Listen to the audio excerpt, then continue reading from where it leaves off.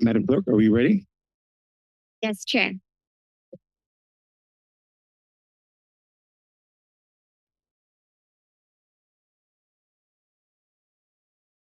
I'd like to call to order the August 19th, 2025 meeting of the Santa Cruz County Board of Supervisors.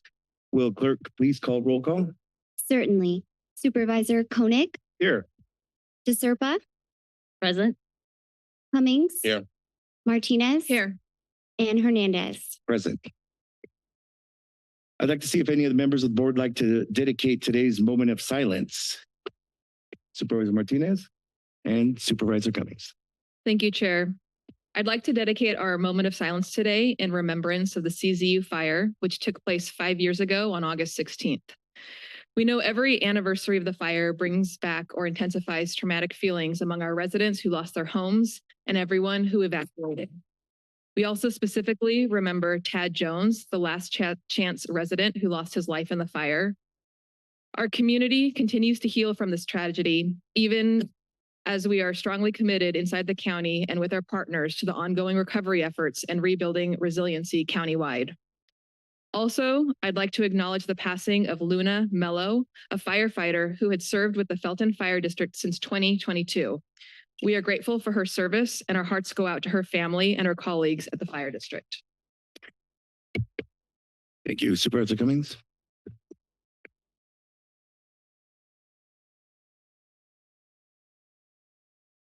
Testing. Okay. Thank you, Chair. I'd also like to dedicate today's moment of silence to Dr. Linda Jean Calciano. Dr. Linda Jean Calciano passed away peacefully on July 31st, 2025, surrounded by her cherished children and sister, leaving a strong legacy of love and devotion to faith and family. Originally from Cleveland, Ohio, Linda moved to California with her first husband in 1970. Here she gave birth to John, Joanne, and Joshua. After continuing her education, she became a respiratory therapist working at Good Samaritan Hospital in San Jose. In 1985, Linda married the love of her life, Dr. Anthony J. Calciano, adding Drew, Elizabeth, and Graham to her family. Linda and Tony's children together, Alexander, Anastasia, and Nicholas, completed this wonderful blended family. Linda was a brave and brilliant student. She reared 6 children while continuing her graduate education and received her physical organic chemistry doctorate from the University of California, Santa Cruz in 1989. She went on to complete a postdoctorate in biochemistry at University of California, Berkeley. While completing these rigorous studies, Linda never missed an opportunity to support her children in their many endeavors and always celebrate each birthday and milestone. Tragically, in 1995, her son John took his own life at the age of 23. In her grief, Linda spearheaded the founding of the John E. Nadhirani Calciano Youth Symposium in 1997, which continues to advocate for adolescent behavioral health services and guidance. In an article in the Santa Cruz Sentinel in 2018, Linda stated that she wanted to protect other parents from the profound grief she faced. In March this year, the symposium celebrates 27th year of strengthening behavioral health resources for the community. But of all her roles, none meant more to Linda than being a mother, grandmother to 20 precious grandchildren, sister, aunt, and friend. Together, she and Tony raised their family with strong character, honesty, and love for each other. Linda and Tony were gracious and generous hosts who created many delightful memories in their Aptos Hills home. Linda's legacy lives on not only in her children and grandchildren, but also in the quiet acts of love she generously gave to her community and her dedication to supporting those in the community who struggle with mental health, especially adolescents.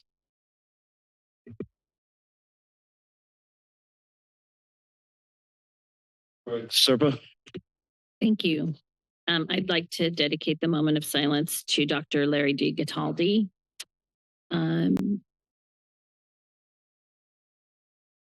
With deep sadness, the Sutter family recognizes Dr. D. Cataldi as a towering figure in Central Coast healthcare and proud UC Santa Cruz alumni in 1976, biology and chemistry.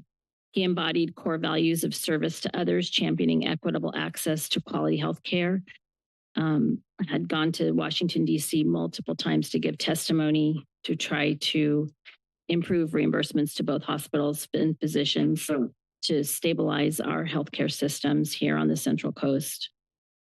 He worked tirelessly and innovatively to make high quality, accessible care a reality. Was an advocate and spoke passionately to students about the rewards of a career in medicine, began practicing here in the 1980s, served over 2 decades as Sutter Health's chief executive for the Santa Cruz region, will be remembered as a connector, mentor, and teacher. We send our heartfelt condolences to his wife, Lynn, their children, grandchildren, friends, and colleagues. Thank you. Thank you. Please join me in a moment of silence.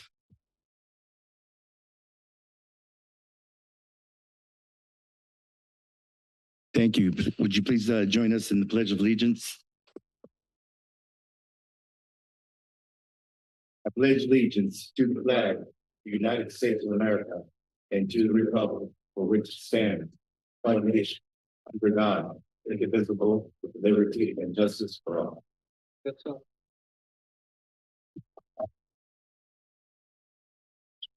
Moving on to consent, would any supervisor like to remove anything from consent? Supervisor Cummings? Yeah, I'd like to, I can either pull the items or add additional direction depending on how the chair feels. Item number 38, battery energy storage facility. I'd like to add additional direction to that one. And to item number 56, I don't think it should be very controversial, but if they need to be pulled, I'm happy to pull the items or just provide the additional direction when we come back from public comment. We could provide the additional direction. Let me see, 56 was. I believe it's the economic development. Oh, okay. Strategy. Yep.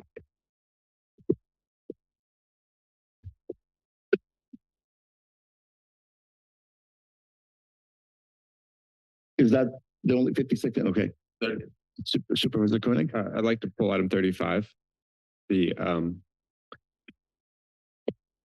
about concerning CEQA and Native American tribes, compensating Native American tribes. Did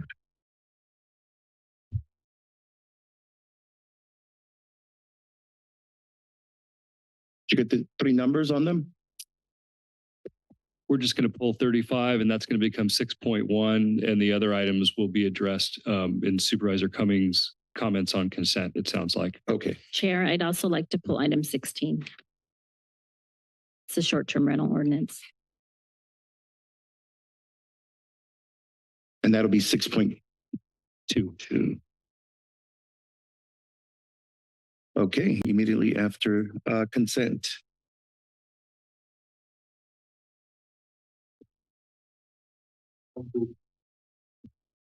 Now we'll move to public comment.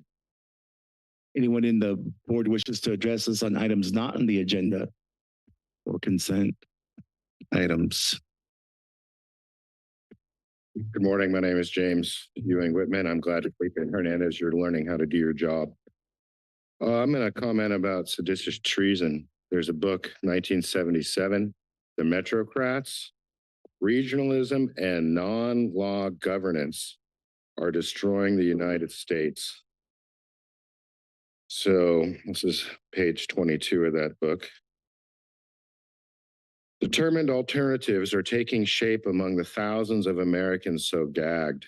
The Californian remarking that, quote, our nation can't flounder any longer like this forever, unquote, and quoting the U.S. Criminal Code, Title 18, recommends initiating charges against certain public personages for misprision of treason, section 2382, and quote, seditious conspiracy, ... to destroy by force the government of the United States, section 2384, unquote.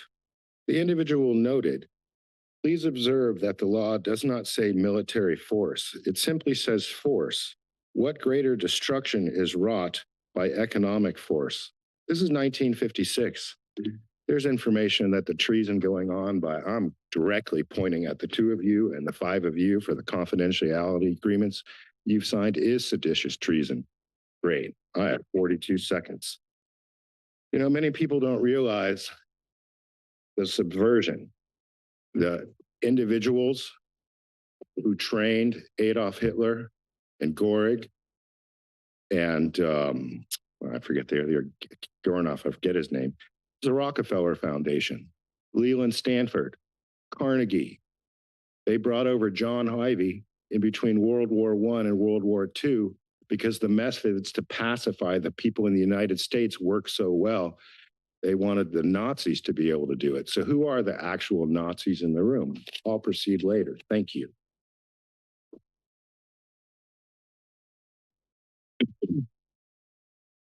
Good morning. My name is Najib Kamel. I'm a senior analyst with Santa Cruz County Public Health in the Children and Family Health Branch. And I'm here with a number of colleagues from different agencies to really thank you for the proclamation for Community Health Worker Awareness Week, because they play such a critical component in the healthcare of our community. So I'm going to take a little bit of time to read some of the proclamation, and my colleagues will also do that, as well as share some of the impacts they do every day in the county as community health workers. So proclaiming August 25 to 29, 2025 as Community Health Worker Awareness Week in Santa Cruz County. Whereas the National Association of Community Health Workers developed the first ever national campaign to celebrate and commemorate community health workers in August 2023. Whereas community health workers are frontline public health workers who are trusted members of the communities they serve and have intimate knowledge of issues impacting their communities. And whereas community health workers is an umbrella term that can include promotoras, community health representatives, and 90 other job titles, who are a unique workforce, diverse in ethnicity, language, and culture, and recognized as health professionals by the Affordable Care Act. Whereas CHWs, community health workers, contribute to improved health outcomes, reduced healthcare costs, and stronger community connections by working in diverse settings such as clinics, schools, housing programs, community centers, and home environments. Once again, thank you so much for bringing this very critical workforce to light, and we really appreciate the proclamation. Thank you. Thank you. Hello, my name is Adrienne Saxton, and I support the Community Health Worker Certificate Program at Cabrillo College. I'm also a support and faculty at CSU Monterey Bay in the Collaborative Health and Human Services major. Our students become trained as community health workers and really get the opportunity to make a difference. Our students are mostly adult learners, second language, multiple language learners, and we find that this pathway toward getting a certificate at Cabrillo College, and then often many of our students end up even moving on to get their bachelor's degree or master's degree. And we just really want to support your proclamation because it has lifted groups in our community to spaces where they can really make a difference in the community as leaders. Thank you so much.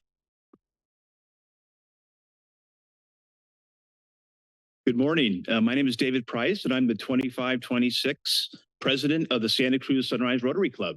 And we are here today. I'm here today with some of my fellow Rotarians, including 2 charter members of our club, to thank the board for issuing a proclamation dated August 5th that declared August 9th Santa Cruz Sunrise Rotary Day in the county of Santa Cruz. We very much appreciate that proclamation. And I wanted to make a couple remarks on behalf of our club and Rotary. The Santa Cruz Sunrise Rotary Club has worked to exemplify Rotary International's timeless motto, service above self. For decades, the club has united local leaders, professionals, and friends to make a lasting difference in Santa Cruz and across the nation and throughout the world. Our 100 plus club members, part of a global network of 1.4 million Rotarians in 33,000 clubs, focuses on guiding Rotary's 7 areas of focus. Those are promoting peace, fighting disease, providing clean water, sanitation, and hygiene, saving mothers and children, supporting education, growing local economies, and protecting the environment. Throughout community service projects, youth scholarships, and international initiatives, the Santa Cruz Sunrise Rotary Club has been a catalyst for goodwill and meaningful change. Our signature events include the annual July 4th Firecracker 10K run and John and Ken's most excellent adventure 3-day bike ride, and hands-on service projects that have strengthened our community while fostering fellowship and leadership among its members. Looking ahead as we celebrate 40 years of dedication, the Santa Cruz Sunrise Rotary Club proudly renews its commitment to build a brighter future, one act of service at a time. Thank you so much. Thank you. Hi, I'm Keith McHenry. My grandfather retired as from Yosemite as chief naturalist to Santa Cruz and started the tidal pool walks at Natural Bridges in the 50s. Anyway, we received in the county a prevent battery fires document, and it says, always consider how you'll safely dispose of the device before you buy it. So I'm encouraging the Board of Supervisors to pass legislation to ban lithium battery facilities in our community. I'm also encouraging the community to opt out of Central Coast Community Energy. Over $7 million of the money that you pay by being a member, by not opting out on the Central Coast Community Energy payment that you're making each month on your electric bill goes to $7 million of just paying their staff, and we get no benefit from that. It's just a marketing organization that is trying to put lithium batteries throughout our community.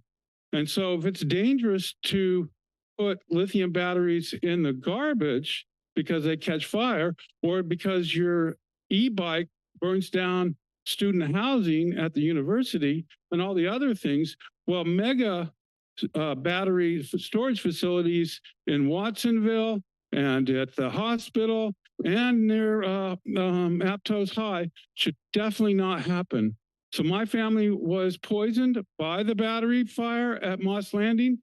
It took us nearly half a year to recover from that, and we don't know if we have permanent health damages because of that. We had to leave the United States to try to recover because it was so brutal what we went through. Thank you very much for your help. Bye-bye.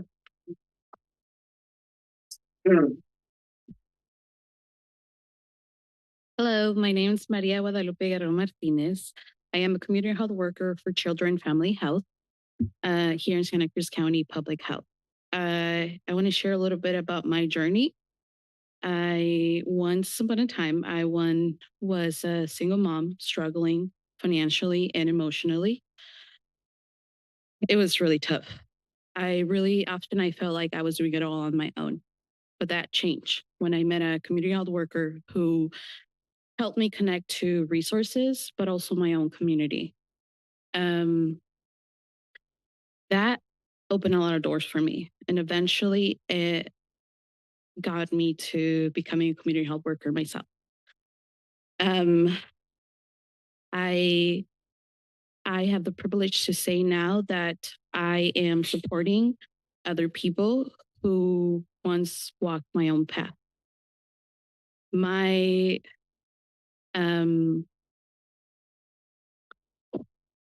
hope is to help others and to be alongside others who are breaking the chains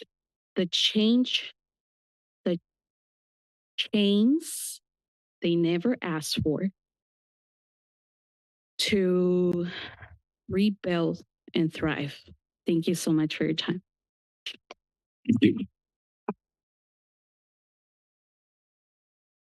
Good morning. My name is Suzanne Doty, and I'm honored to serve as co-chair of the Women's Commission of Santa Cruz County.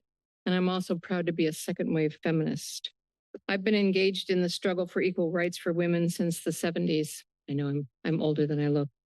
And I thank Supervisor Cummings for the proclamation for Women's Equality Day. And I thank the Board of Supervisors for their support of this important milestone in our history.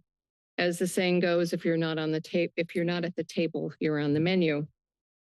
Women's Equality Day is celebrated on August 26th to commemorate the 1920 adoption of the 19th Amendment to the Constitution, which prohibits the states and the federal government from denying the right to vote to citizens of the United States on the basis of sex. It was first celebrated in 1971, designated by Congress in 1973, and it's proclaimed every year by the US president. We'll see if that holds true. President Nixon in 1972 issued the first official proclamation, which designated August 26, 1972 as Women's Equality Day. And on August 16, 1973, Congress approved a resolution for the same and asked that the president is authorized and requested to issue a proclamation in commemoration of that day in 1920, in which the women in America were first guaranteed the right to vote. And on that same day, President Nixon issued a proclamation for Women's Equality Day. As of 2024, every president since Richard Nixon has issued a proclamation designated August 26th as Women's Equality Day. We find ourselves today faced with the very real threat that many of these rights are being reversed. We cannot turn away from this. We have work to do. August 26th is a chance for us all to stand together and to stand up for our rights as Americans. Thank you.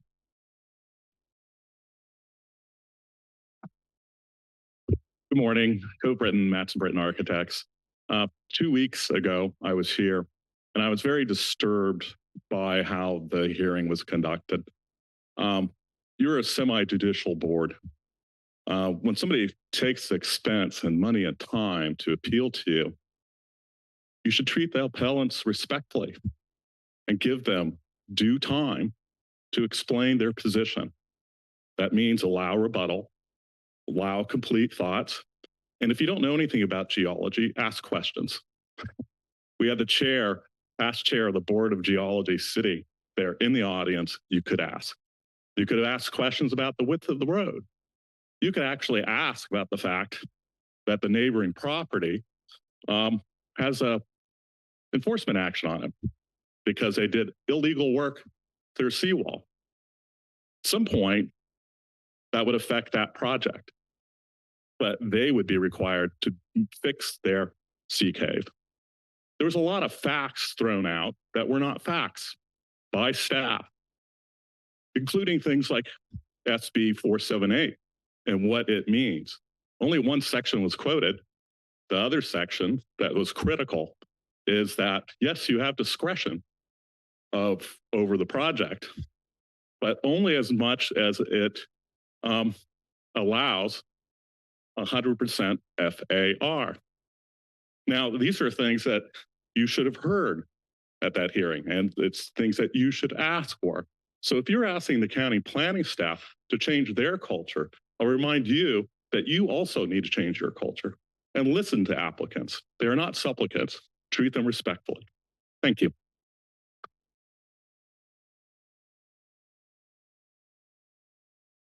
Hi, my name is Athena Flannery. I do mutual aid work. I give free things to people and I make friends.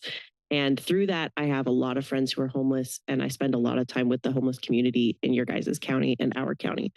And I would like to make testimony to all the people watching at home, as well as everyone here, that the point in time count is a completely fraudulent number. It is a dramatic undercount.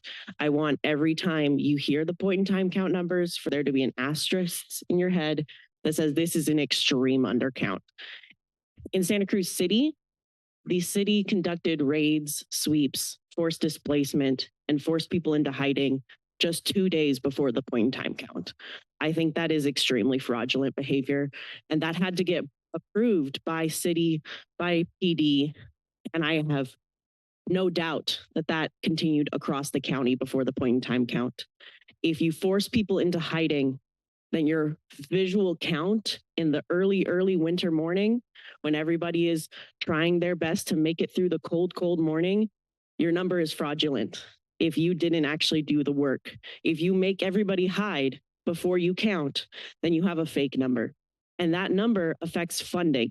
So I don't know why the city or the county would want a smaller number, an inaccurate number, And I'd like to also point out that this inaccurate small number is still underserved. The amount of space in services and shelters is dramatically less than the amount of people that are living on the streets. And this board has the power, please, to fight for homeless people, to fight for the poor people in this county. Poverty is the biggest killer. Please, please, please think about the people living on the streets. Think about how we can make sure less people are living on the streets. Think about the real people that are being miscounted.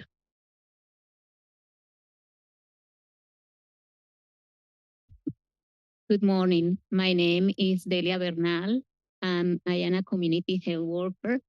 I work at Second Harvest Food Bank of Santa Cruz County as a part of the nutrition team under the Health and Wellness Program, where I have served as a nutrition educator for the past 7 years.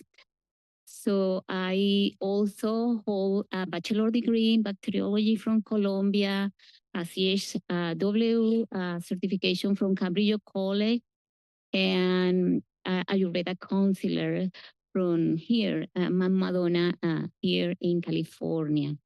So all these studies combined have deepened my understanding about the power connection between food and body and mind spirits.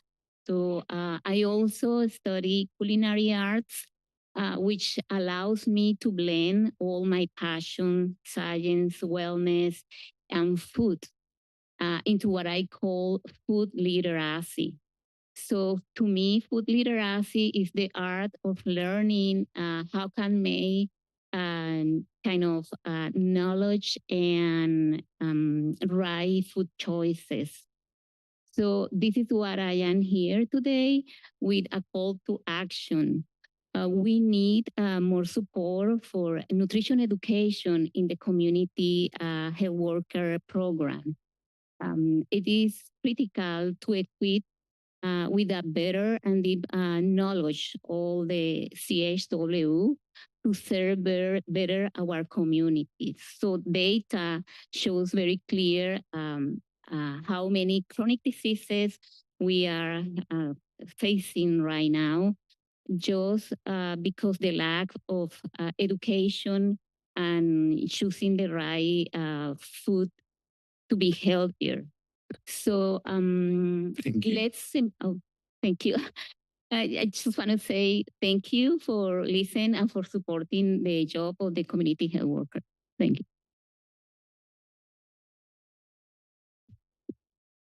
Good morning. My name is Shane O'Neill. My wife and I own O'Neill Vacation Rentals.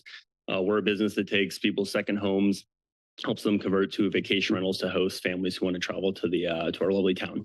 I want to first start off saying we are in favor of regulating and restricting the growth of the short-term rental market, but we are against the potential decline of the number of short-term rentals. I just wanted to share a couple of data points from the subset of houses that we manage that maybe would help with your guys' decisions.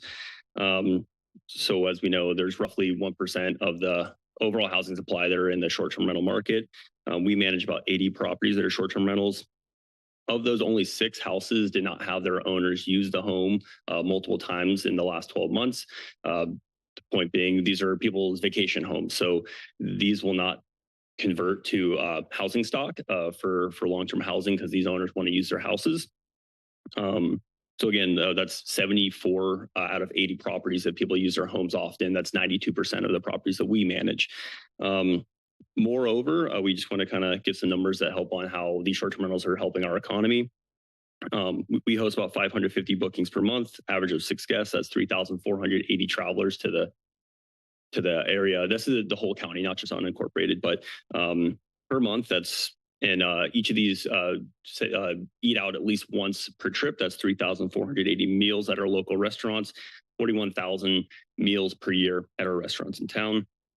Other aspects of the economy that we help provide, we pay $1.2 million a year in cleaning fees and linen fees to our to local companies that launder. That's across 12 crews that employ over 100 people in our area, $280,000 in repairs and maintenance to local vendors, We pay over $1 million a year in TOTs on behalf of the travelers, and we employ 10 people as well. So we hope to see all that stay in place. Thanks.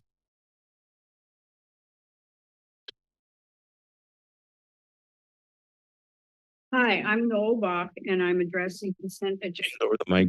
Oh, right, I'm a little short. I'm Noel Bach, and I'm addressing consent agenda item number 27. I'm on the board of Davenport North Coast Association, and I've lived in Davenport for over 35 years. And in that time, we have seen this little town grow from a factory town to a tourist destination with a national monument and an upcoming rail trail. 2 days before the Katoni Coast Dairies grand opening, our fears came true, and there was a fire in the adjacent eucalyptus grove threatening Newtown. In the days after the opening, the lack of signage, personnel, and parking spaces has resulted in a multitude of haphazard parking along Cement Plant Road into Newtown. Therefore, the residents of Davenport were relieved to hear about the law enforcement and county parks management hub proposed for downtown Davenport. In preparation for the developments that have occurred, we were part of the North Coast Facilities Management planning meetings, and the purpose was to consolidate and coordinate land management on the North Coast. So now the sheriff and county's hub can be part of that goal and assure the community and visitor safety, strengthen interagency collaboration, improve response times, and maintain a visible presence in the community. For that, we thank you, supervisors, and Justin, especially in advance for this facility and funding that. Thank you. Thank you. Come up next. Let's hold the applause so we out of respect for the following speakers that we have in line waiting. Thank you. Good morning. I'm Gregory Audino. I live out in Old Amesti. What is going on at the COE, the community project of public expert panel meetings with guest speakers? Industry insiders supporting the best industry's agenda. The chairman of CISA, he's a lobbyist. He's a salesman. He's paid to say what he said for 45 minutes, presenting the idea that this is all we have, that the LFP BESS is safer. How safe is it? No data. We heard from the we haven't heard from scientists who can speak about the real dangers of these flammable and explosive sites and long-term what a BESS brings to our county as far as the environment goes. New Leaf Energy has proposed the BESS site at 90 Meanton Road to be placed in the middle of prime farmland. Yes, there is an apple orchard there now that is producing. They will remove the orchard, level the land, and pave over 10 to 12 football fields size of land, of prime farmland, to put in an industrial grid scale 200 containers worth of a BESS facility that will be permanent. This will forever change the agriculture of the area. What will this do to our close to $2 billion local agricultural community? This land is south-facing, downsloping towards the south, in the middle of a very productive berry and produce fields. Within a half mile of Amesti Elementary School, a mile or so from the fairgrounds, and a quarter mile from people's homes. This technology experienced a large growth. Why are we rushing into old tech when new tech is coming available? Thank you.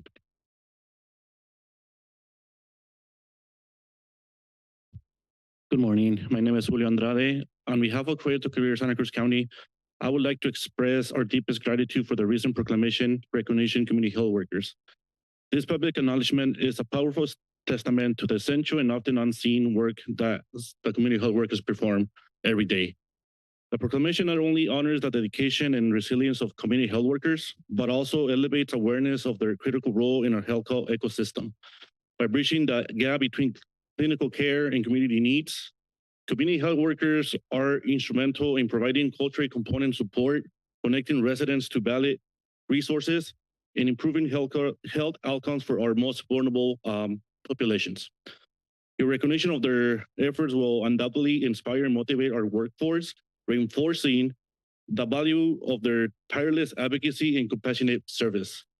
This proclamation is more than a formal statement. It is a call of action and a commitment to a healthier, more equitable future for all. We're incredibly grateful for your leadership and your unwavering support. Thank you.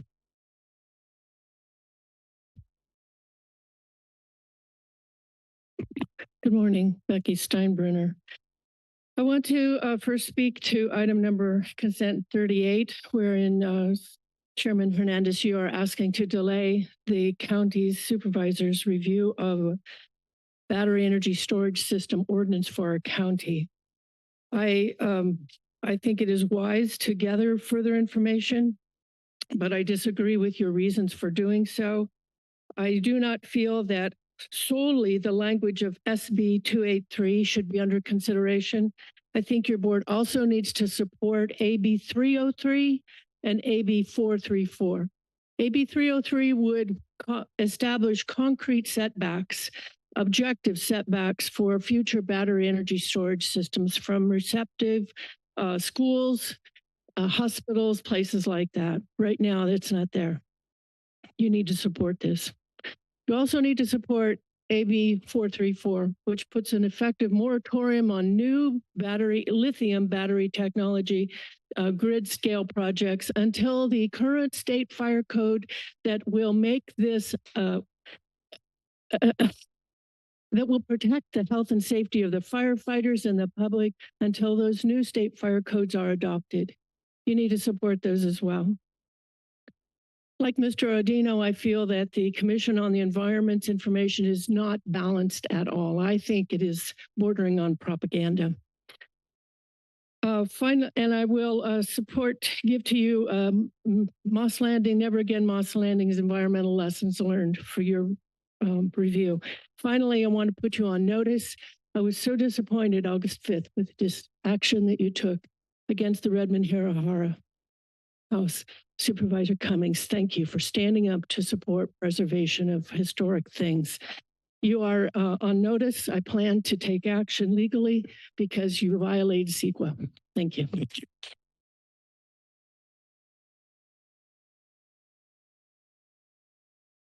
Hello, my name is Rocio Sanchez. I stand for Equity and Health for myself and others.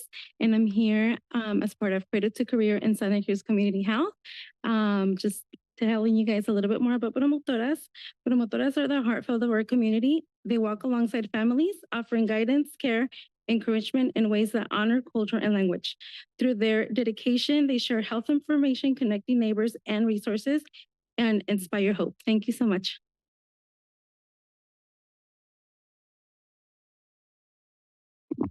Hola, buenos días. Mi nombre es Diana Valadez y Rocío me va a ayudar a traducir. Como dije, mi nombre es Diana Valadez y hoy me presento aquí con ustedes para decirle que estoy muy orgullosa de poder ser una promotora. Llevo 5 años siendo promotora y 7 años siendo voluntaria del Banco de Comida. Y me enorgullece ser promotora porque es algo tan elegante poder ser la comunicación y el puente entre las familias y la comunidad. Muchas gracias por su apoyo y espero seguir contando con su apoyo. Gracias.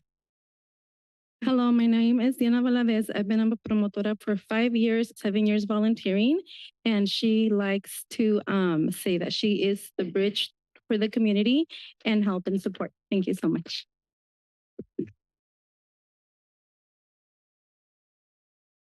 Good morning. I'm Greg Bingson, resident of Santa Cruz, District 3. Occasionally visit District 5. Okay.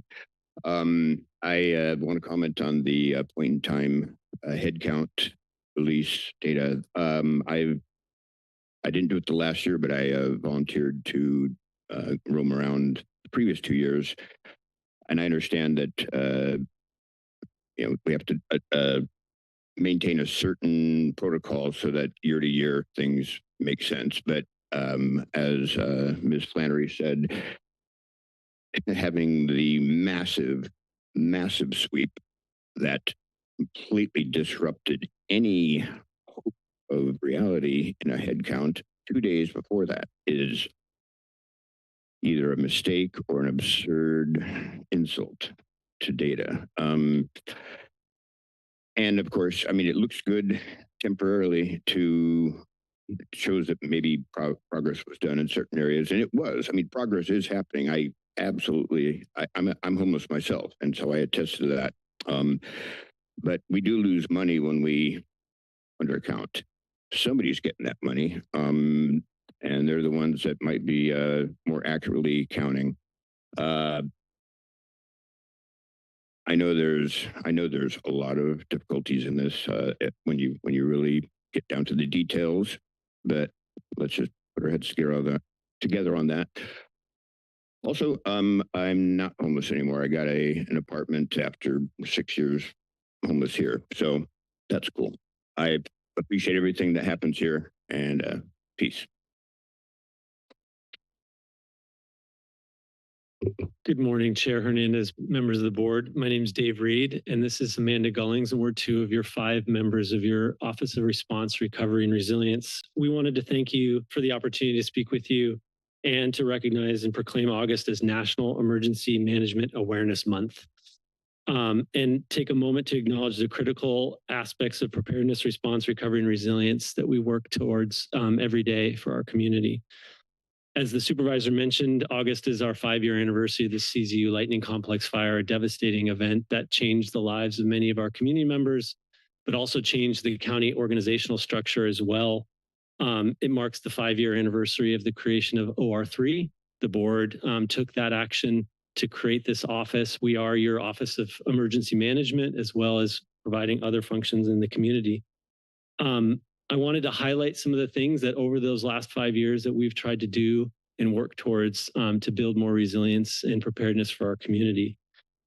Since the creation in late 2020, we've completed an update to our emergency operations plan. We've created an evacuation annex. We've launched Cruz Aware, which was our first capability to communicate with the public independent of our 911 system. We've also taken considerable effort. Actually, Amanda has led the charge in doing outreach and community engagement. We really feel strongly to be out in community educating folks. We've reached thousands of folks through the Writers Resource Fair for farm workers. We've been at National Night Out, Trunk or Treat, the Strawberry Festival, and the Pajaro Emergency Preparedness Fair, to name a few. On the recovery front, we've worked with the U.S. Department of Agriculture on a grant to help rebuild damaged streams along some of our waterways for folks that were impacted by the 2023 disasters. On the resilience side, we've updated our climate action and adaptation plan. We're in the process of updating our multi-hazard local hazard mitigation plan. And in closing, we look forward to working with all of you and continuing to build resilience in our community. Thank you.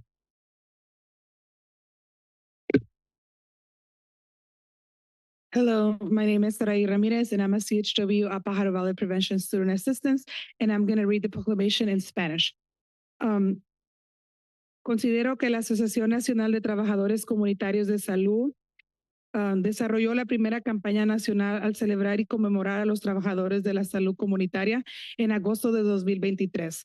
Considero que los trabajadores comunitarios de salud, los CHWs, que son en inglés, son trabajadores de salud pública en primera línea con miembros confiables en la comunidad, a las que sirven conocimiento íntimo y en las comunidades. Considero que los CHW tienen un poder, incluyendo las promotoras representando la salud comunitaria, más de 90 títulos laborales, construyendo una fuerza laboral única, diversa, con dignidad, idioma y cultura.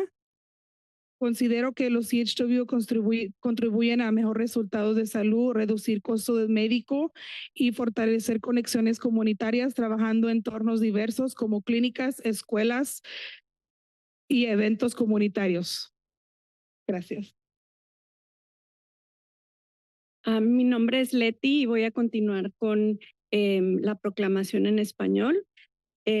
Considerando que los CHWs desempeñan un papel crucial en la promoción de la equidad en salud al brindar atención culturalmente competente, ofrecer educación en salud, apoyar el manejo de enfermedades crónicas, abordar los determinantes sociales de la salud y abogar por las necesidades de poblaciones desatendidas, y considerando que en el clima político actual las comunidades inmigrantes continúan enfrentando un aumento en el miedo, barreras sistemáticas y acceso limitado a servicios esenciales, y los CHW desempeñan un papel vital al generar confianza, ofrecer apoyo cultural y lingüísticamente apropiado y garantizar que las personas y familias inmigrantes no queden excluidas de los sistemas críticos de salud y servicios sociales.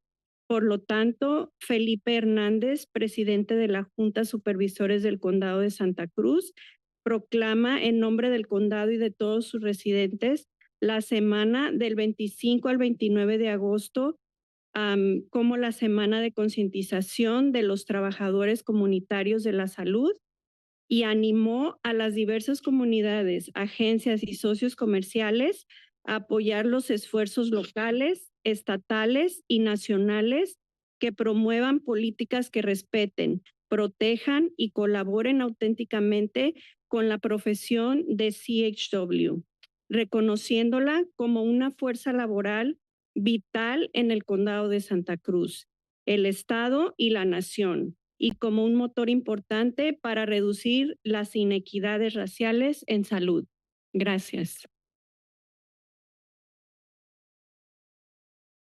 Good morning. My name is Kendall Watson, and this is my husband, Matt Watson. I am here in support of short-term vacation rentals. About exactly August of 2017, we started our vacation rental with Airbnb. Since then, we have had 5-star ratings. I'm a super host, and we've never had any complaints in the neighborhood from any of our neighbors. We make sure that we are respectful of the neighborhood. We also bring in a bunch of revenue for the city, which we love. We've both lived here for 30 years. And we love giving back to the community. I even have a folder in our Airbnb that is full of recommendations for all the local businesses that we love, and we want to continue to thrive in this area. We also use some of our revenue to give back to the community, such as the Santa Cruz Community Foundation, NAMI of Santa Cruz, and Girls Inc. of the Central Coast. Yeah, we know that Airbnb or short-term rentals can be tricky because of the issues they can cause for the neighborhood, but our Airbnb is on our property. We are there to make sure everyone is respectful of each other. We also only allow 2 guests in our Airbnb. It's a 1-bedroom, so we are sure we've never had any parties or any wild things going on. So we hope you take this into consideration for short-term rentals. Thank you.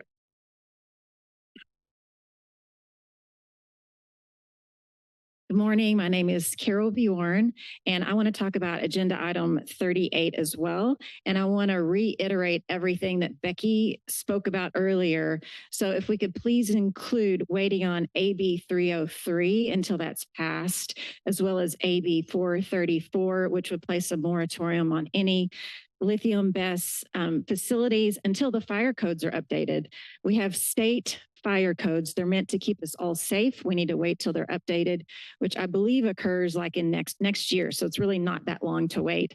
Also, Becky had a really wonderful guest on her radio show last Friday, Mr. Hazar, who works for a company I believe is called Invinity. So they have vanadium-based energy storage systems. They've actually placed these vanadium storage systems in place in Southern California.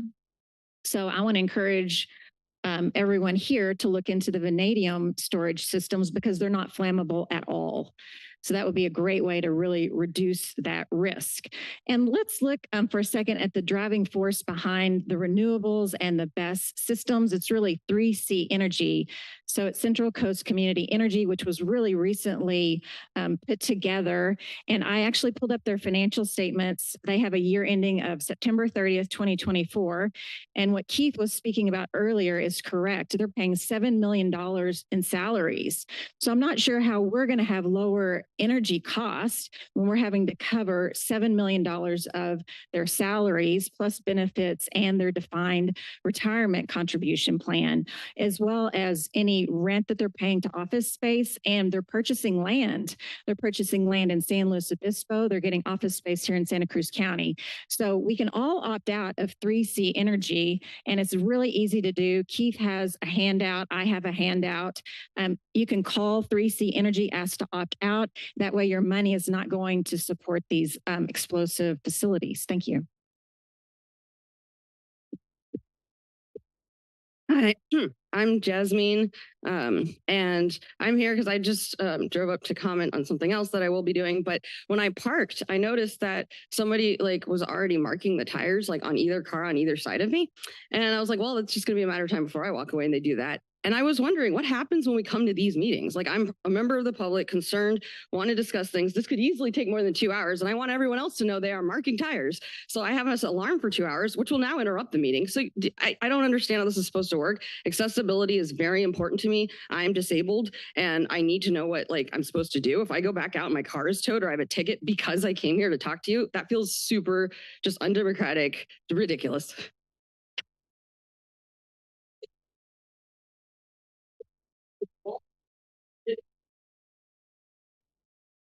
My name is Victor Albers, and I'm here representing short-term rentals. My wife and I have been members of our community for 36 years. My wife's been a teacher for 21 years and formerly a single mother. Myself, I've been in public safety for 25 years and just got pulled in retirement, pulled back into service, my local fire department. I've also been a deputy sheriff. I wanted to give you some statistics. Oh, by the way, I'm also a CGU August Lightning Complex firefighter. I've fought the fire. I'm going to give you some percentages of Airbnb rentals, short-term rentals. 76% of short-term rentals supplement their income with that platform. Out of that, 51%, and this is in California, allow them to cover the rising costs in California, just that alone. Others, over half of those hosts in California, have said that it helped them to stay in their homes, avoiding foreclosures and evictions. 16.2% is the population of seniors in California, and that is a growing population. And what does that have to do with Airbnb rentals? Airbnb rentals, that is also a growing population for Airbnb rentals, short-term rentals. I represent the private side of this, of course. Senior hosts are a growing population, and out of that, 64% of those are women. I can only deduce that that may be because of divorce or being a widow.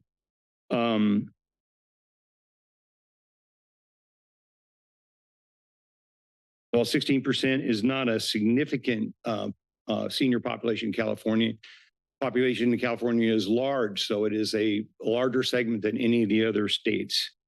Thank you. And that it? Oh, okay. Thank you, board, and my condolences go to Luna and her family.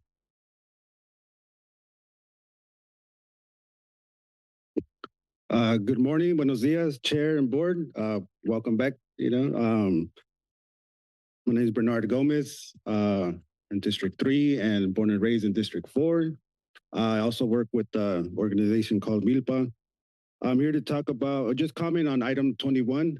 I know that the chief probation officer is a big role for the county, right? There's a lot of intersections with that position, a very important position. One that I believe that when this board makes a decision, I hope that this board also has been informed also by or providing opportunity for the community to inform this process as well. I'm not sure how it has been done before, but I'm a recent also commissioner for the Juvenile Justice Delinquent Prevention Commission. Undertakes inspections of juvenile hall and stuff like that. It's something that I care about. Just being impacted by that system, formerly incarcerated and all that. So yeah, just really think about providing a seat for, I would just say for Milpa to be there. Because we represent a vast majority of folks that not necessarily are willing to be part of this process, or are struggling themselves. So I think we bring a unique perspective also that has merit. I seen that on the MOU, about a merit system. I mean, our merit system also it's that lived experience. So I think we should be at that table. And last thing I'll say is, Fernando, he took the county this far, and all the positive stuff that he did, and we need, so thinking about what's that next level, how do we take it further? How do we continue to reduce the youth incarceration, right? And there's adult and youth, so anyways, thank you for your time. And I look forward to being part of this decision. Thank you. Hi, my name is Janice Rodriguez, and I'm also a vacation rental manager here in Santa Cruz County. I think a lot of talk, there's a lot of talk of like how vacation rentals, it's like for property owners and they make a lot of money and stuff, but I believe that there's more to that. As a small business owner, I have many employees, and most of them are single mothers who are making well above minimum wage. We have handyman, landscapers, and like basically what Shane was saying earlier is it's not just the property owners, it's like the ripple effect into people who live in the community and are part of our community that are going to be affected by this. And I'm also asking for you to grandfather existing rentals into the new ordinance that you have. Thanks. Hi, my name is Jason Herrera.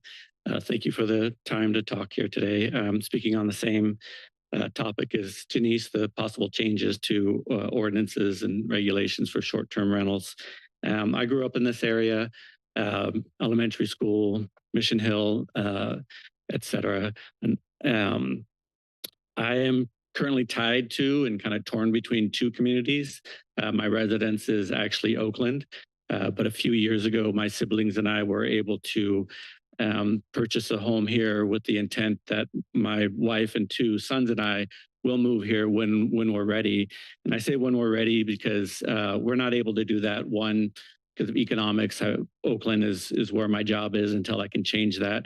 Two, we're tied to our church community there, and we have a lot of obligations, personal obligations. There's no legal obligations, but to care for people in that community. Even this past week, we signed on to be a healthcare power of attorney for someone who has been in and out of the hospital and needs it. And when the time comes, we will move here. But without being able to share our home, to rent our home, we would not have been able to do that. Have elderly parents in both places. My mom was a resident of Santa Cruz County for 40 years. Watsonville for 20 years, and she would have been utterly alone in hospitals, in healthcare centers, and even in hospice if I didn't have the opportunity to be here with her and provide a home for her.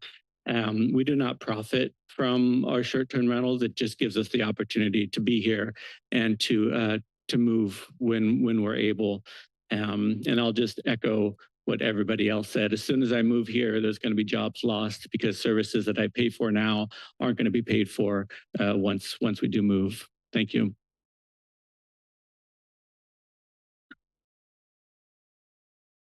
Gary Richard Arnold, Supervisor, Chairman, Supervisors. It was 40 years ago. I'm going to pass out the announcement of Mike Rotkin's intro to Marxism.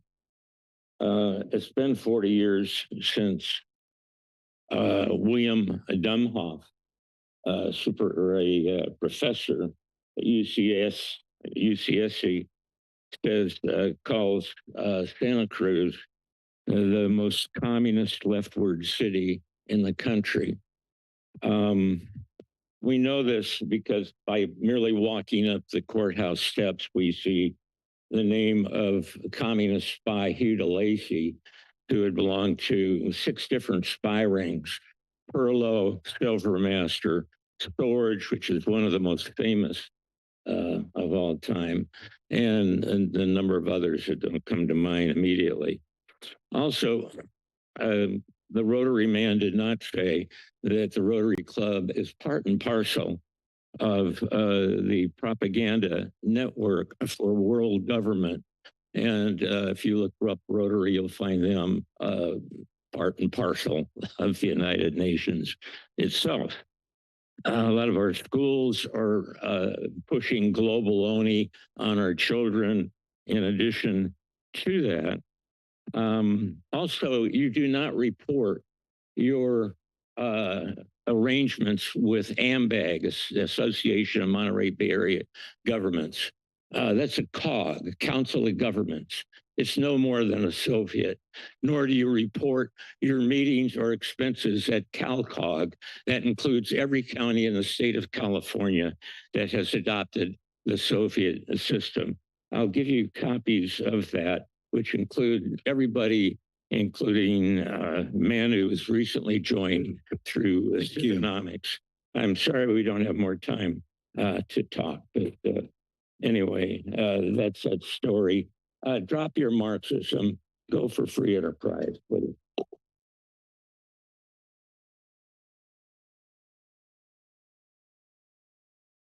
Hi, everyone. Thanks for hearing me. I wasn't going to comment on this, but I felt compelled after I heard some of the other comments. My name's Alicia Poole. I'm president of the Santa Cruz Homeless Union, and I'm also a community health worker. Monica and I work together at Encompass at the same time.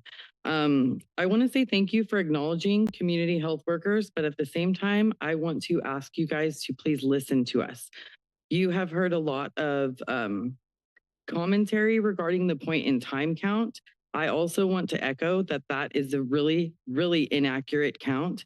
As I sit here and I look at these proposals, I see that you guys are kind of like attempting to rewrite law, rewrite ordinances.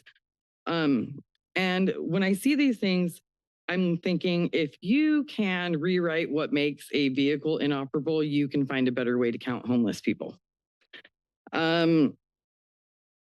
And I want to just really, really say that I'm here to ask for a solution, not just complain that the count is inaccurate. What I'm here is asking you guys to do something about it. I was really triggered by that comment. If you're not at the table, you're on the menu. I feel like that's kind of constantly our narrative regarding unhoused individuals. We have a lot to say. We have a lot of input to help you with solutions in these matters, but we're constantly fighting for a seat at the table. Please listen to us. Please acknowledge and do something about these huge issues that are plaguing our community, because they're not going to go away until you acknowledge the root issues. We can't just blame mental health, substance abuse. We can't just rewrite ordinances and keep doing the same things that aren't working. We need to try harder, dig deep, because it's in your power to do that. Thank you.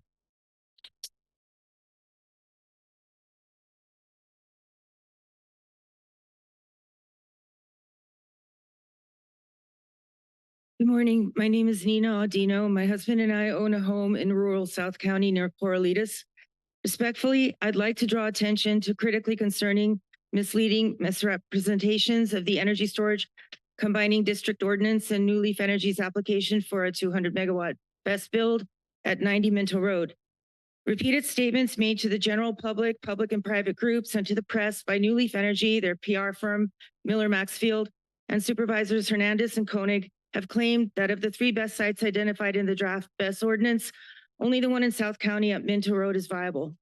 In this vein, Supervisor Koenig, in your most recent constituents newsletter, you claim to explain that industry professionals have determined the other 2 sites are off the table, quote unquote, but you're not actually explaining what the public needs to know. Firstly, the public needs to know whether the other two sites are still being included in the new BESS ordinance, because the new zoning ordinance law will regulate BESS development, not just for New Leaf Energy, but for any other renewable energy development countywide in the future.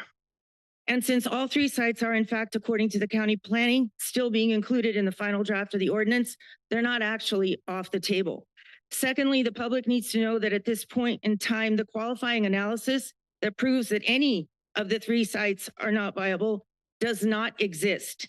And thirdly, the public needs to know that the determination of whether any of the sites are not viable doesn't rest with industry professionals. That determination is a result of the planning department working through the legal CEQA process, which also involves extensive public comment.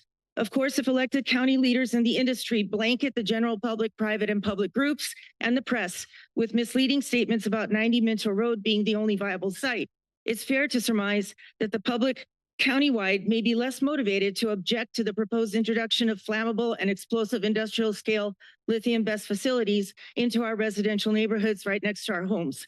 I implore you, therefore, respectfully, to represent the new BESS ordinance to the public in straightforward and honest terms that uphold lawful process. Thank you.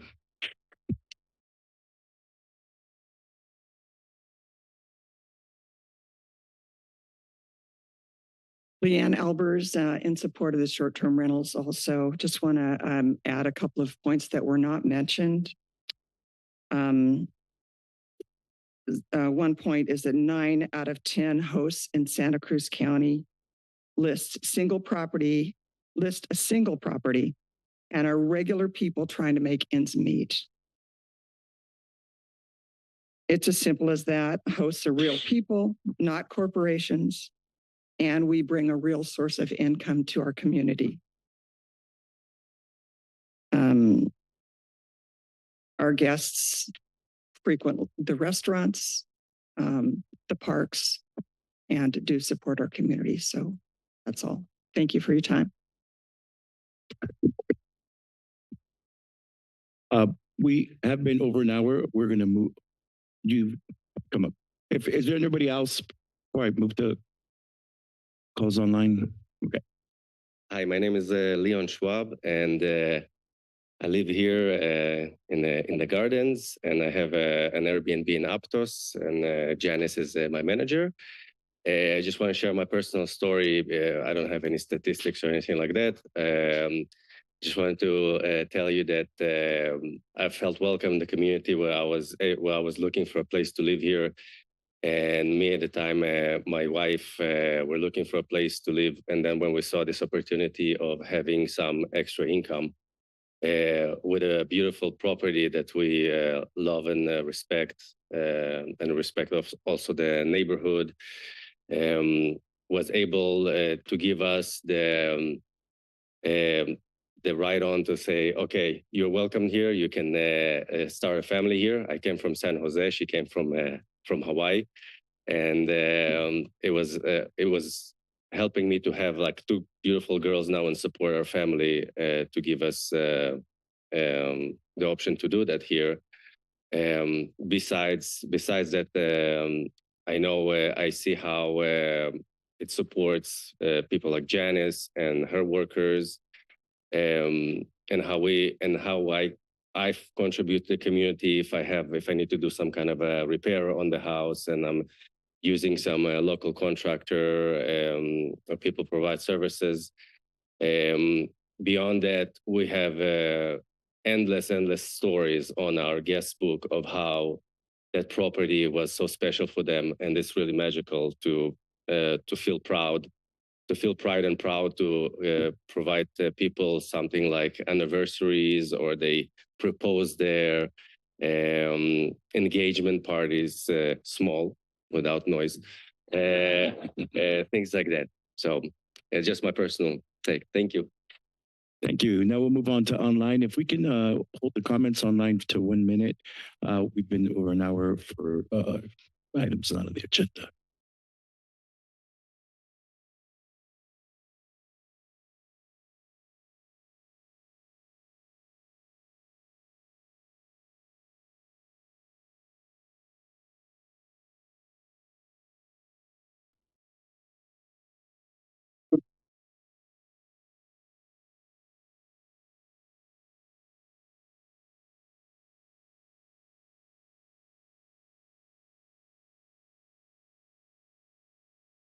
Louisa, your microphone is now available.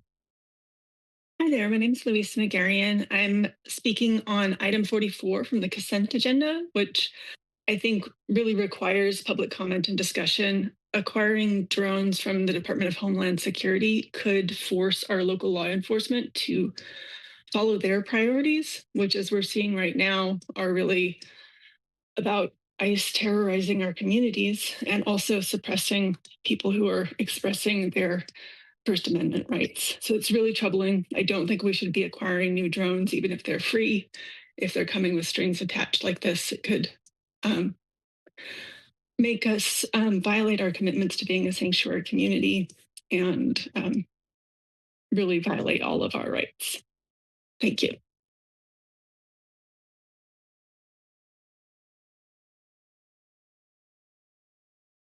Caller 628, your microphone is now available.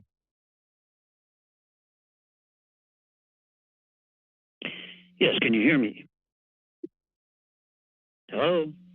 Yes, we can. Yes, we can my hear name is you. Rich Buckingham.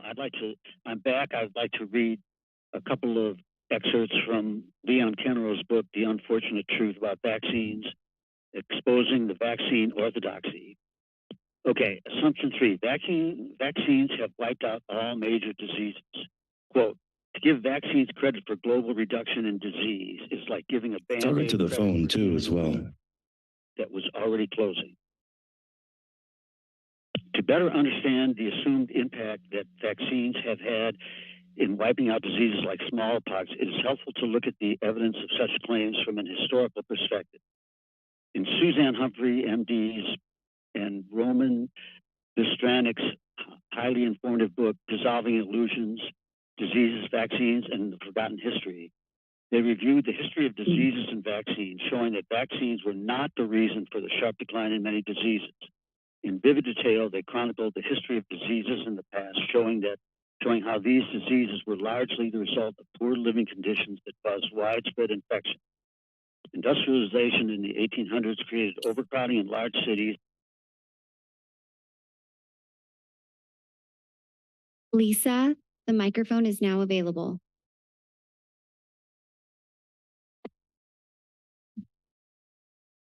Good morning. Is it possible I can do a minute and a half due to my speech impairment? And my concern is that that I just moved to Santa Cruz and I just found out that you just cut the funding for Meals on Wheels for people with disabilities. I think the funding should be reinstated. And the other thing that I'm concerned is about the paracruise. I think the paracruise transportation should have shoulder belts as well. So just in case there's ever an accident and a whole body is protected. So even to want to put the funding for Meals and Wheels so it could defeat the back on.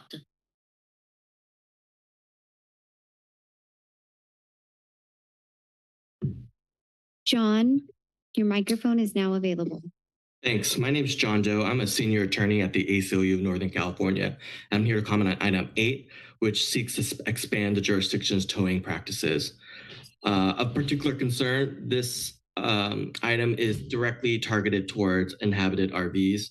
I fear item 8 will deprive folks of not only their constitutional due process rights, it's also inconsistent with state law and will lead to destruction of people's homes and relegate them to the street, exacerbating poverty and misery. I suggest you all look at state law, which lays out the tow authority. There are no exceptions, generally speaking, for notice, but the new ordinance would allow for no notice whatsoever. It also expands the definition of what can be towed, everything from vehicles, for example, that are not registered, which has nothing to do with whether or not a vehicle is actually operable or a hazard. Safe parking can work. Look at Santa Cruz Tier 3 program.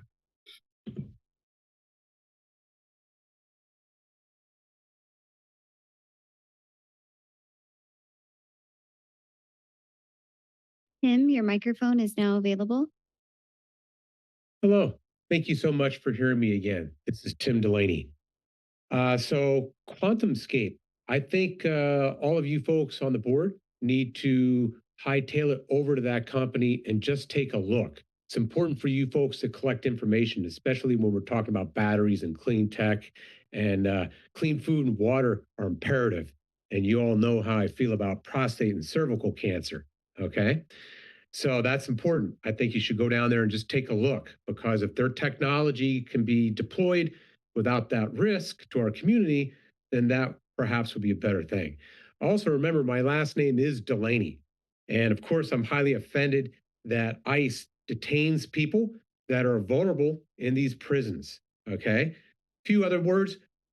Bush did not say to Saddam Hussein that, oh, Iraq's a big country and maybe Kuwait should like give up some land. All right. I guess that's all I have time for. You folks have a fine day. Thank you very much.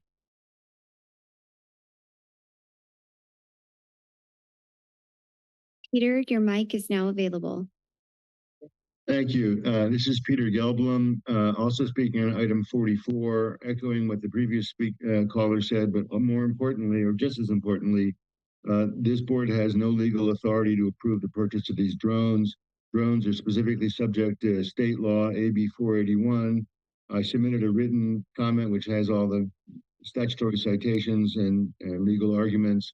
AB 481 requires the governing body of the agency to get the military equipment to consider the matter. That would be the city council, because these drones are for the Santa Cruz Police Department and Santa Cruz Fire Department. You cannot approve it. AB 41 has a very detailed public process, including open meetings with the agencies and with the city council, and it must be on an agendized city council meeting. So at a minimum, you must pull those two items from this item 44. You cannot legally approve this purchase. Thank you.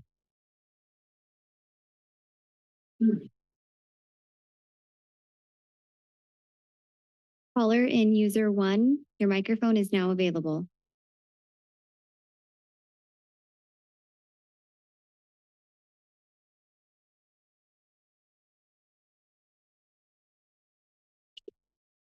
Caller in user 1, your microphone is now available. Hello, can you hear me? Yes. Hello? Yes, we can hear you. Yes? Yes. Okay. Ban toxic battery sites, prevent disaster, and also educate before you vaccinate. In 1986, the Supreme Court ruled that vaccines are unavoidably unsafe. Vaccines are unavoidably unsafe, therefore they should never be mandated, and the right to public education should never be denied to children whose parents are trying to protect them from being harmed from toxic, unavoidably unsafe vaccine injections. Safe and effective is a lie. Educate before you vaccinate. Some sources are learntherisk.org and Wesson A. Price. Allison, your microphone is now available.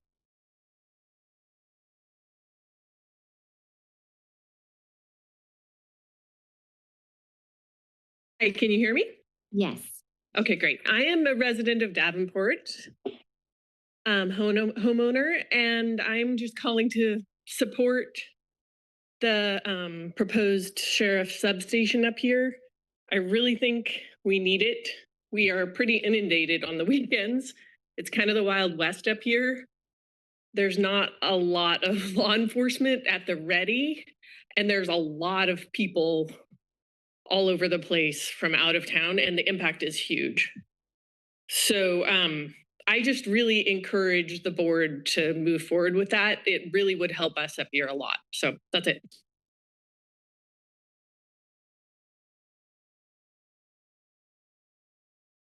Lisa, the microphone is now available for you to speak. Hi, I'm commenting on item number 16. I'm Lisa Burnett, and I'm requesting a removal of the zoning variance that would allow me to be a short-term rental Airbnb-er. I am an owner of a parcel in Boulder Creek that shares a primary structure and an ADU, which I built fully to code as a detached ADU on my property, signed off by county, fully livable unit in August of 2023 under permit number B216108. And at this time, I'm required to rent 30 days or more for every single reservation that comes in. It's creating many hardships for us, every other reservation, and I'd love to see a zoning change to allow me to be a short-term renter. Thank you.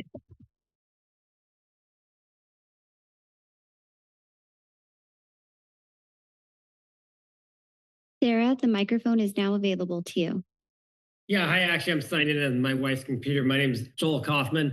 I'm a resident homeowner up in Davenport.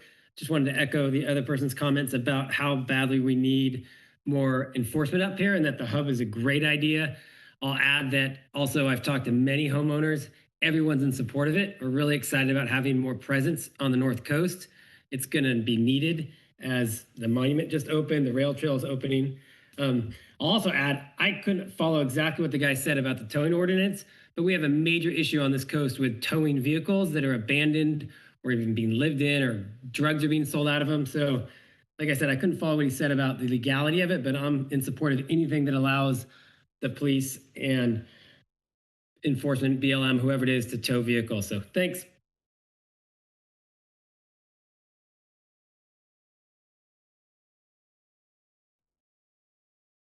There are no more speakers, Chair. Thank you. With that, I'll bring it back to the board. We have some items that wanted to be touched on from Supervisor Cummings. Forgot what they were. 56 and 38, sorry. Well, I'll just stay all my comments and I'll comment on those items when I get to them. First, I just want to thank all the community health workers who provide care for the people in our region. Having you here is so critical. And as we've seen in some of the other reports we've had here today, healthcare is one of the major employment sectors here in our community. And so just want to express my support for our community healthcare workers, and knowing that in the months and years to come, things are going to get really challenging, especially for people who are low income seeking healthcare. And so our community healthcare workers are going to be really critical and vital for helping to provide healthcare for low income people. I also want to thank OR3 and all those who work in our emergency response division, as we saw with the CZU fires, and as we've seen with the subsequent storms that have impacted Santa Cruz County. Having our emergency response workers is really critical to making sure we're getting accurate information out to folks and people know how they can respond during times of emergency and disaster. And so just want to express my appreciation for all the folks who work in that field as well. Item number 21, this is approval memorandum of understanding with Santa Cruz Superior Court for the appointment and oversight of the Chief Probation Officer. I just want to express my support of the creation of the two task forces that are going to be implemented. One is going to be a community task force that will help with that recruitment and hire, and the other one will be a technical advisory committee. And I just want to emphasize the comments that were made earlier by the representative from MILPA, having people with, whether they're youth with lived experience or people who are incarcerated as youth, or even adults who've been incarcerated, have gone through the probation system, having that voice on the board, I think is going to be really important. And I know that the Juvenile Justice and Delinquency Prevention Commission has expressed interest in having one of their co-chairs on one of those committees. And so I hope that we can accommodate that when those committees are formed. Item number 27, this is the approval lease for the North Coast Sheriff's Service Center located at 450 Highway 1 Davenport. I just want to really express my appreciation of the Sheriff's Department for all their work with our office in trying to identify a site that would be sufficient for them and provide them with the space that they need, and also be something the community could really appreciate. And so just want to thank the Sheriff's Department for all their work with helping us identify a site. And I want to thank Parks as well for being a partner in this, and hope we can also maybe approach BLM since the Catoni Coast Terrace is now open. Maybe they could also rent out some of the space there, and we could have them have a presence up there as well and provide that space for them. And so looking forward to this great opportunity for the folks in Davenport and And just want to express again my thanks for everybody for their hard work to make this come forward. Oh, and also just want to thank the CEO's office. I know getting the lease agreement together was a little bit of a scramble at the last minute, but we were able to make it happen. And I know that the property owner really appreciated that because there've been a lot of back and forth. And so just being able to make this happen, I think is something that the community is going to very much appreciate. Item number 34, just want to thank Santa Cruz Fire Chief Rob Odie for being willing to serve on the Emergency Medical Care Commission. Recently got to meet with them, and there's a lot of innovation and thought in that area around how we can improve emergency medical care and emergency medical response. And so just want to thank him for being willing to serve on that commission. Item number 35 got pulled, so I'll save my comments on that. Item number 38, this is the one I want to add some direction on. This is defer to honor before November 18th, 2025, a report back on the energy storage combining district ordinance. You know, a lot of what we've been hearing from the community are concerns about, you know, the various laws, the various studies that have happened since the fire in Moss Landing, and really wanting to understand kind of what's happened, what are the next steps, and you know, looking at SB 283. I mean, that's still moving through committee. If it does pass, it won't be implemented until January. We know that the Monterey studies are still ongoing from Vistra and from the county. And so I think that having this deferred to November might not be sufficient enough time for us to really get the information back about the impacts of the Moss Landing fire and how new state law and the changes to that will influence this ordinance. So I would just recommend that the board consider deferring this to honor before the second meeting in August of 2026. So that's a year from now. And by then we will probably have enough information on the new state laws, all these different studies, how they all intersect with, you know, the proposals that we're going to be trying to make, so we can have the best ordinance coming back that also has input from not just the community, but the Commission on the Environment with their ongoing community engagement opportunities as well. So that's the recommendation that I'd like to make for item number 38. And then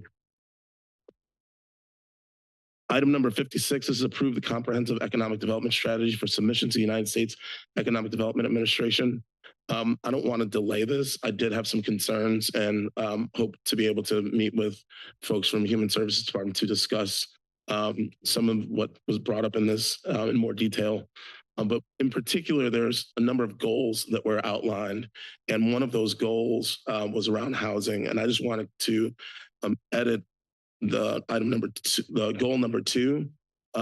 It says it supports to, you know, it wants to address affordability around housing. And I think it's important that we add affordable before housing and commercial real estate within that goal number 2, so that it's explicit that what we're trying to address here around economic development is building affordable housing for our workforce and for the people who work and live in this community, so that they're not getting displaced.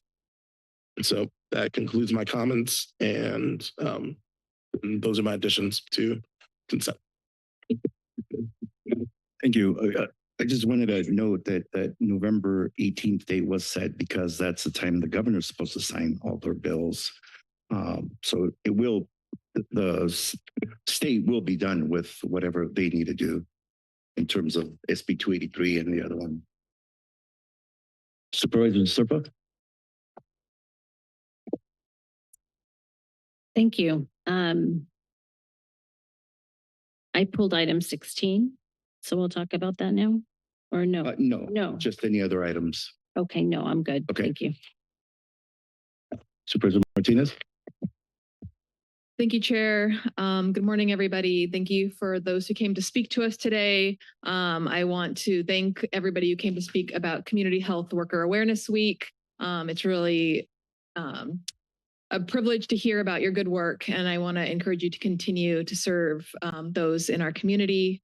Also, thank you to those who came to talk about short-term rentals. I just want to note that that item was pulled, and it is going to be coming up shortly. So we're not going to be addressing it quite yet, but those comments will be coming up shortly.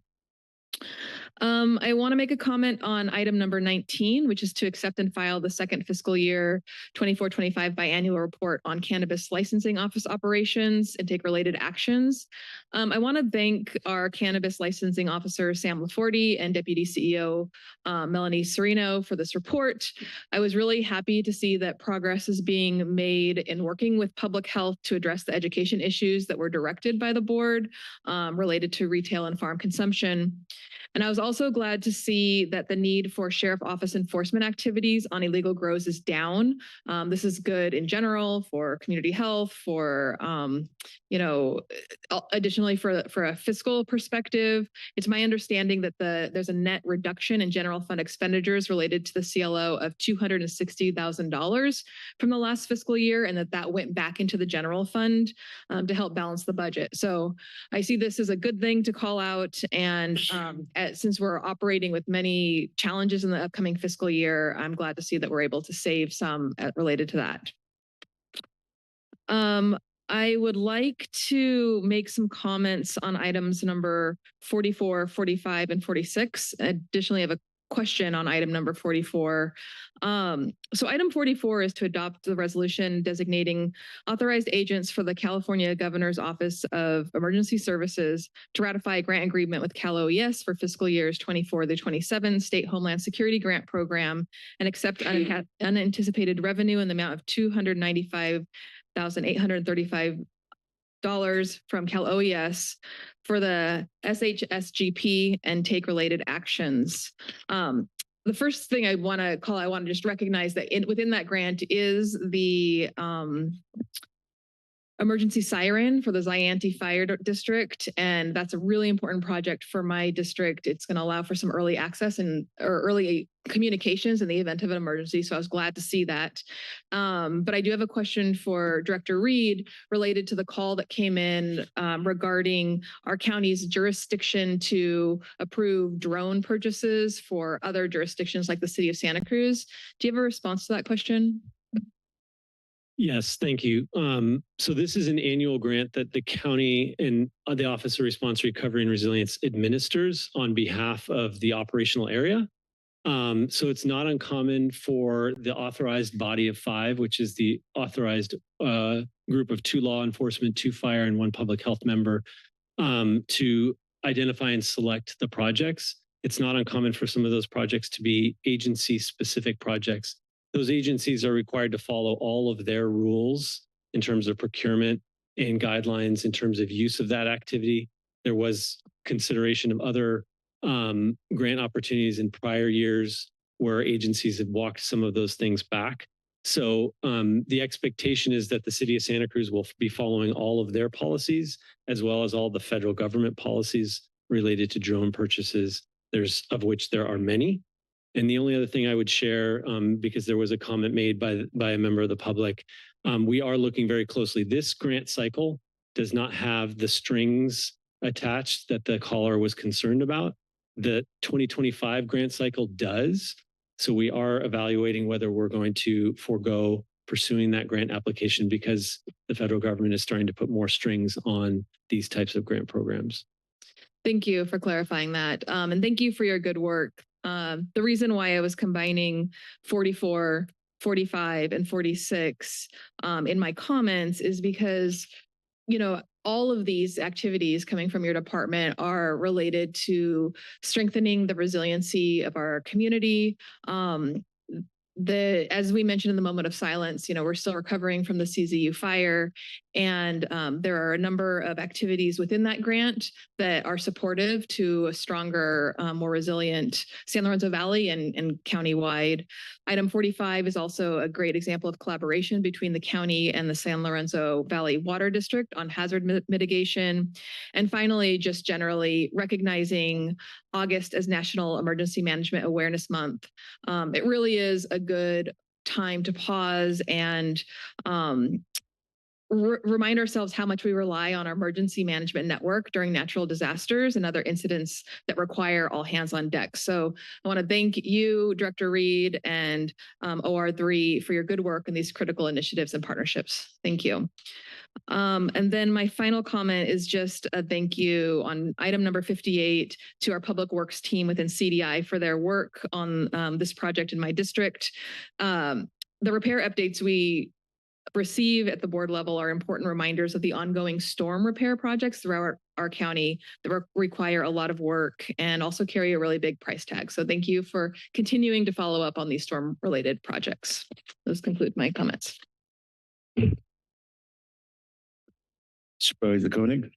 Thank you, Chair. On item 17, the SB 9 urban lot split ordinance based on Coastal Commission feedback, I just want to thank my colleagues and planning staff for their patience on this. Of course, we did hear back from HCD shortly after our last meeting, mostly them saying that they're going to defer to the Coastal Commission and are fine with the changes. And so I'm satisfied with that and happy to support the action today.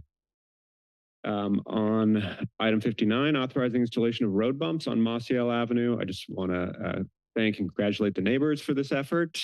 These processes are, I believe, a 13-step plan to install road bumps. It can take a little bit of time.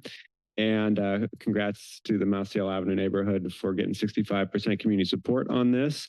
It's great that we have a developer who is, as they put in more homes in that area, we're going to pay for these road bumps, ensuring that as we add housing, we're also building safe and walkable communities. And then finally on item 61, applying for $5.8 million from the Regional Transportation Commission's consolidated grant program for the SoCal Drive multimodal project.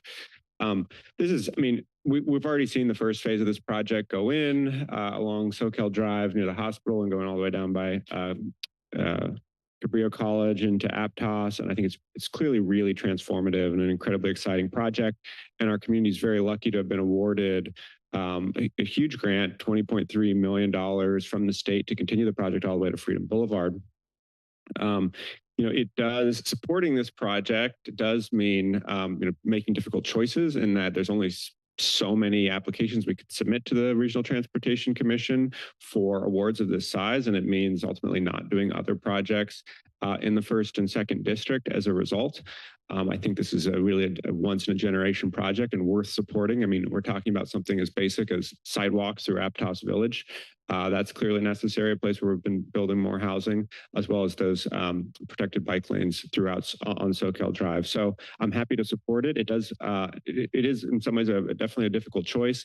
And of course, if what we're seeing is that if we added more large-scale projects in our county, like passenger rail, the amount of funds available for these kinds of projects would be cut in half.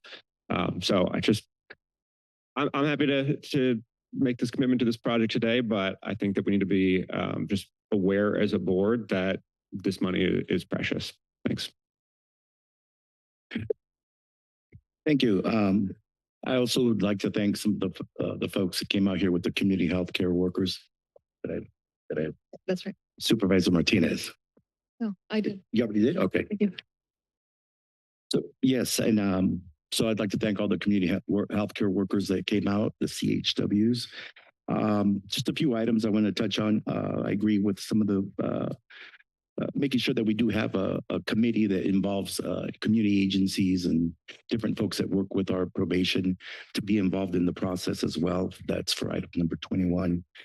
Number 25, I want to give my gratitude to folks that run Aztecas program, Gina, and the folks in probation, because they've done a stellar job keeping youth involved in creating that role model and structure in young people's lives in South County that's much needed.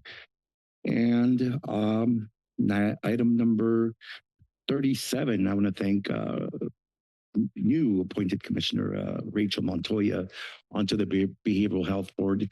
These boards are really important for us, all these boards that we have, because they're the kind of the stepping stone and the source of information that we get, the projects that are coming up from different departments. And finally, number 38, the best ordinance. This ordinance is really what I see out of it is that it takes local control of what happens here. That's what we want to establish with this ordinance, to set up safety standards, because what we don't want is, we don't want any projects of this magnitude to move forward without local input, without our board and our planning commission being involved. So I think that that's what we want from this ordinance. So that concludes my comments. With that, I'll bring back to the board for a consent agenda. All right, I'll move consent with the changes to item number 38 to defer to honor before the second meeting in August of 2026. And well, I think that we might have to make a 6.3 for that one. 38. All right, but yeah, then let's pull 38. If you want to pull it to have a further discussion around it, you can do that. Okay, can I also just make one additional point, which is that the honor before date allows for flexibility. It just means that, this can come back sooner, or it can come back, but no later than the second meeting in August of 2026. So there's nothing really preventing this from coming back any sooner. It can come back in December, it can come back in October, it can come back in February. But this is providing flexibility because we see the changes in state law. And to Supervisor Hernandez's point, the governor may act upon these laws in November of this year, but there's going to take time for us to interpret what those changes and what the laws are. This is, as I looked online on LegScan, there's this bill is, or John Laird's bill is still going through committees, and there's still amendments being made to the bill. So even if the bill arrives on the governor's desk in November and he signs off on it, which we don't know if he will or not, there's still going to be time, and we're going to need time for the community and for our staff to understand what those changes are, how we implement those changes and incorporate those changes. Additionally, as I mentioned earlier, with the Moss Landing fire, there are still studies that are ongoing and being conducted, and we don't have those results. I'm concerned that we're not going to have the results in time for November. And I think it's really important that those studies are done and that we're able to review them before we're incorporating and moving forward with an ordinance for these types of facilities. And so that is the kind of desire behind this. It's not to say that we can't come back to this sooner, but it's extending kind of the timeline for when we can bring this back. And I hope that staff can work with District 4 office to bring this back in a timely manner, but I'm just trying to provide some additional flexibility, which we've also heard from the community as well as it pertains to this item. So is that not changing the date, but saying an up to date of August 2026? On or before. So before, it can either no later, it should come back to us no later than a year from the second meeting in August. Is there any, so that's okay that we do that then? Or do we need to have or do folks want to have a discussion? I don't have any concern about the way that Supervisor Cummings has framed the additional direction. Okay. As long as everybody understands what it is, then there wouldn't be a need to have further discussion. But we're getting to the point with this where if you're not able to resolve it right now, you should pull it and you should make it 6.3 and then have a more full discussion about it. Okay. I'm fine with up to in the language. Yeah, I agree. I'm fine with that up to date. I mean, I think you made an excellent point that it may take additional time to interpret the state law, and that we're still waiting for findings out of Monterey County, and I know they're working on an ordinance as well. So, I mean, it could be that we still end up with a November date. It could be February. It could be as late as August. I mean, I know we've postponed this item a number of times. We keep sort of kicking it down the road, and this kind of just, I mean, doesn't provide any more certainty, but doesn't provide any less. So I'm fine with the additional direction. Chair, all right. Can I have a couple comments? I'm sorry I missed my cue before. I'm fine with what Supervisor Cummings has added in terms of direction on item 38. I'd like to thank Suzanne Doty, the chair of the Women's Commission, for her comments today. And thank you to Supervisor Cummings for the proclamation for Women's Equality Day. I look forward to the upcoming report. Very supportive of the Sheriff's North Coast Service Center. Look forward to having extra patrol in that area to help with first response. I know there's always, every time I'm up there, there's accidents, fires, etc. So having extra patrol up there will be wonderful. Thank you again to the Santa Cruz Sunrise Rotary for coming today. We took a picture with them earlier in the proclamation from Supervisor Hernandez. They do amazing work in our community and connect people in the business community. My own, I serve on a children's charity for Kids Foundation Monterey Bay, and we were the lucky recipients of a $12,000 check recently from the firecracker run, and we volunteered many hours with them, alongside them. So I want to thank them for their work in the community. I'm very happy to support the Human Services Department applying for $4.3 million in a grant for prevention and housing. And I cross my fingers that we receive that. Because we have such limited resources in our general fund, applying for grants is very, very important across all sectors of our county. So thank you for doing that. Items 58 and 60, rural roads, are very important to us in this county and have been unfortunately neglected over time because of our money situation and the storm damage. I appreciate Eureka Canyon being worked on. I see that it's deferred until the end of September, but I look forward to the repairs there. And thank you for the repairs on Little Basin Road. And then to echo Supervisor Koenig's remarks regarding the $5.1 million grant to the RTC, very, very supportive of that. Unfortunately, that's going to delay some other road repair in our areas, but the SoCal corridor improvements are very, very important. And we did receive the highest grant ever in the county's history for transportation. $128.7 million was awarded to the RTC. So this grant application, again, to the consolidated grant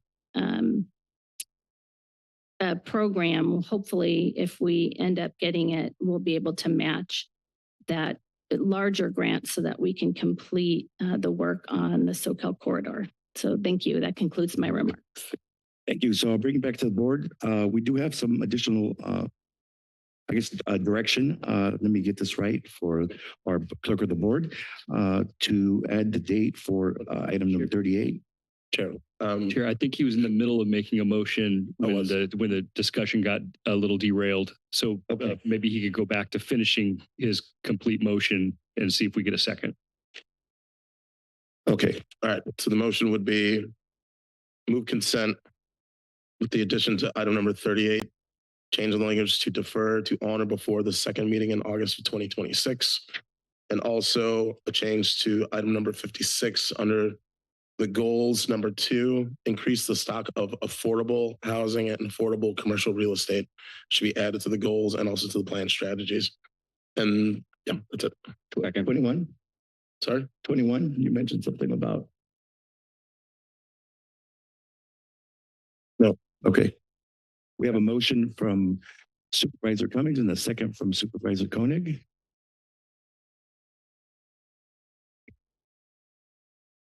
Supervisor Koenig. Aye.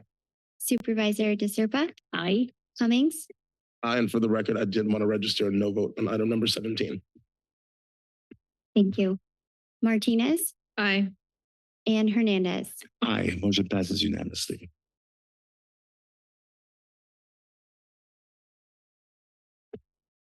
Read my chicken scratch here. Item number 35, which is now 6.1, Supervisor Koenig. Thank you. Well, first of all, I really want to appreciate Supervisor Cummings for this proposal, basically to compensate Native American tribes for consulting on CEQA matters. I think that, certainly that the fairness argument resonates with me that, folks pay all kinds of consultants throughout the CEQA process, and tribes are asked to participate without any compensation whatsoever. And, I think also just one of the really positive developments we've seen in present times is sort of this evolution towards involving tribes more in, both in land management, good fire application. And certainly I think this is I see that in the same light and ultimately support the intention. My only concern is that, I guess my biggest concern is actually that we're having the county negotiate an agreement to which the applicant has to pay, whether or not they sign on to it.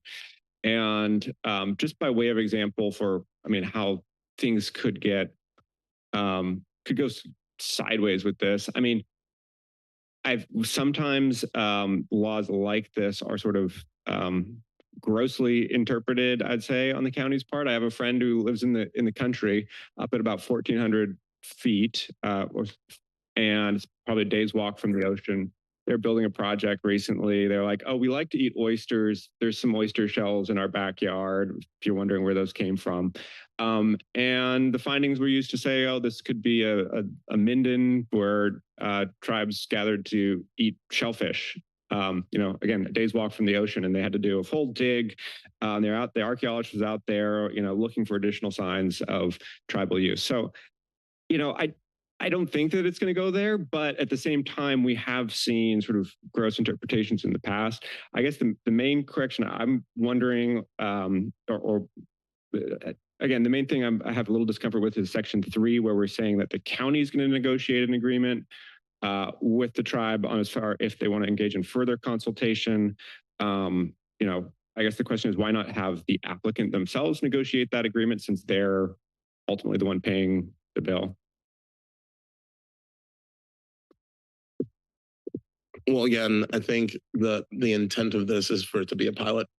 I share some of your concerns too, and I actually, as we were working our way through this, was concerned with, well, how are the rates set and how are those negotiated? And I think that, again, this is something that was brought to us by the tribes and people who are representing the tribe. And so this is a first pass.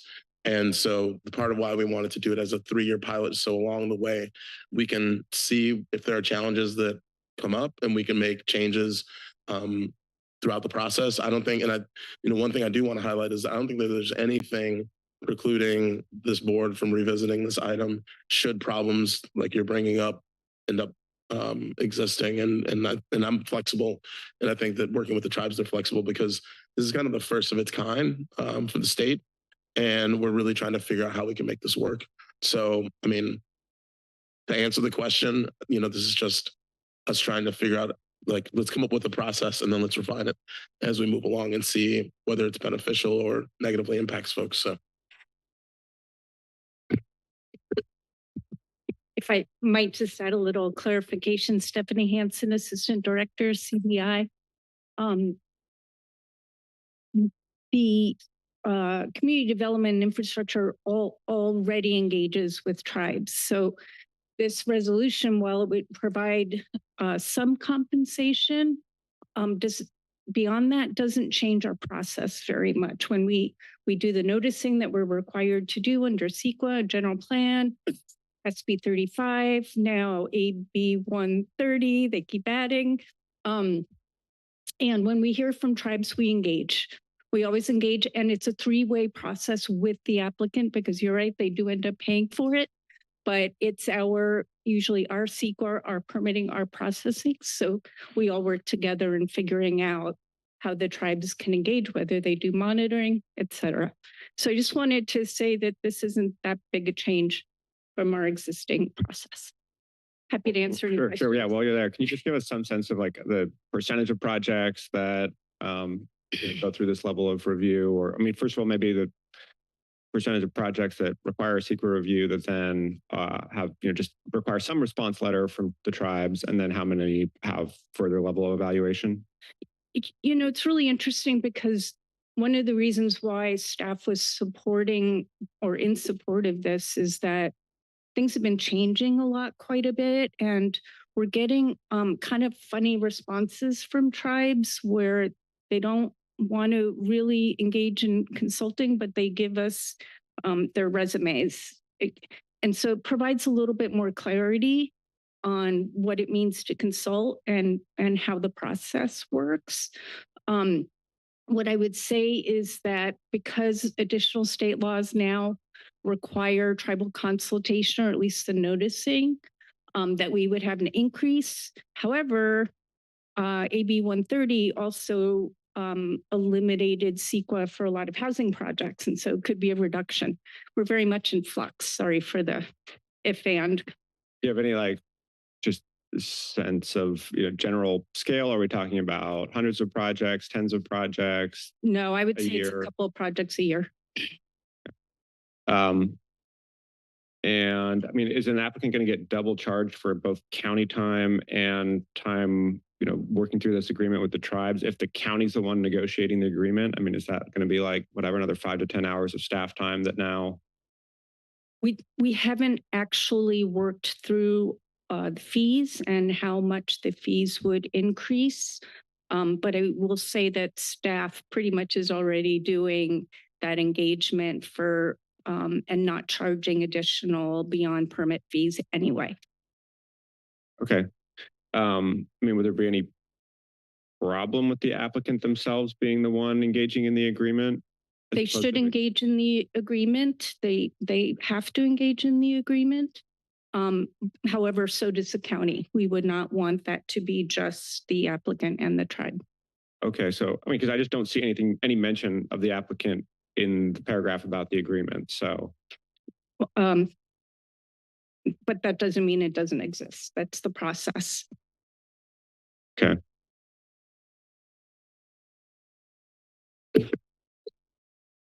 We'll get like a 6-month report on this or yearly report. I don't believe we have a report back, but it's meant to be a 3-year program. So, we're happy to come back and when we have a little bit of data on it. It's meant to improve and increase tribal input on projects. It's beyond some small additional cost for a development, which costs a lot more to develop. It's pretty minimal in that regard, unless of course you have resources and then everything changes. Okay. So maybe a yearly kind of review for this pilot program. Sure. Okay. Supervisor Martinez? Yeah, I know you're going to go to public comment in a moment, but I can give some comments. Yeah, I want to thank Supervisor Cummings for bringing this forward. It was really insightful to recognize kind of the discrepancy between formal sort of licensing permitting bodies and our tribes. And so I'm glad to see this this formalized.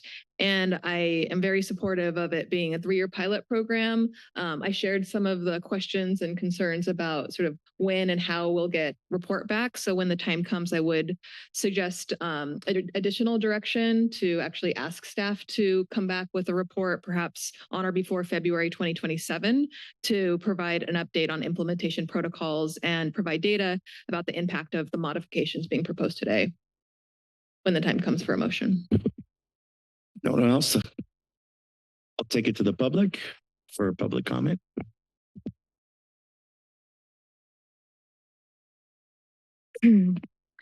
Mishmin Trujis. Hello, my name is Dr. Julissa Lopez, and I want to thank the Board of Supervisors for your consideration of this 3-year pilot project to pay tribal representatives for our consultation. I'm a member of the Amamutsin Tribal Band and a member of the Amamutsin Land Trust Board of Directors. I'm also a resident of Watsonville and a postdoctoral fellow at UC Santa Cruz and an alumni of UC Santa Cruz. For many years, our tribal members have attended county consultation meetings with county planning managers, planning staff, project engineers, attorneys, program managers, and other government and special professionals. Each of these people are paid for their time. It is only tribal representatives that are expected to work on a volunteer basis, and we have, not just for the county, but for many government entities and research institutions. And for so long, state-sanctioned violence has undermined our community's ability to practice our cultural lifeways. Our people have been displaced from our homelands, which includes South County along the Pajaro River. I am one of the only tribal members to live in Santa Cruz County today. Our members travel hours back to our homelands to be here, to connect, to give back, and to consult. Our chairman, Valentin Lopez, would have been here today, but he was called to testify for NAGPRA in Sacramento. But if he was available, he would have driven 3 to 4 hours from Sacramento to Santa Cruz to just share the 2 minutes of his time. There are so many barriers put up against us, and yet we are persistent, determined, and tenacious. Today, you all can be a part of taking down those barriers by ensuring that tribal consultation is valued and compensated on par with all other attendees at the meeting. It is for this reason that we ask for your yes vote on this item. Thank you.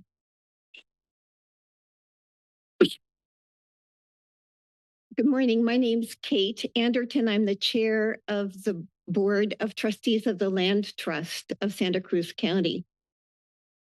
As you know, the land on which we gather is the unceded territory of the Awaswas-speaking Weepi tribe, the Amamutsan tribal band, comprised of the descendants of indigenous people taken to Mission Santa Cruz and San Juan Bautista during Spanish colonization of the Central Coast, is today working hard to restore traditional stewardship practices on these lands and to heal from historic trauma. We have all heard this land acknowledgement many times. Today, you have the opportunity to take a step beyond mere acknowledgement, a step toward the healing of the historical trauma of the indigenous peoples of our county by adopting a pilot program to underwrite preservation of irreplaceable tribal cultural resources. Today, you have the opportunity to ensure that tribes have the resources to engage meaningfully and expeditiously in consultation with the county to balance the pressures of change against the potential loss of our county's legacy, a legacy we all share, reaching back more than 10,000 years to those who lived on the Central Coast before Spanish colonization. Laws require tribal consultation to mitigate project impacts to tribal cultural resources, but as you've heard, financial and tribal capacity constraints often make meaningful consultation impossible. All other consultants and county staff are compensated for project review, paid for by project applicants. Tribes alone shoulder the cost to consult. Thank you, Supervisor Cummings, for developing this pilot project and bringing it to the board. We urge your support. Thank you.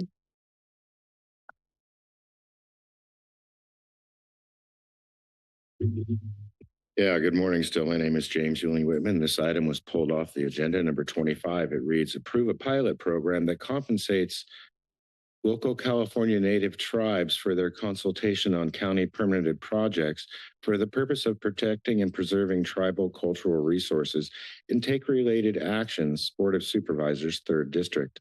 I think this is county code from what it says, 16.40, and the minimum compensation is $200. What are you guys going to do? Send smoke signals to the ancestors? My understanding is 65 million individuals were genocided by, I can't think of what it's called.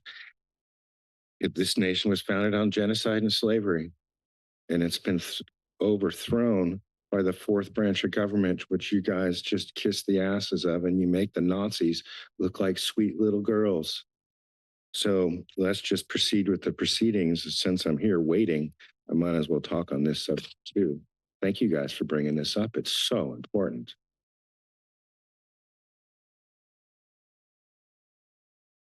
Good morning, supervisors. Thanks so much for the chance to comment on this item. I just want to add to Board Chair Kate Anderton's public comment and note that the Land Trust of Santa Cruz County is in strong support of this pilot project, with thanks in particular to District 3 and Supervisor Cummings as a constituent of D3.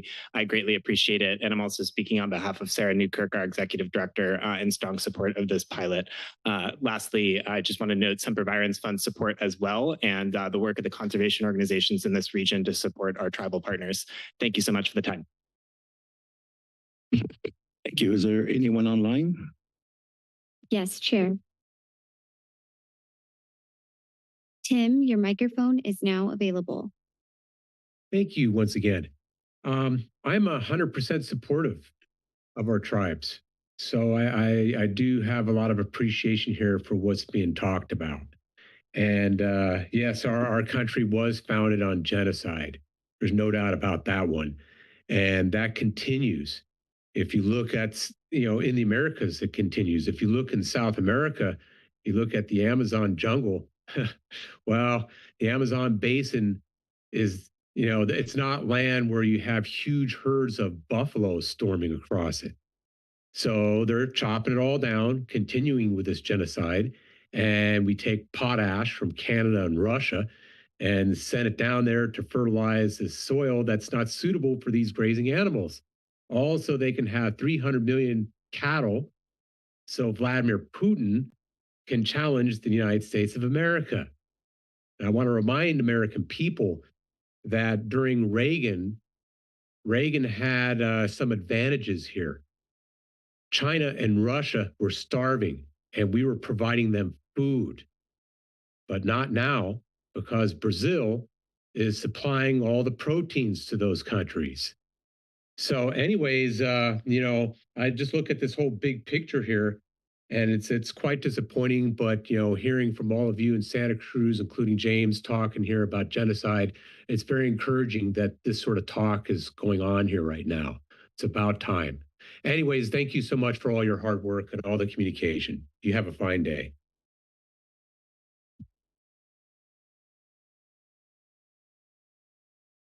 There are no more speakers, Chair. With that, I'll bring back to the board. Supervisor Cummings, I know that there's also some additional input. So first of all, I just want to thank Ms. Ayrton and the Land Trust and Amamuton for bringing this item forward. As somebody who's been very dedicated to conservation and also wanting to work with our tribal members and have done a lot of work with our tribal members. This is something that when we had a conversation about it, I thought that it was something that this community would really appreciate. And it's something that we should try out because we often say that we care about our tribal community. We want to do something to support them. Well, here's an opportunity for us to actually do something meaningful. And when I hear from some of my colleagues when it comes to increasing costs of projects, but this is another example where the state's requiring local jurisdictions and agencies to engage with tribes, but they are not requiring any compensation. And when we think about traffic studies and biological studies, we're constantly paying those folks out and those consultants out, but why are we not paying our tribal partners when they're being asked to come out and to consult us on the impacts to tribal resources? So I think this is going to be a really good model for other communities. And I'm really just thankful again, appreciative that we're able to consider this here today. I also did hear from my colleagues that there's an interest in getting a report back. And so, I'm happy to include within the motion that we get a report back during the budget or maybe it's the mid-year budget. I mean, I know that we just got through our budget process, so that'll be kind of a year from now, if we adopt it now. And so that might be good enough time to find out, how effective this program has been when we're having our updates from the different departments during the budget session. So if that's acceptable, I'd be happy to make a motion and include that we get a report back on this program during the budget hearings in 2026. Thank you. I think the idea of a report back is fine. Be good to know kind of just generally how many folks paid a basic fee for a letter back, and then how many people went through further consultation. The only other, it's a friendly amendment. I don't think you've technically made a motion yet, but would be if you would be all right with adding in section 3, the consultation compensation. Basically just adding the applicant to that. So basically be the county and applicant shall engage in an agreement with the consulting tribe to provide identified services. And every time that says the county saying and adding and applicant, we're hearing from staff that's basically how it works anyway. And so I just would like to see that formalized in the policy. Sorry. Okay. I was trying to make a motion earlier too. I don't think anybody caught that, but so if that was a motion and there's you're happy to include that, I'll second it. Okay. Supervisor Serpa? Yes, I'm also in full support. I've been participating in the Santa Cruz Mountain Stewardship Network program called Spotlight Stewardship. and have had the pleasure of touring the Cruz Valley with the leader of the Band of the Amamutsan. And it's quite beautiful and interesting to really learn and see firsthand the history on the Central Coast. So I'm in full support today. Thank you for bringing it forward. So if we can, if there's no further comment, we can restate the motion. Sure. I move the recommended action with the addition that we have a report back on the pilot during the 2026 budget hearings, and that we add in section 3 that the county and applicant shall consult with the tribes, and add applicant where appropriate in that section to ensure that the county and applicant are both in consultation with the tribes. Second. No, that was already seconded by Hunter. I didn't know. Supervisor DeSerpa, Aye. Cummings, Aye. Martinez, Aye. Koenig, Aye. and Hernandez. Aye, motion passes unanimously. Next, we have item 6.2, which was number 16, having to do with short-term rentals. Supervisor DeSerpa. Thank you. So this is an item that when it came before us for first read, I did vote yes. However, in further review, it is, to me, in my mind, sort of a complicated item. Partly that's because I'm new and I'm still learning about short-term rentals and CDI and public works and all of that. This is not my area of expertise. So I don't know if Stephanie is still here. Stephanie, do you mind coming up?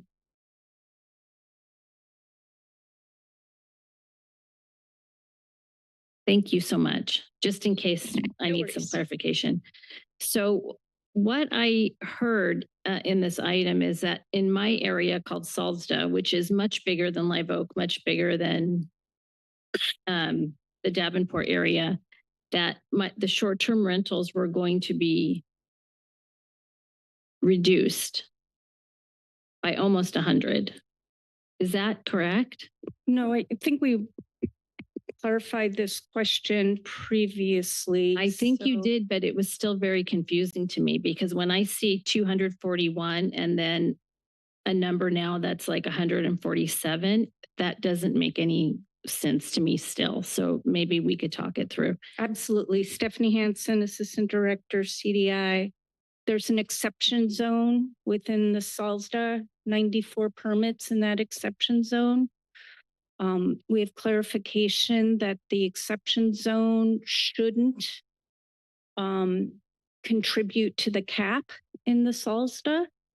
And we're just clarifying in the ordinance that those numbers don't contribute to the overall Salsda numbers. So there's no effective change. And I would say if you do add it back into the cap, you'd actually be limiting it in the exception zone. So that's kind of the flip side. All right. This is just a matter of how we calculate, not a reduction in the number of units. So there's no reduction in the number of units at all. Right.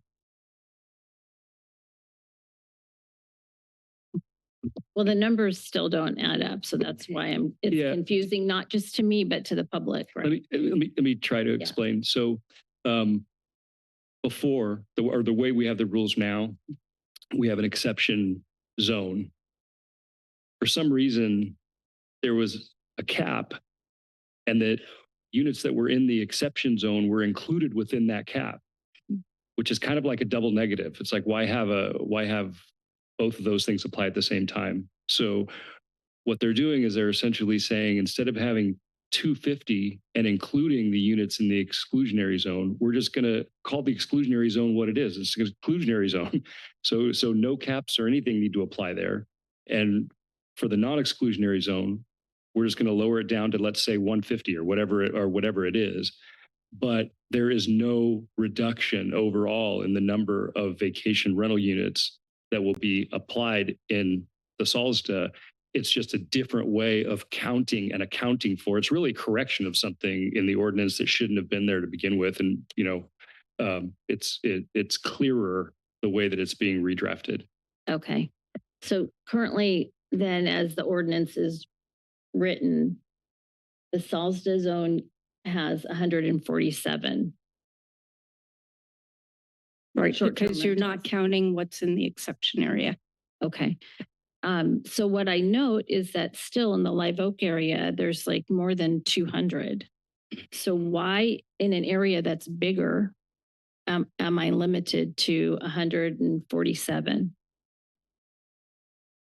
Well, you're not limited to 147. You still have the exclusion zone. The reason there are a couple of exclusion zones or areas that we don't count in vacation rentals, and that's because historically they've been used for vacation rentals. So when the ordinance was adopted, the board at the time didn't want to be taking away permits from anybody. So they kind of created these areas where we don't do the counting. There's some down in Pajaro Dunes as well. Okay, thank you very much. Sure. Mm-hmm. Do any other board members have clarification questions? Then with that, I'm going to take it out for public comment. However, if you've already spoken on this item during the original public comment, then you're not able to speak again. So are there anybody in addition who'd like to speak on this item? Anybody on the phone? Yes.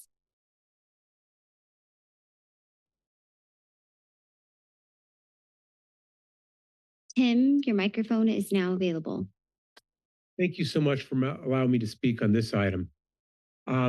Just so you know, I do have some concerns with short-term rentals and so on, and that's from experience in dealing with this up in the Tahoe Basin. Up in Tahoe, short-term rentals absolutely annihilated Lake Tahoe, and all this discussion about affordable housing and everything. These people just come up and they completely demolish the beaches and the ecology of Lake Tahoe. Basically, you get some guy, he owns a place, right? Or he maybe owns 10 places, puts them out there to rent. It's a one little bitty little 1-bedroom or 3-bedroom place, sleeps 50. And then all these tourists come up and just hammer into the place. Then they storm out onto the beaches here on the East Shore and they throw bottles and all kinds of junk. They bust bottles, cans, everything. And so, yeah, I picked up a lot of the garbage on Tahoe's beaches. And just imagine me, in front of the clientele there, say at Secret Cove. And I asked a couple of men, hey, could you hold me by my ankles upside down here and lower me into this granite back cave so I could pull all these bottles out? People were astounded at what I pulled out of all these granite boulders and out of manzanita bushes. I pulled out baby diapers filled with poo, toilet paper filled with poo, all kinds of broken, shards of glass, cans, just everything. And this is what human beings do. So when I hear about this sort of stuff, that's my concern. How are you going to control this and protect your community here and prevent enormous amount of damage coming to your community and huge human waves of people that just don't care about all of you? Anyways, you folks think about that and have a wonderful day. Thank you. Joe, your microphone is now available. Thank you. I just want to urge the board to move forward on the proposed changes. I wrote a comment. We've been working at this for almost 11 years, 12 years now, and the community voted the revenues to enforce the ordinance. And I think the comments from the gentleman who was just before me kind of gives a hint of what we've been dealing with. We finally have a few things that'll help enforce the ordinance you have. And the one thing that can help is if you finally adopt it.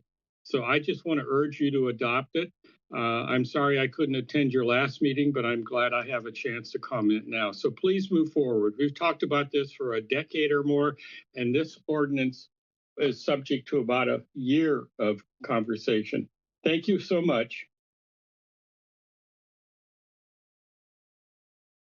There are no further speakers. Thank you. I'll now bring it back to the board to entertain discussion and a motion. Supervisor Cummings. Thank you, Supervisor Martinez. Yeah, I just wanted to reflect on some of the comments that have been brought up earlier, and just wanted to also emphasize that Supervisor Koenig and I have been working on this for well over a year, probably getting close to 2 almost now, in terms of the amount of outreach and community engagement that we've been conducting. And a lot of it, to provide some background, is really on the fact that a lot of folks in neighborhoods where they've seen proliferation of short-term rentals, they've been really seeing significant negative impacts when those short-term rentals are unhosted. I think overwhelmingly what we've been experiencing, what we've been hearing, is that hosted short-term rentals are the things that we want to be able to support. And in December of 2023, when I was on the Coastal Commission, we actually had a meeting where we brought in some housing folks who were discussing the impacts of short-term rentals. And what they actually encouraged is the community should be moving away from unhosted short-term rentals and be moving towards hosted short-term rentals. Another part of what came out of that meeting and part of the discussion was the corporatization of residential housing. So having large corporations and LLCs that come into communities, they start buying up all the housing. They're able to make cash offers, which make them more competitive than people who are first-time homeowners. And maybe they're first-time homeowners who would like to have a hosted Airbnb short-term rental so they can help pay for their home. I mean, this is what we're trying to encourage with the motion that's before us. And also as part of the board item that's before us, it's really limiting how many permits someone can get. So sure, you want to live in your home, you want to have a hosted rental, you can get a permit. You're able to buy a second home, you want to rent that out as a short-term rental, go right ahead, and you can use it as your summer home when you're not renting it out. But what we're trying to prevent is from companies and corporations coming into Santa Cruz community and making all the housing inaccessible for the people who want to live and work here. There was a comment that was made around somebody who built an ADU and wanted to convert that into a short-term rental. The problem is the state law prohibits that from happening. So ADUs cannot be converted into short-term rentals. We actually discussed that. We actually discussed potentially having the homeowner move into the ADU and renting out their home. That was also struck down, and we found that that was not permissible by law, and so we're unable to do that as well. Furthermore, right now, what we're doing is we're capping the unhosted and the unincorporated outside of these zones that we've just been discussing in the coastal area, because there is no cap currently on unhosted rentals. There is a cap on hosted that's previously been in place, but there's so many permits out there for hosted. We're just going to wait to see what happens. If we get to a point where we hit the cap of the hosted, we can have a discussion about removing that cap. And I think this board would be flexible with doing that, because we know that the people who own the property are actually living on site. And so I think that this is a really good balance between us trying to grandfather in who's currently here, reduce the negative impacts of unhosted rentals. We also have a system where we can track, who has permits and who doesn't have permits, so we don't have illegal rentals. Because ultimately, we do understand that there's a balance between, some folks who need supplemental income, our desire to, as a tourist community, to be able to invite people in. But we really want to do it in such a way that we're not negatively impacting our housing stock, and that we're also, really trying to balance the impacts of visitors coming in on the people who have lived in these communities. And so I think that this is a good first step. As we heard in the last meeting, there's been a new short-term rental subcommittee created who will continue to provide input and refine our ordinances. And so I think that today, will be a milestone in us advancing and making meaningful changes to this policy that's existed. So I'll leave my comments there. Thank you. Any further additional comments? Okay. I'll bring it back to the board. I'll move the recommended action. Second. We have a motion from Supervisor Cummings and a second from Supervisor Martinez. If we could take roll call vote. Supervisor Koenig? Aye. DeSerpa? Aye. Cummings? Aye. Martinez? Aye. And Hernandez? Aye. Motion passes unanimously. At 6.1, 6.2.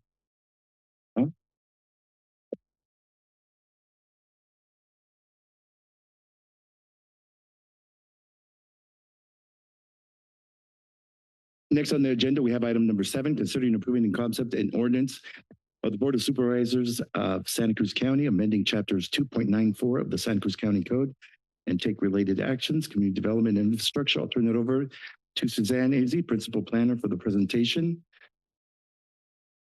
Good morning, Chair and Supervisors. My name is Suzanne Issei. I'm Principal Planner in CDI for Housing.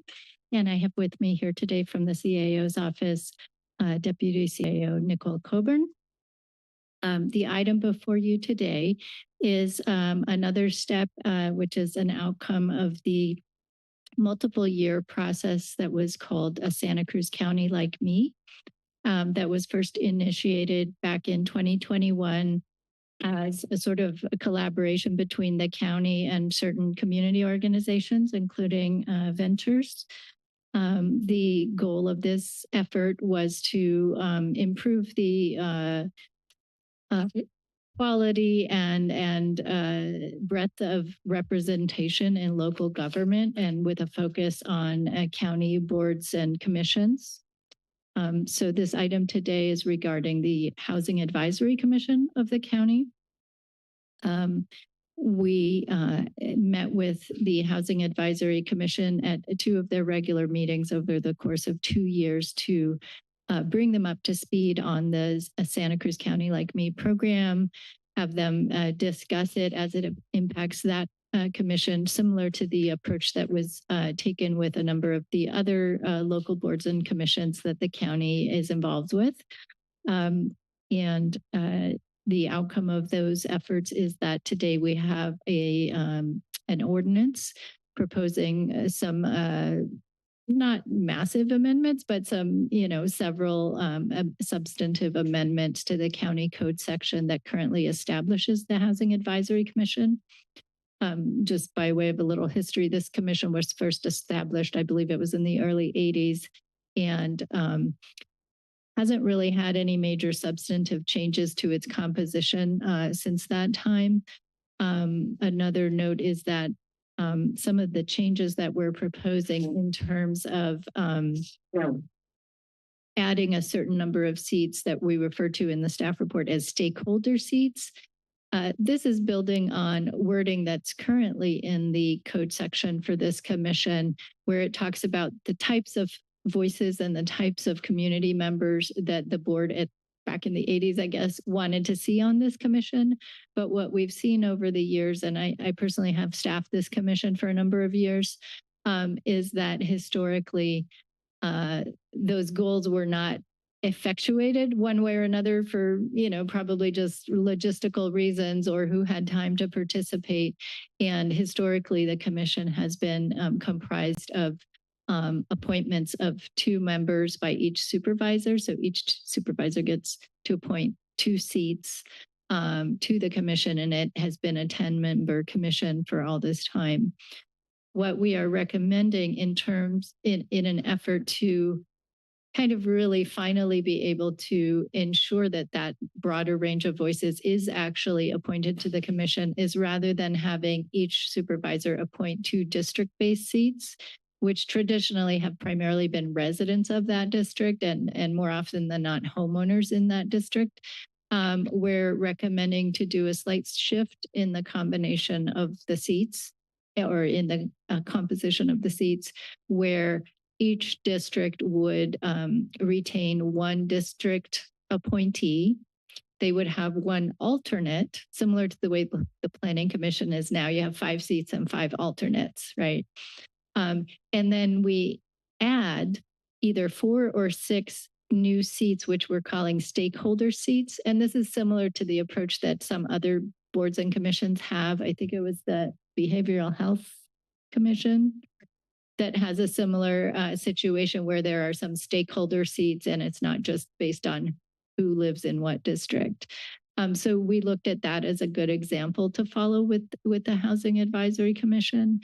And we're recommending either 4 or 6, because when you add that to 5, then you get an odd number, and it just helps avoid tie votes. It's just a practical recommendation. So it's really the board's prerogative if you want to land on 4 or 6 ultimately when those applications come in and you're making those appointments. We have a draft ordinance that we've worked with County Council and the CAO's office to draft this ordinance and make these detailed recommendations. yeah, I think that's the bulk of our presentation. If you have any questions, the recommended actions are consider approving an in concept and ordinance of the Board of Supervisors of the County of Santa Cruz, amending Chapter 2.94 of the Santa Cruz County Code. Schedule the ordinance for a second reading and final adoption on September 9th, 2025, and direct the clerk of the board to publish the notice of proposed ordinance summary in a newspaper of general circulation at least 5 days prior to the scheduled second reading and final adoption, no later than September 4, 2025. And I have Nicole here if you have any questions for her. Really quick, just for clarification. So it's either 9 or 11 total. That is our recommendation, and that's how the draft ordinance reads currently. Got it. With that, I'll take it out to the public to see if anyone would like to address us on this item. Seeing none, anyone online? No, Chair. With that, I'll bring it back to the board. Supervisor Koenig? So thank you for the proposed changes to the ordinance today. I don't have any problem with them. The only question I have is, I know that the folks on the Housing Advisory Commission, whoever they are, want to be effective and want to help with this core problem in our community of housing being so unaffordable. And one of the pieces of feedback I've heard is that they've tried to put stuff on the agenda and been told that they don't have the ability to, either for the chair to agendize things or for other members working through the chair to do that, and that they needed direction from this board. I mean, and obviously we're happy to do that. I provided some direction, and this board, approved that as far as looking at AB 1033 to condoize ADUs and multiple ADUs. And I think they're still going to get to that. But I don't see anything in this ordinance that says they couldn't, independently analyze housing solutions. So I'm just, can we clarify that here? I mean, ultimately we've got this highly selected group of people who want to solve the problem. Can't we just, I don't see anything that doesn't empower them to do that. Yeah, I can answer that question, Supervisor Koenig. So Chapter 2.38 is our commission's policy ordinance, and it talks about the role of the staff liaison and the role of the chair, vice chair, or co-chairs. And typically the staff liaison would work with the chair or the co-chairs to finalize an agenda and potentially get input onto what the topics are for discussion. So I would think maybe it's just a clarification that needs to be made. Obviously, the board can direct things that it wants the commission to consider, but if there's something in particular the chair would like to bring forward, I would recommend that they work with the staff liaison on that. Okay. Right, so that is one of their powers as chair to work with staff. Mm-hmm. Okay. Supervisor Martinez? Thank you. Thank you for bringing forward these changes. I am very supportive of the countywide work with the Santa Cruz Like Me to diversify voices across the various appointed bodies.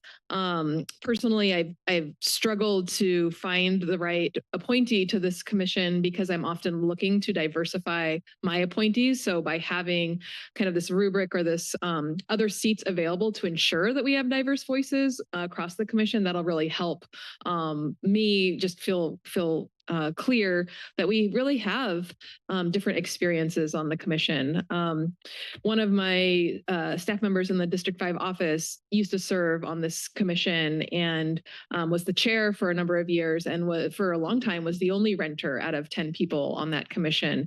And so I think it's really important that we have, various incomes, various housing status, various backgrounds, young people voices when we appoint these type of topics. So I am supportive of this action and be happy to move approval when the time comes. Supervisor Cummings? Yeah, I just want to thank staff for their work on this. I think as we continue to, express a desire in increasing representation and diversity in a lot of these spaces, I think this is really a critical space as the most unaffordable rental community in the United States, where we really do need to have the voices of the people who are impacted being equally represented at the table. And I think this does a good job of trying to, better incorporate those people into these discussions and into this process because, while people may have experienced renting a long time ago, maybe they own a house for 10, 15 years, renting today is very different from renting 15, 20 years ago, and the struggles that people face to try to keep their housing. So I really appreciate the direction that's being recommended to us today. And then I would just, to help us get through, I would also recommend that we do the 6 at-large seats, and then we can see how it goes, so that we can, maximize representation. If it turns out that there's issues with quorum or people can't come, maybe we can, reduce the number back down to 4. But I think starting at 6 makes a lot of sense. So thank you for all your hard work, and that concludes my comments. Supervisor Serpa. Thank you. So I think this is a good idea. The person that I appointed into the seat is somebody who has content experience that is super relevant to the Housing Commission. She was for years a low income developer with Eden and Midpen, et cetera. So she's got relevant experience that I think is key, despite the fact that she is a homeowner in my district. I feel like what we're missing in this county is moderate priced housing for both renters and homeowners. And it's hard for me to see that person in this list of who would be added. So anyway, I just would like to bring that to your attention. If there was a place for somebody who's moderate income, I think that would be helpful. Monica, did you make the motion, or you were going to make the motion? I'd be happy to move the recommended actions. And I would be happy to second.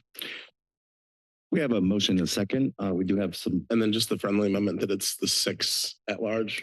That's the least number, right? So it'll be total of 9.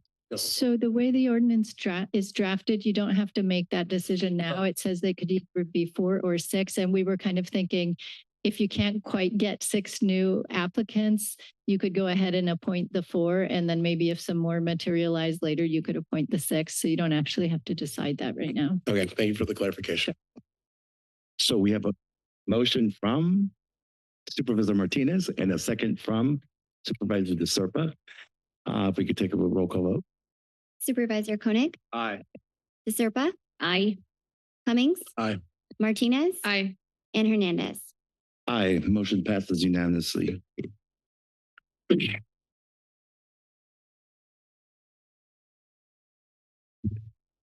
on to item 8.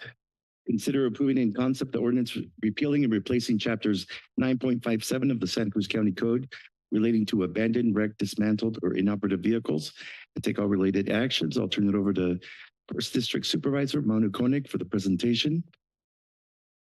Thank you, Chair, and thank you for co-authoring this item with me. So we can go ahead and proceed to the next slide. The problem that this ordinance update really seeks to address is the fact that our county code today doesn't have any teeth. I first heard about this issue, in particular, actually about the RV pictured on the top there, parked along Hardin Way. Heard from residents who said, this RV's been parked here for over a year. That's against county code. They're, we're concerned about health and safety issues, and also it's now attracting other people as well. I think at the time I was talking to residents, there was an additional RV that had come to start parking here, and someone living out of their car on this street. So I contacted the sheriff's office and said, well, what's going on here? Can you go out and pay a visit to the vehicle, ticket them if they don't move? And they said, well, we have. We've actually ticketed them 30 times. We're well aware of the situation. And the problem is that we just can't take the next level of enforcement, which would be actually towing them for the violation. I said, well, why not? And they explained, well, the reason is that tow companies don't respond to our requests. The costs for them to respond and then to store the vehicle is both higher than what they can recoup, and also they're concerned about folks actually breaking in to get their vehicle into their tow yard to get their vehicles back. They're concerned with RVs about some of the additional elements that might be involved if they did ultimately dismantle them. So that led us to look for potential solutions to this issue. We identified that within, I guess you can go to the next slide, please. Within state law, there's actually an option to either store vehicles for a number of days or provide adequate written warning ahead of time. In this case, we're including a 10-day notice period. And then if that warning has been given, that when you do finally tow the vehicle, it could be dismantled immediately. And so in discussing this, this option with tow companies, they said that they would in fact be responsive to the sheriff's office requests if we update our local ordinance to reflect this option under state law.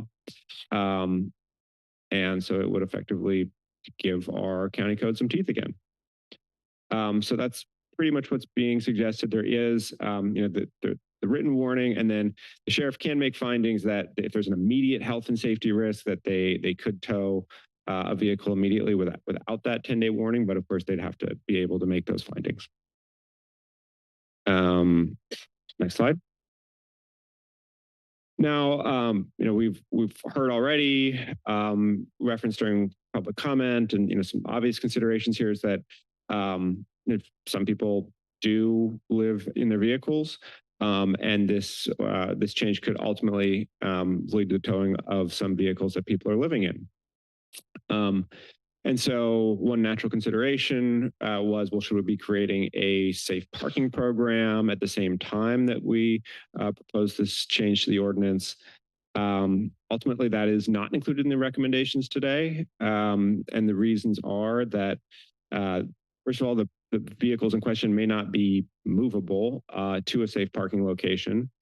We've also seen that the city of Santa Cruz, which has a safe parking program, has not seen high utilization of their program by the intended audience. So we're hearing that some neighbors will say, hey, my friend's coming into town and with his RV, these are some of the safe, these are some of the lots that you can stay overnight.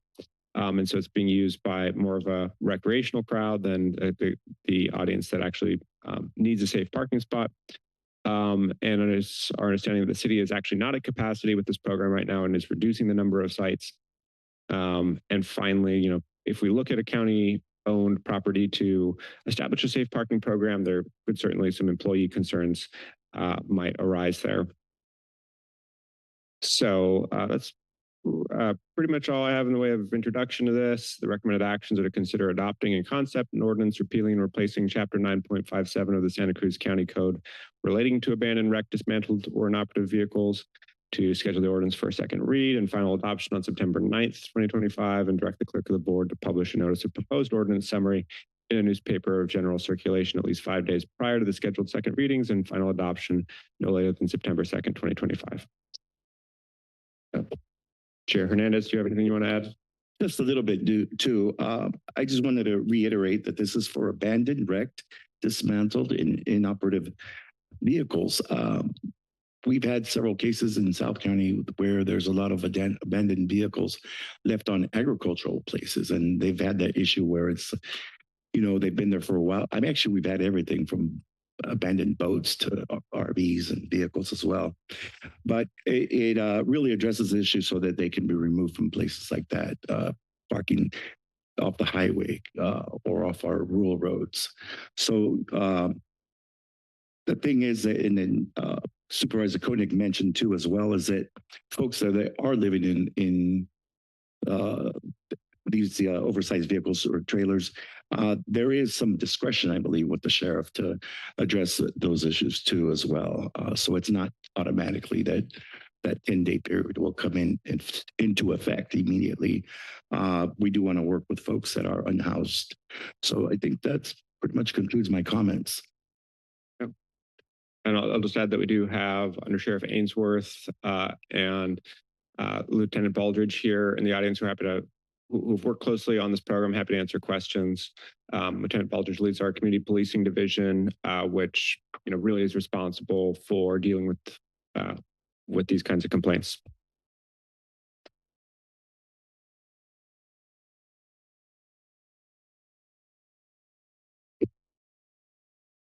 I guess it's afternoon now. Good afternoon, board and Chairman Hernandez. I'm Under Sheriff Jacob Ainsworth with the Sheriff's Office. First, I just want to express the Sheriff and my support of this RV ordinance.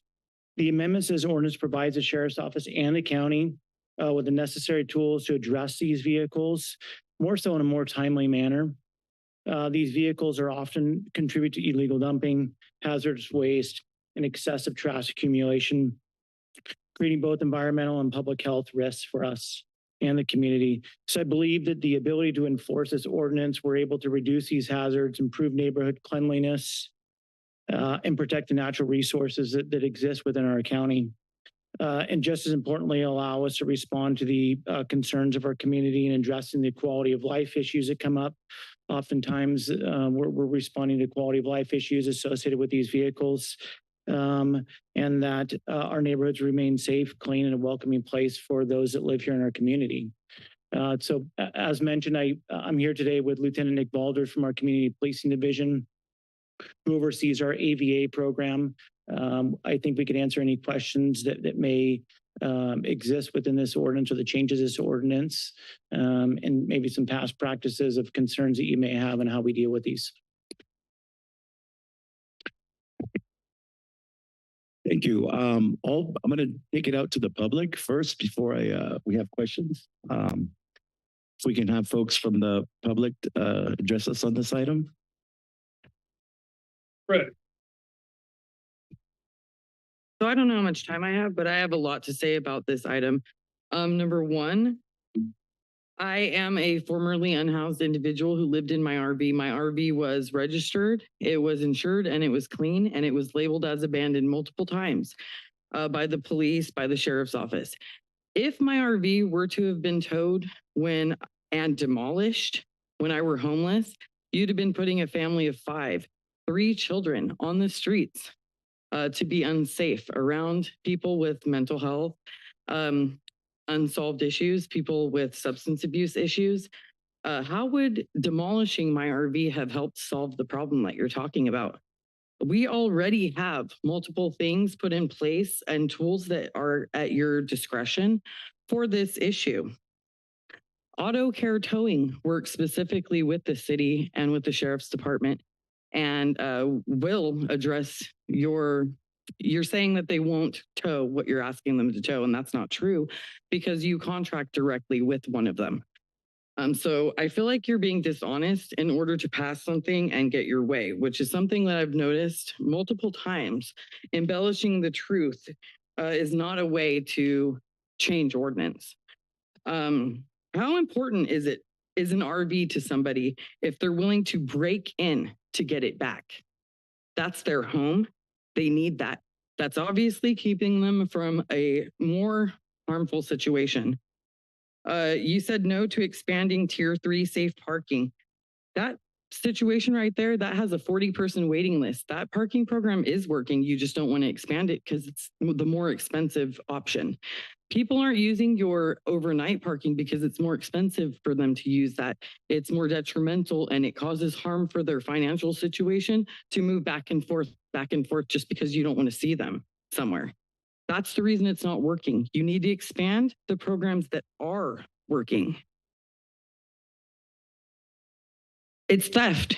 Taking somebody's vehicle and demolishing it without due process and allowing them to get their vehicle back is theft. My RV was over $10,000. That's what you would have taken from me.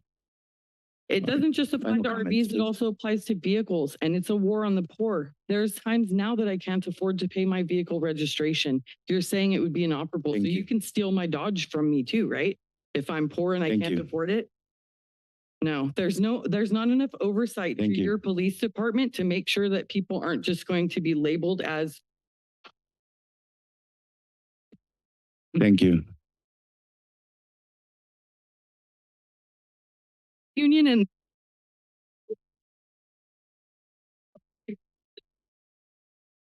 Okay, thank you, ma'am.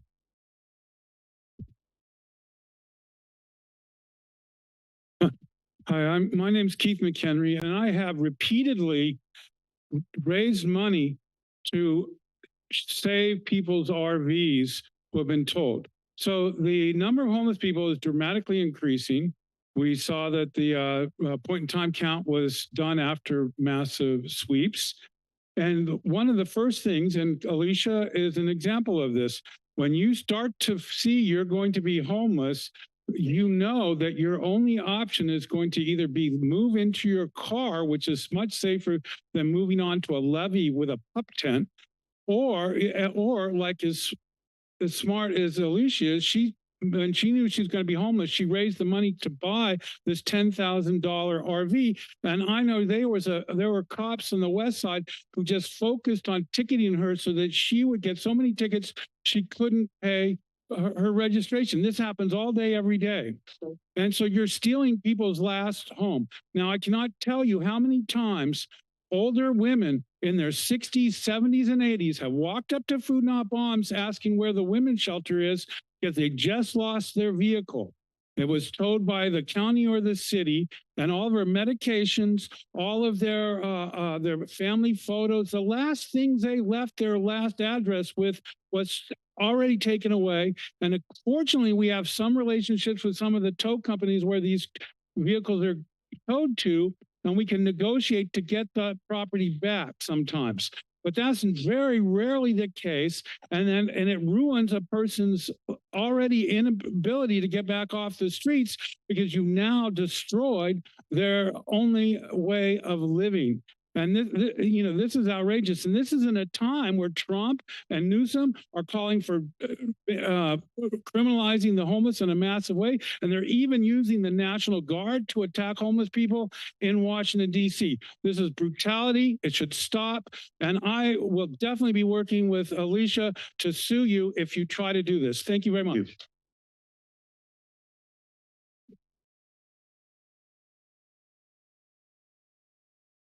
Hi, I'm Jasmine Mia. I spoke before and I told you I was disabled, which is still true. And I can't make enough money to survive, even though I went to Stanford, even though I have a master's degree in counseling psychology. I'm a licensed marriage and family therapist here. And I know, like, I'm so close to that, like, understanding what it would be like to not be able to survive and being in a vehicle myself. So I understand this and have a lot of empathy.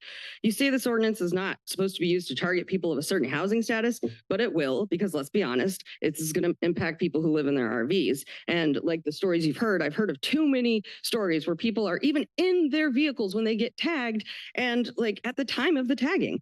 So it's just not true that it's for abandoned vehicles. It also was even written, I was reading through the ordinance and it started to be written like knew it was going to be affecting people who had used it as housing.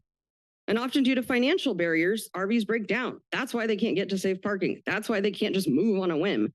And it's being deemed, the language in there is so dehumanizing. You put that they are a public nuisance and blight. I just feel like that further dehumanizes people, puts them in harm's way.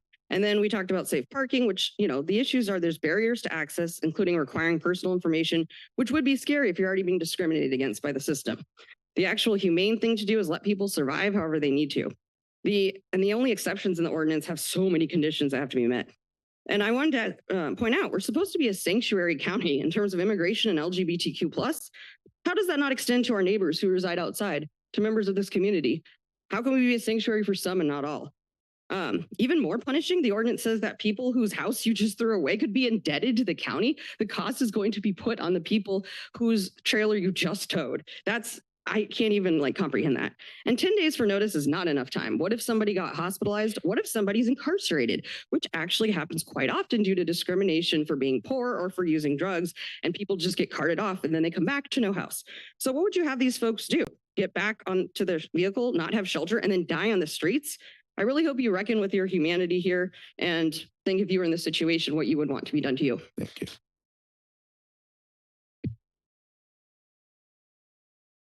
Members of the board, members of the community, members of the audience, three points to begin with. You may be familiar with the case of Fremont, San Jose, and Richmond, which are criminalizing homeless people pretty directly. This is another move, somewhat prettied up with, it's too expensive to work on storage places for vehicles. You should be aware that there is a waiting list of 50 people for the Armory's vehicular program.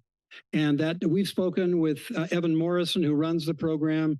He says it's a continuing situation. They just do not have enough resources that are being given. The earlier program that your other people spoke of are indeed, they're gas expensive. People can't use them, much less make repairs on their vehicles to get them operable. If you want to find out if this is discriminating homeless people, the place to go are public records of the Sheriff's Department to find out the addresses of the vehicles they have towed. Look at it to see if it is being used in a discriminatory fashion, even as it exists, before you make it even worse and give them even more power, because this is more police power that you're giving them. You're changing it so just being out of registration is adequate to have your vehicle towed and even demolished before it's towed if it's difficult to tow. So you can have it demolished even if it's towable at the whim of the tow company. I mean, what is this, a tow company bonanza? I mean, it's clearly an attack on homeless folks and gives the heckler's veto, the aesthetic person who doesn't want that vehicle around my neighborhood, to be able to terrorize people who live in their vehicles and to drive them away and to actually put more people on the streets. It's crazy. Thank you. Anyone online? Yes, Chair. Call-in user number 2, your mic is now available.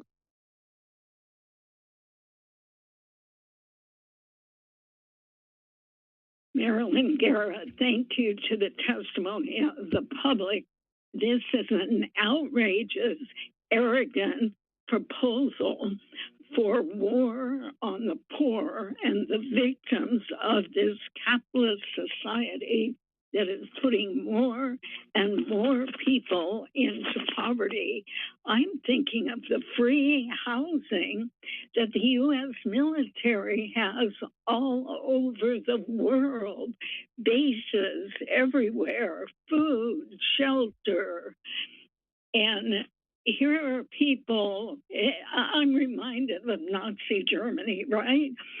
First, they came for the trade unionists, and I wasn't a trade unionist, so I didn't speak up. Then they came for the communists. I wasn't a communist, so they didn't speak up. What's happening nowadays? Coming for the Latinos, and I didn't speak up.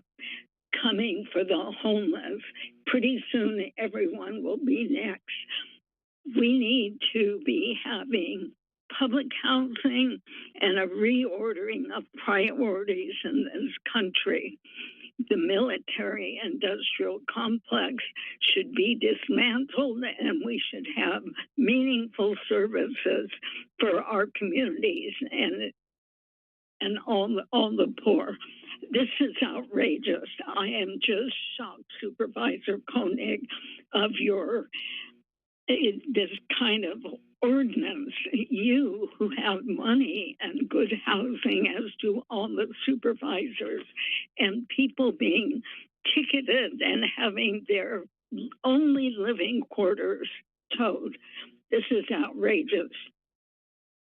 Should be not approved at all. Thank you.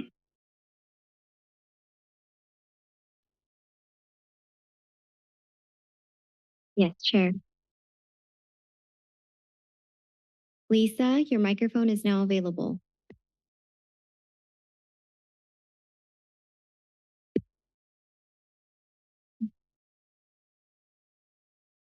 Good afternoon. I think it's the afternoon or close to it.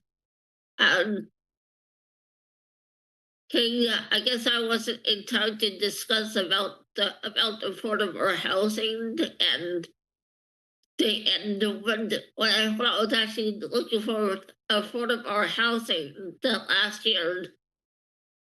The places my sister, one of my sisters were saying it was unsafe. That's not the agenda item today. Right now, we're discussing the abandoned, wrecked, dismantled, and unoperative vehicles ordinance for the county. My opinion about the abandoned the RV or living buses, they is there somebody actually living in them that you can convert them into health clinics for the people who are in the medical crisis that they need to see a doctor. They can have a mobile unit.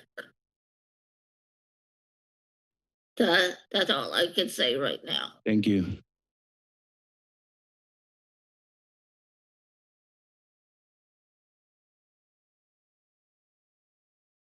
Samsung caller, your mic is now available. Hi, can you hear me? Yes. Thank you. My name is Athena, and I would like to speak to the fact that the current safe parking program is not functional. It is not useful. The reason why you are getting more tourists using your safe parking program than the people that you intended is because you did not bring people living in their vehicles into the discussion of how this program was going to get set up. It is not reasonable to be able to move by 8 or 9 a.m., sometimes even 7 a.m., to drive your car around, to waste gas. Gas prices are going up higher and higher. It is not affordable to be living in a safe parking program. Tier 3 at the Armory has a huge waiting list because it is a successful program. You can take clear notes from the successful programs and fix your safe parking program, and that could substantially help get some of the vehicles into safer parking lots. But you cannot pass this ordinance. This policy is murderous. You will have blood on your hands. You will see that more people are on the streets, that more people are going to be losing their housing. Already, people who are using their vehicle are marked for abandoned vehicle all the time. There is not enough oversight over the sheriffs or the PD. There is not enough oversight in this policy of what really makes a vehicle inoperable. There is not enough services for people living in their vehicles to get out of the situation that they are in.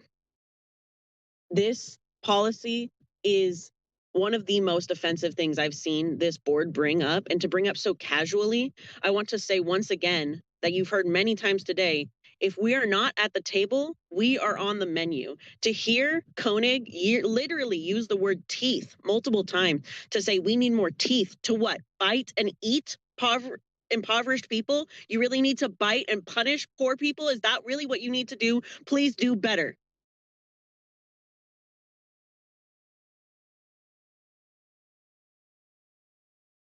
Gavin, your mic is now available. Hello, can you hear me okay? Can you speak up, please? Yeah. Can you hear me okay? Yes. Thank you for the time this morning. My name is Gavin Hussey. I'm the parking program manager for the city of Santa Cruz. I assist with the oversight of the short-term parking program for the city. I just wanted to call out some inaccuracies in the staff report and the presentation regarding the safe parking program. Since the safe parking program went into effect in November of 2023, the program has supported roughly 70 unique individuals. These members of our community needed some sort of long-term shelter. The safe parking program has not been used by recreational users, as the staff report indicates. The city has other programs in partnership with lodging establishments to support those needs for recreational users. We do not see recreational users, or we do see recreational users use the lots during the daytime hours, but the programs that we have supported and the lots that support our short-term safe parking program are specifically used overnight by the participants in the program. I also wanted to call out a discrepancy in the report or in the presentation that outlines that we're closing lots due to user participation. That is inaccurate. We are not closing lots due to user participation. It's due to construction efforts associated with our mixed-use library project. Thank you.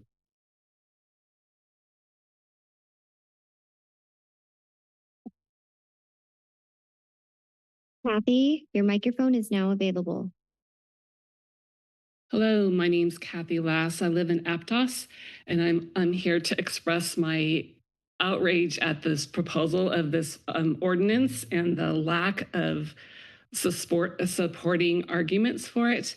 I feel like there's been anecdotes mentioned, and they've picked the cherry picked the most egregious example. I feel like the 10 days is completely inadequate warning, even if something like this were to go through. I defer to all the people who have already spoken with who have even more knowledge about what's not true about the claims that have been made for the proposal of this ordinance. So I strongly, strongly urge you to vote no on this ordinance. Thank you.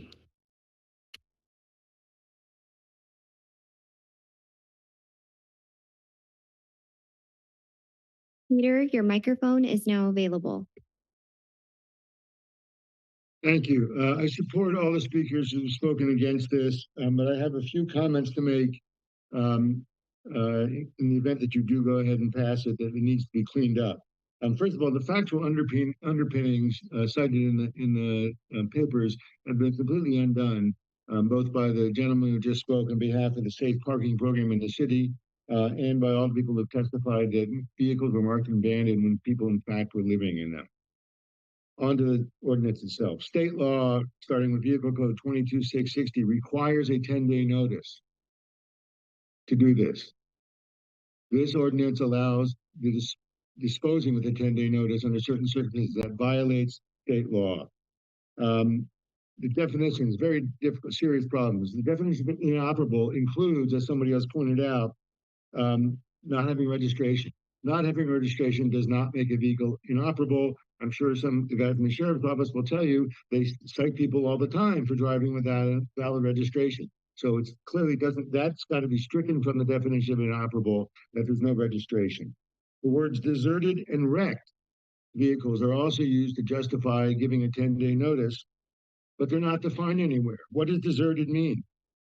I suggest if you do go through with this, that you add a provision that says if somebody's possessions or pets or clothing are in a vehicle, by definition, that is not a deserted vehicle. Wrecked. What does wrecked mean? How badly does wrecked, how much damage constitutes wrecked? There's too much discretion in here with these undefined terms. You're taking away somebody's home. You've got to be really clear about what they have to do. Having no windows on a vehicle does not make the vehicle inoperable or abandoned. It may make it uncomfortable to ride in, but it's not abandoned, deserted, or inoperable. Thank you very much. If you do don't pass this. If you do, please clean it up.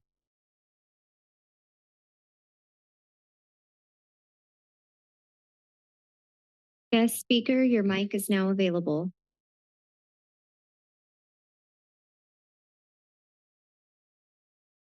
Yes, good afternoon now, after a few minutes. My name is James Ewing Whitman. Can I be heard? Hello? We can hear you. Oh, excellent. Okay. So this item number 8, consider approving in concept an ordinance repealing and replacing chapter 5.9.57 of the Santa Cruz Code relating abandoned, wrecked, dismantled, or inoperative vehicles and take related actions, Board of Supervisors, 1st District. Obviously, I would be there in person still if I didn't have to take my friend to the doctor. So this is submitted by Manu Koenig and Felipe Hernandez, recommended by Carlos Palacios, and the lawyer in question, Ryan Thompson, Assistant County Attorney, signed this on 8/12/25 at 10:56 and 5 seconds a.m. I have some strong questions on that. My first strong question is, whereas immediate destruction of towed vehicles is an allowable option under state law, and this ordinance adopts those provisions to the SCCC were the state law. Where is the state law? This is going over sections 9.57.010 through 9.97.160. Where are these laws? My concern with how this is written is they're creating some worst case scenarios. And I think that there should be some caution because, you know, I found that the officers in Santa Cruz practice a great deal of leeway and they have a lot of work thrown on them by all this misconstrued information. Now, I can't tell how much time I have left. Could you please tell me? 10 seconds. 10 seconds. Well, I would have been there. I'm glad that I was able to take the undersheriff. Forgive me, I don't know your last name, but Jacob, thank you for listening. And this subject is not over. So thank you very much.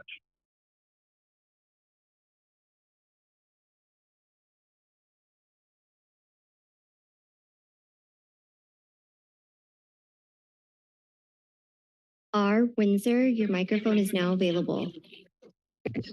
Hi, this is Reggie Meisler. I'm a member of Santa Cruz Cares, and I was on the advisory board for the oversized vehicle ordinance in the city of Santa Cruz. I think that what a lot of people have said about the safe parking really invalidates the efforts put forward by the county, which is quite, I mean, this is really embarrassing for you guys, right? You guys are paid pretty well to do this kind of research, especially staff. And the fact that you just kind of made shit up to kind of like come up with this incredibly harmful, I mean, really fascistic policy is quite bizarre. I mean, even in Mr. Koenig's presentation, we call this an abandoned vehicle policy, and it wasn't abandoned in the example. The only example you had was a not abandoned vehicle. You said people were regularly engaging with the vehicle, that the police made contact with them, which supposedly you guys said that if they do that, they like offer housing or something. I mean, it's like you just disprove that in your own example that any of this would be like, you know, carefully managed, because the police, all they wanted to do was destroy the vehicle. They clearly did not do any sort of engagement with services. All they wanted to do was get rid of that vehicle and remove it from those people who were engaging with it.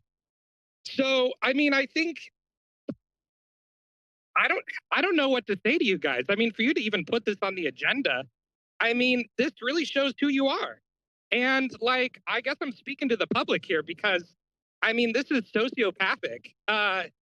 So if you vote for this, I mean, it really just, it's just so mask off. I mean, Jesus, you think Trump's bad? You think this is like somehow better than a Trump policy? I mean, who are you? What do you think of yourselves as? How do you sleep at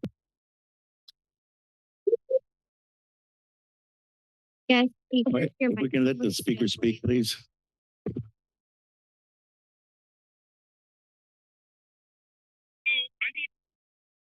Hey, you know what? I already spoke once. My name is James Ewing Whitman, so I'll respectfully just speak once. Thank you. There are no further speakers, Chair. With that, I'll bring it back to, I think we have maybe some questions. Excuse me, Chair, I'm sorry.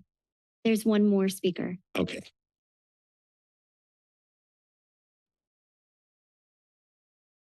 Bernie, the microphone is now available. Yeah, thank you. Bernie Gomez, here with Mutify. Also, just want to say that encourage this board to oppose this ordinance and think about something different. Like if you're thinking about abandoned vehicles, I don't know much about this issue, right? But just kind of taking it by face and hearing the public's comment and stuff, you know, it's like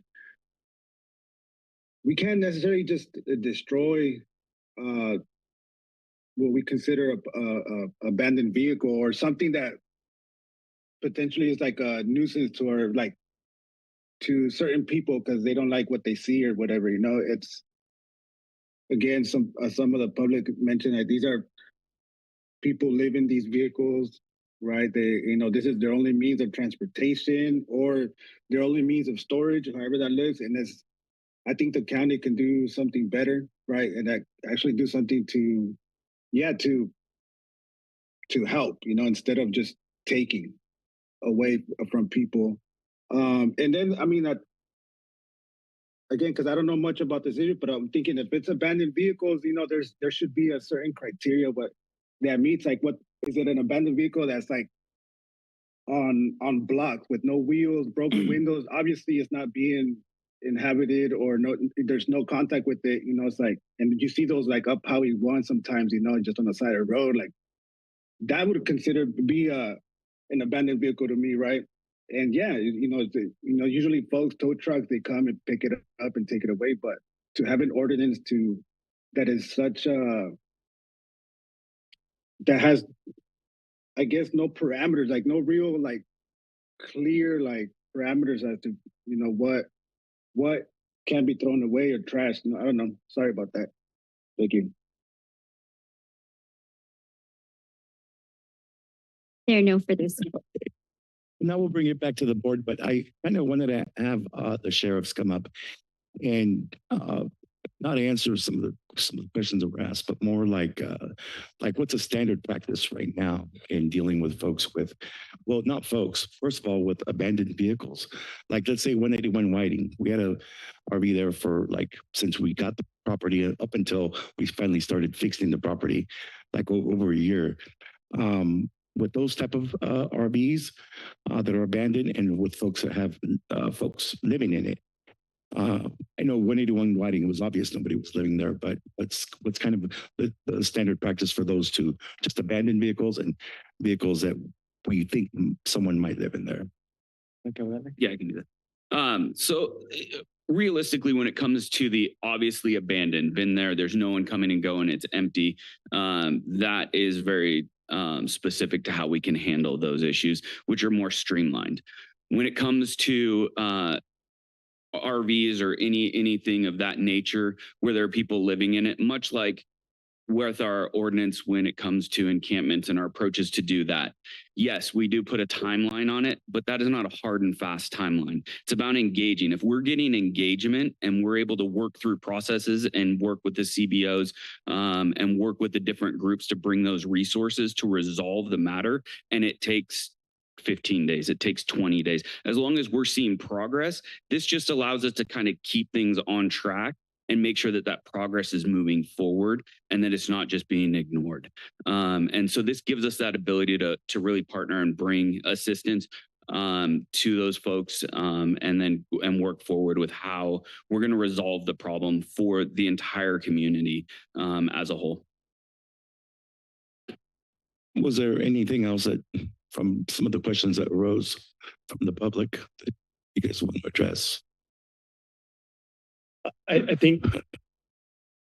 All right, well, we'll bring it back to the board. Supervisor Silva. So the part of this ordinance I really appreciate is the outreach. And so can you just tell us a little bit more about the outreach piece? And so, but before you do, I'd like to just preface what you're going to say with my own experience of being a clinical social worker in healthcare, where I had a patient living in his car who had a catastrophic stroke, and his car was towed. I showed up at the sheriff's office because there had been a sticker applied, right? But the car had been towed prior to the expiration date on that sticker. You guys had agreed with that, written me a nice letter. I took that to the tow yard. It took us a long time to figure out where the car had been towed to. I think maybe Sheriff's Department had told me that. It was in Moss Landing. I had to drive down to Moss Landing, figure out that his car had been there for, I don't know, a total of whatever. It was going to be like $1,200 to get his car out of Hawk. They refused to bend despite the fact that I had the letter from you guys. I ended up reaching into my own pocket and purchasing a car that was on their lot. It was a pick and pull that was cheaper than what it would cost to take the car out of the impound. So this is a person who's not eligible necessarily for any housing assistance because he's undocumented, but he's, had a catastrophic stroke. And that was his one place where he could store his things, lock the doors at night so he was safe. It was pretty upsetting. So I want to know in this ordinance, like I do understand why we would want to do something like this because it is very difficult sometimes to remove these abandoned vehicles that are wrecked, nobody's living in, et cetera. But can you tell me please about the outreach and if there's any fund for mitigation in terms of helping people who have had their vehicles towed potentially by mistake, et cetera? You want to cover that? Maybe, Yeah. maybe there, we don't have that. Yeah, I mean, just to speak to the outreach, Supervisor DeSerpa, as you know, we're recently dealing with an issue that's not an RV, but has been ongoing, and we've been part of those communications and engaging that individual of trying to get assistance. In fact, getting them connected with Housing Matters, who got them connected with beds and all of this, all to be more or less ghosted. But we are doing our part to bring those resources to them. And again, it's that as long as we're getting movement, we're going to have some of that give to be able to do this. When it comes to, I don't know what the time frame was on that. It sounds like that went through our vehicle abatement program potentially. Yeah, mine was a very long time ago. Okay. But yeah, more than 5 years ago. But nonetheless, it was a real experience. And I was, I'm concerned that we, A, follow the rules that we make, and B, what's the help for people that need it.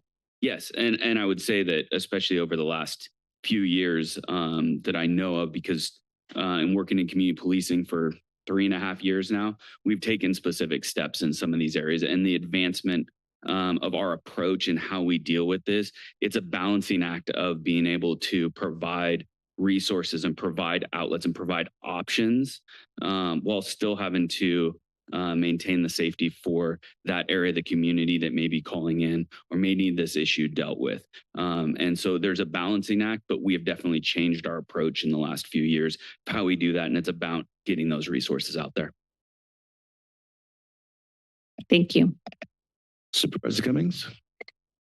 Thank you, Chair. And I want to thank the sheriffs for being here today to answer questions. I want to thank the community for being here. I really hope that we can try to avoid some of the clapping and potential booing or whatever, so we can have a productive conversation here right now. I will say I appreciate this this board I'm coming for, but I did also find it a bit confusing at first because of the fact that it seems like it's trying to address two things. On the one hand, there's empty, abandoned vehicles, which somewhat I feel like this is addressing. But then at the same time, underlying all this, it seems like it's really trying to address abandoned vehicles that people are living in, and then also potentially oversized vehicles, which, having been on the Santa Cruz City Council when the oversized vehicle ordinance was going through, it took it could have taken more time personally. But there's a lot of different provisions that came through that in order for that to become effective. And it really does address oversized vehicles that are, it specifically address oversized vehicles, the majority of which actually can move. One of the things that I think this is lacking is really, to Supervisor DeSerpa's point, what is the services and outreach plan for people who are living in their vehicles? Because we had an instance in Santa Cruz, I think it was about 2 Christmases ago, where there was a three generational family where their vehicle got towed, and there was the grandmother, the mother, and the child were all left out in the cold right before Christmas. And I think, to Supervisor DeSerpa's point, one of my concerns is, if somebody gets their vehicle towed and then, they're left out on the street, then what? In my district, and this is an issue in my district too, so I'm really thinking thoughtfully about this. We have an RV that's been in Davenport. It's been broken down, but there's a family that lives there. One of the individuals is actually, like, her family lives in Davenport, one of the parents, but they have 2 small children. And so it's been a struggle of how do we address this? And I feel like, with this ordinance, if it were taken to the letter of the law, potentially they could get reported, they'd get a 10-day notice, and then they could potentially have their RV destroyed, which is their home. And there's nothing in here saying that we're going to put them somewhere else. So, personally, I think I'd feel much more comfortable having a little bit more time. I also was a little taken back because I was thinking the same thing with some of the comments that were made about the city of Santa Cruz's program, which has been effective. It has been used. We meet monthly to discuss it. There was actually a proposal at one point in time for us to use the county's parking lot to expand their safe parking program. And then it turned out that it was being underutilized, and they have capacity in the city of Santa Cruz. And now they're losing some of that capacity for the library construction. But those programs also work, but that's obviously a different thing. So I think we need to today, one of the things we may need to do is bifurcate this into abandoned vehicles versus vehicles that people are living in. And then if we want to do oversized vehicle ordinance as well, we can move in that direction. But I think that there's an attempt to attack 3 different problems in one ordinance, and I think it's really confusing and complicated. So yeah, I have a lot of questions, but I really, would like to see if there's some way we can continue this, or we can, split it so that we're appropriately addressing the different issues, because the way that it's written currently, I just have a lot of concerns with it. And I think those concerns are being expressed here in the room today. But I do also want to acknowledge that we do have these problems with oversized vehicles and abandoned vehicles that we also need to address as well. So I'll leave my comments there for now. Thank you for your comments, Supervisor Cummings. I think that you did describe some of the issues that we're having here. I know in South County, it's a very different situation than Santa Cruz, a lot different. And so we don't have the same kind of issues as much that Santa Cruz has. It's more the rural areas. Supervisor Martinez, do you have any questions? Yeah, I have a couple questions and considerations. First, help me understand what's different between this ordinance and the existing ordinance. As I understood it, this ordinance really is about allowing the destruction after it's removed, but that we currently have the ability to tow. It's just that it's not able to be done because the tow companies aren't willing to. Is my understanding correct? So really what the change here is just about whether or not we allow them to be destroyed immediately? That's correct.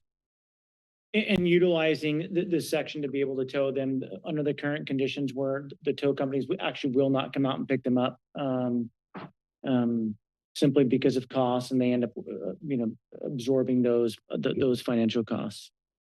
Okay, so it sounds like, some of the comments we're getting maybe are more about what is already in existing ordinance and not necessarily what's being proposed today. And I just that might also be helpful for clarification as we continue to discuss this item. Really, what change are we proposing or are we voting on? Can you start with, from your understanding, how many current vehicles exist today that you would imagine could be impacted by this ordinance? If it was to be in the unincorporated area, which is specific to the sheriff's office, countywide, you're talking probably, I think it was 10 to 12 from my sergeant's counts a few months ago. Okay, so about a dozen that would be impacted today. Yeah. And I'm curious. I noticed that there wasn't a financial impact listed in the staff report, but so if we are unable to claim the towing fee from the owner, which I imagine is probably the case, then who covers the cost of the towing? Yeah, there's going to be some financial impact from this. Currently, we're able to bill the registered owner for it, but really there's no success to that. We oftentimes don't get a response back for that. The sheriff's office ends up absorbing those costs. Okay. So then I think maybe if this were to come back, kind of incorporating the cost associated might be something that would be useful as well. I think that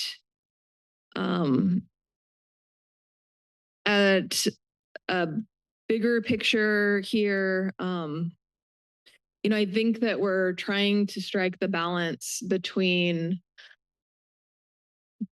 recognizing that somebody living in an inoperative vehicle that's not housing, right? That's not a solution to homelessness. And that we want to ensure that those folks have access to services and supports to get out of that situation, while also equipping our sheriff's office with the tools that you need to effectively follow up when necessary. And so I really commend my colleagues for bringing this forward, because I think that it's trying to get there, to strike that balance, to have the tools we need and also provide the services. I don't think that this ordinance as it stands is quite there yet. I think that if it were to come back, or when it comes back, I would be interested in learning more about the encampment response guidelines, perhaps having somebody from Housing for Health to come and speak to that so we can better understand what services align with the type of enforcement that you're doing. I mean, I know that your officers are on the front lines of this, and it's really difficult work. And as a board, I think we want to support you with the social services that you need and that our most vulnerable members need to get out of that predicament. Additionally, if this was to come back, there's a couple of language modifications around noticing that I would like to ensure it comes back with. One of them is to ensure that when we do publish notices, both in mail and also stuck to the vehicle, that it's both in English and Spanish. That's not currently in the ordinance. I would also, I noticed that in the ordinance as written, there's an option to notify the owner of the vehicle by mail and certified mail of their sort of 10-day notice. And if we aren't able to identify them because there is no VIN or, no address, that we would stick the vehicle with a sticker of notice. And my hope is that we always put a notice on the vehicle, recognizing that people might not be accessing their mailboxes. So just incorporating that into the language as well. And then I don't know what's on that notice, but I saw in the ordinance that there is a option to appeal the decision and have a hearing. And I would hope that the notice includes how somebody could ask for that hearing and that appeal on the notice that's on the vehicle. I could be mistaken. I believe that there's a carve out for that says that those things should be listed on the notice itself. Fantastic. Thank you. So with that, again, I do want to commend board members for bringing this forward. We're trying to address a problem that does exist. And I think with just a little more work, we could get there to an option that helps to both support people who are most vulnerable and provide our sheriff's office with the tools they need to be effective. Thank you, Supervisor Martinez. Supervisor Koenig. Yeah, well, thank you for all the comments from my fellow board members. If there's any particular suggestions as far as how to utilize the, to address this sort of engagement piece, be open to hear those and try to find a way to include something. I mean, at the end of the day, the goal here is really just to create a pathway where folks have to engage with our sheriff's office, right? I mean, today they're not, and there's no penalty for that whatsoever. I mean, someone could literally just come, park their RV in front of your house and live there indefinitely. And unfortunately, our county ordinance can't do anything because there's no ultimate enforcement action. We really can't stop that. And so that's pretty much the situation we're trying to address here. I have faith that our sheriff's office is trying to engage people productively. I mean, as you heard, they actually identified some housing resources for people, and then they sort of just the person they were trying to help just left the conversation. We're just trying to solve these problems. So, I mean, I'm be prepared to move the ordinance with some additional modifications, including that requiring that the notice be available in both English and Spanish. And also, it actually was the intention originally to require the notice be put on the vehicle in all cases. And I think we could accomplish that by in 9.57.080A, the 10-day notice, striking out the words, if the vehicle or parts thereof is in such condition that identification numbers are not available to determine ownership, comma, and then it says the 10-day notice of intention to abate and remove will also be posted on the vehicle or parts thereof. I guess we would also have to strike also. So that would basically just mean that the 10-day notice will always be posted on the vehicle. Can I ask another question? Yes. So, many of these people living potentially in their cars or in RVs also have health issues, and oftentimes they're hospitalized. Is there a way, or would that be too difficult? Is there a way to check in with the social work team at the hospital if we're, if we're tagging somebody's car, just to make sure that that person isn't hospitalized? Because yeah, we're going to do people are hospitalized for a long period of time, then they end up going to skilled nursing, and so that I do worry about that. Like many of the things that we do in our operations, we extensive background into looking at where people are at. We'll run the vehicle, looking to see if maybe fire and medics had run calls for service to that particular vehicle.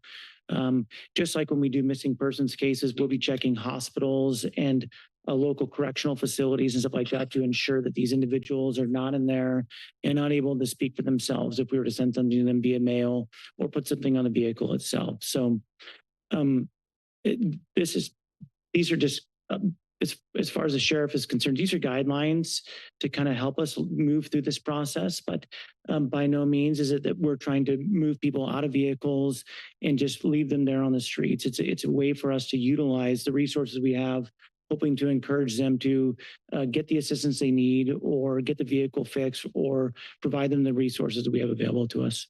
Thank you. And Supervisor Martinez, I really appreciated the way that you framed this, because we do want to give you the tools you need to take action when it's appropriate. And I really appreciate that this sheriff's department, this sheriff that we have, has set a culture of compassion from the top down. And so that you're telling us that, there's flexibility in hearing somebody's story and offering help or extra time makes me satisfied that that we're on the right track. So I actually would support this today, or support it coming back with some amendments. So either way, thank you. I also want to thank Supervisor Martinez and Supervisor Cummings for their comments. I think that what they're really hit the head on the nail is that, I think everybody agrees with the ordinance, but what's not really spelled out is what happens when you have a person that actually lives there. What's the process? And, that's a clear process. And I think that's probably what we are missing. But I think that as it is right now, minus that question mark, I think we're headed in the right direction for sure. Supervisor Martinez? Yeah. We're hearing this ordinance today as a first read. With some amendments. One, I'm curious if it still counts as a first read or if it needs to come back for another first read. And I'll just share, I think what my recommendation might be is to have it come back as another first read with those amendments, with the financial impact included in the staff report, and accompanied with perhaps a presenter from Housing for Health who can share about the outreach part of it. And I think that would ease, I guess, some of the questions and concerns that I'm hearing up here. And I mean, I'd be prepared to even hear that in the next meeting if it would be ready, because I don't think that there's that many changes. But I know that's not the motion on the floor. So I think I'm going to vote no on the motion on the floor and hope that I get a chance for another motion. Let me just a housekeeping matter. I don't think there's been a second to the motion. So to continue discussion on the current motion, I would recommend that you have a second so it's clear for the record if somebody wants to do that. Mayor, the motion, would you please repeat the motion? Well, so the motion was for the recommended actions with modifications to the ordinance to require the notification be in both English and Spanish, and effectively that the notice be put on the vehicle in all cases. And with the second hearing, with additional information in the second hearing, that Supervisor, I'm not sure if that's what you're asking, Supervisor Martinez, but is that possible? Because there isn't a specific, because these are conceptual ideas, they're not specific in nature. I would recommend that you give staff the opportunity to go back, put those in the ordinance and bring it back for a first reading. It's difficult to put it on for a second reading when the ideas are more conceptual in nature. So point of order, if there's no second to the motion, does the motion then fail? And then it can be taken back? Yes, if there's no second, the motion fails, and then somebody else can make a motion. So you're saying that if we do it now, we can't have a second reading to have additional information out there? No, if you, That's what I was asking. The motion that was made, if it gets a second, we will bring the ordinance back for a first read, for another first read, because we need to put specific language in the ordinance for you all to review. Okay, then I'll second. Now, I think Supervisor Martinez might want to give direction now. Really, Martinez. Call a point of order. Yes. Okay, so I'm sorry. just because I'm really confused. Supervisor Koenig has made a motion to move forward with the recommended actions plus additional direction that's provided by some members of the board, which has been seconded. So it's my understanding that that language would then be incorporated and we'd have another first reading of the recommendations, or would that be a second reading since it's not a? It would be a first reading. We would put it at the next available meeting when the work has been accomplished. We will put this on for a brand new. But it's just for those few incorporated changes. No, it's for the whole. It's for the whole thing. It's a brand new first reading of the ordinance with some modifications that are being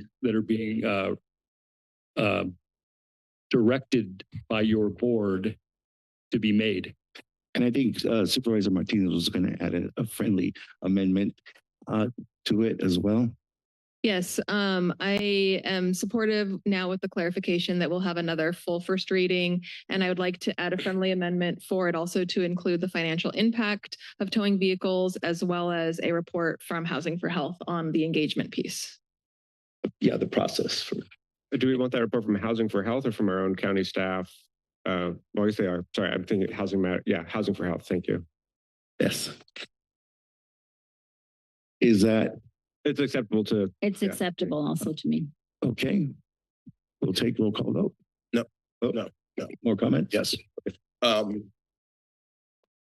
I just want to say again, I appreciate the work that's gone into this, and I do think that there are that this is. I mean, I personally, I think having a broader discussion and maybe directing staff to return with a recommended resolution and draft ordinance to specifically address abandoned vehicles, and then abandoned inoperable vehicles, and then services for those vehicles where people reside would make sense for us to have a discussion around, because as this ordinance is written and as it incorporates oversized vehicles, it's not clear whether we're talking about oversized vehicles that are moving or that are abandoned or they're inoperable.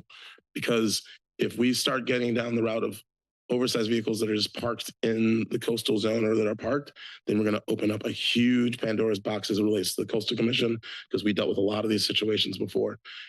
Additionally, when we're talking about abandoned vehicles that are being towed, I think that what's coming through this agenda report is that tow companies don't want to tow potentially oversized vehicles that have been abandoned. This does not specifically call that out. And it's just saying that we're going to destroy any vehicle that has been abandoned and towed.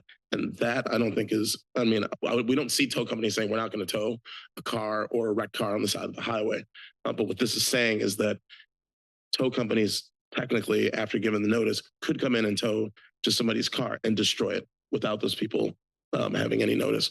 So I think there's a lot of issues with what's currently before us, and having some time to kind of pull it apart, get very specific when we're talking about what problems we're trying to address and what we're trying to direct, I think would make the most sense, because as it is right now, there's a lot of issues in this ordinance that I think could be cleaned up, but if it's not, then it can get very confusing.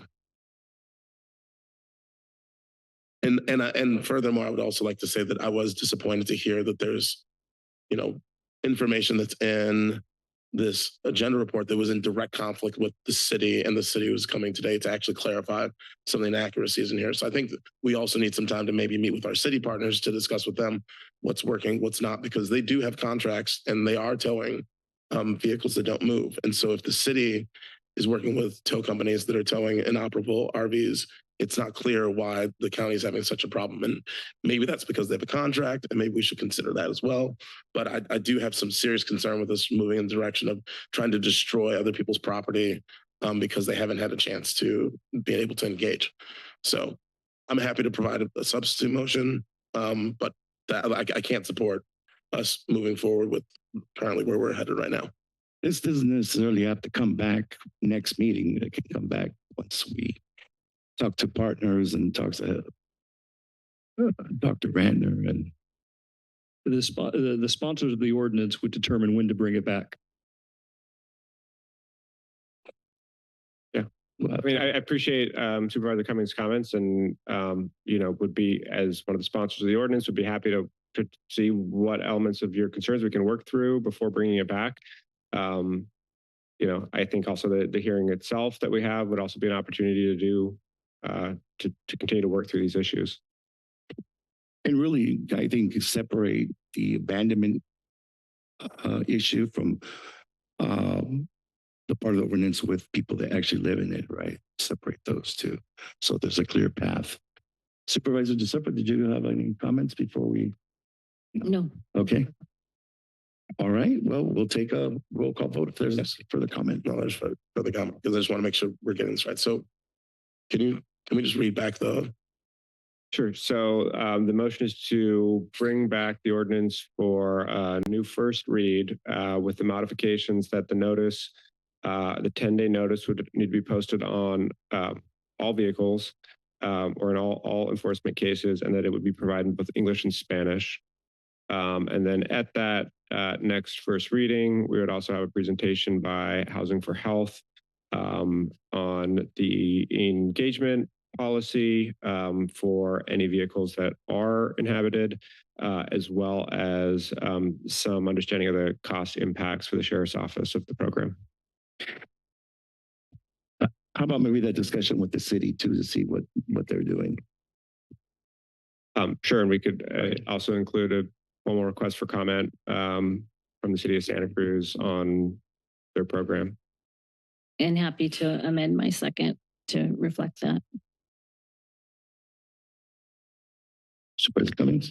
Okay, I'm just going to go for it. I'm going to make a substitute motion, and I think it's in alignment with what people want. But I know that if I start adding little things, we're going to be here for a while.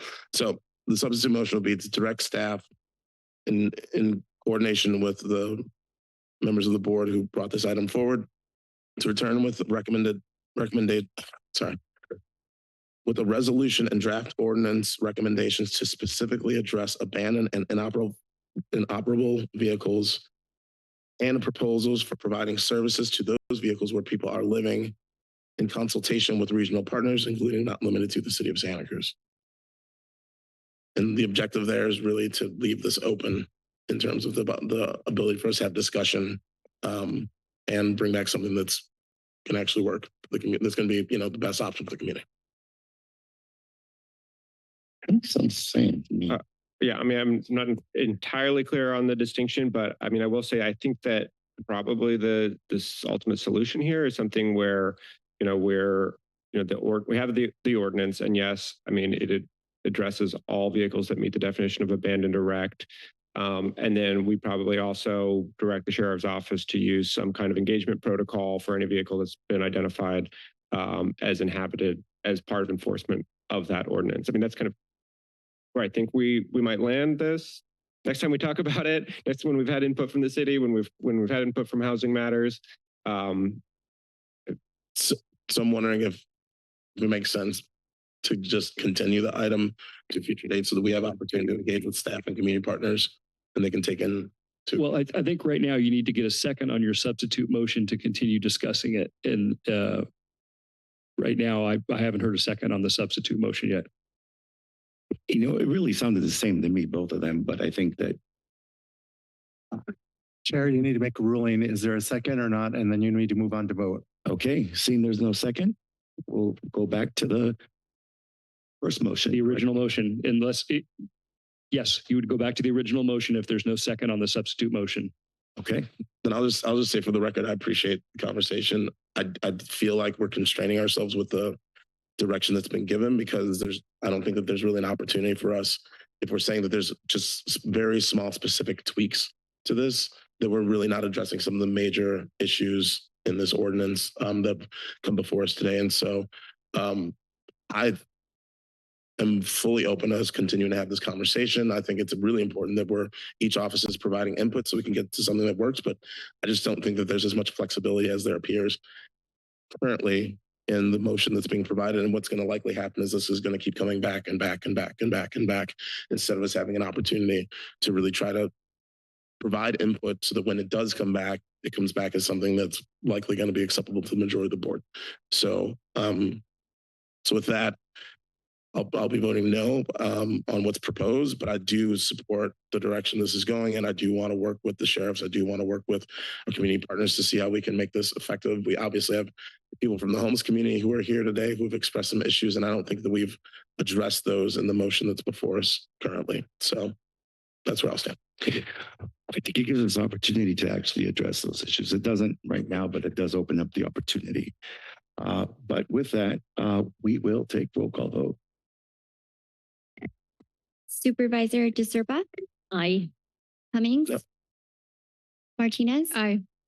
Nick? Aye. And Hernandez? Aye. Motion passes with one no vote for Supervisor Cummings. Chair, we have staff here that have been waiting for the mosquito vector. If we could get that done before the lunch break, and then maybe you take a break for lunch, and then we'll come back and okay. You may also want to include the metro. It's up to you. But Don't make a living wage around. so pass 8 and go to 9 and 10. All right, next we're moving item 8 to number 9. Consider presentation resolution to initiate proceedings, provide notice of intent of levy in assessments, preliminary approved engineers report, provide the notice of hearing, and mailing of assessment ballots for Santa Cruz County Mosquito and Vector Control Division, mosquito, vector, and disease control assessment, and take all related actions. I'll turn it over to David Sanford, Agricultural Commissioner, and Amanda Polson, Assistant Vector Control Manager. I don't think so. Thank you, Chair, and good afternoon, Board of Supervisors. I am Dave Sanford, the current County Ag Commissioner, and also the Director of Mosquito and Vector Control for the county.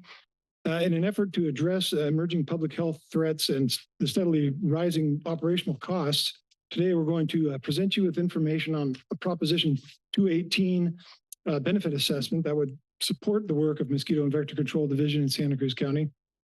With the board's authorization, the assessment ballots would be mailed out to all property owners in the county on September 2nd, 2025. Here with me today to review the essential elements of this benefit assessment is Assistant Vector Control Manager Amanda Polson on my left here. At the adjacent table are John Bliss, who's president of SCI Consulting Group. This is the firm that has assisted us with this project and prepared the engineer's report, and senior consultant with SCI, Brandon Van Leuven. And I'll now pass it on to Assistant Vector Control Manager Amanda Polson to provide some brief background on the district, on the division, and the nature of the funding that supports it. Thank you. Thank you, Dave. Good afternoon. So first and foremost, Mosquito and Vector Control is a public health agency. We formed in 1993 to reduce the risk of mosquito-borne illness and other vector-related threats throughout Santa Cruz County. We have science-based operations. We use integrated vector management strategies, lab testing, and field surveillance to identify and control where we have vector problems in our county. And our program really focuses on community education and prevention. We partner with residents through outreach, school programs, and service requests to prevent vectors and promote safe control practices. Our services that we provide significantly reduce mosquito populations, especially ones that can transmit disease. We provide surveillance and control of other vectors throughout the county. We respond to public service requests related to mosquitoes, rodents, and other pests. And we offer community education and outreach on prevention and vector control best practices. So in terms of our finances, we have experienced some challenges over the past few years. The Santa Cruz County Mosquito and Vector Control Division is currently funded through benefit assessments. Our standing benefit assessments are between $18.69 to $24.26 annually for single family homeowners. The cost of our operations, materials, in response to new vector threats, such as the invasive mosquito we found in Watsonville in 2022, continue to rise. So the current assessments have not kept pace with inflation and increasing operational costs over time. We've had to draw from our reserves annually to maintain essential services and to meet public health needs. So what we're proposing today would focus on reducing mosquito and vector control populations. We would focus on increasing surveillance and treatment in high-risk areas, especially for invasive mosquitoes like invasive Aedes aegypti, which has been known to transmit dengue virus in Southern California. We're continuing disease testing and public health risk monitoring. We want to preserve our existing staff and operations without relying on reserve funding. And we'd like to expand our community outreach and education to prevent mosquito breeding and reduce potential exposure to disease.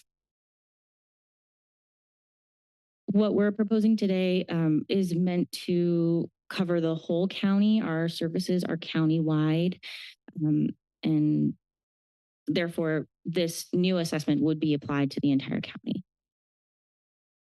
Thank you. Brandon?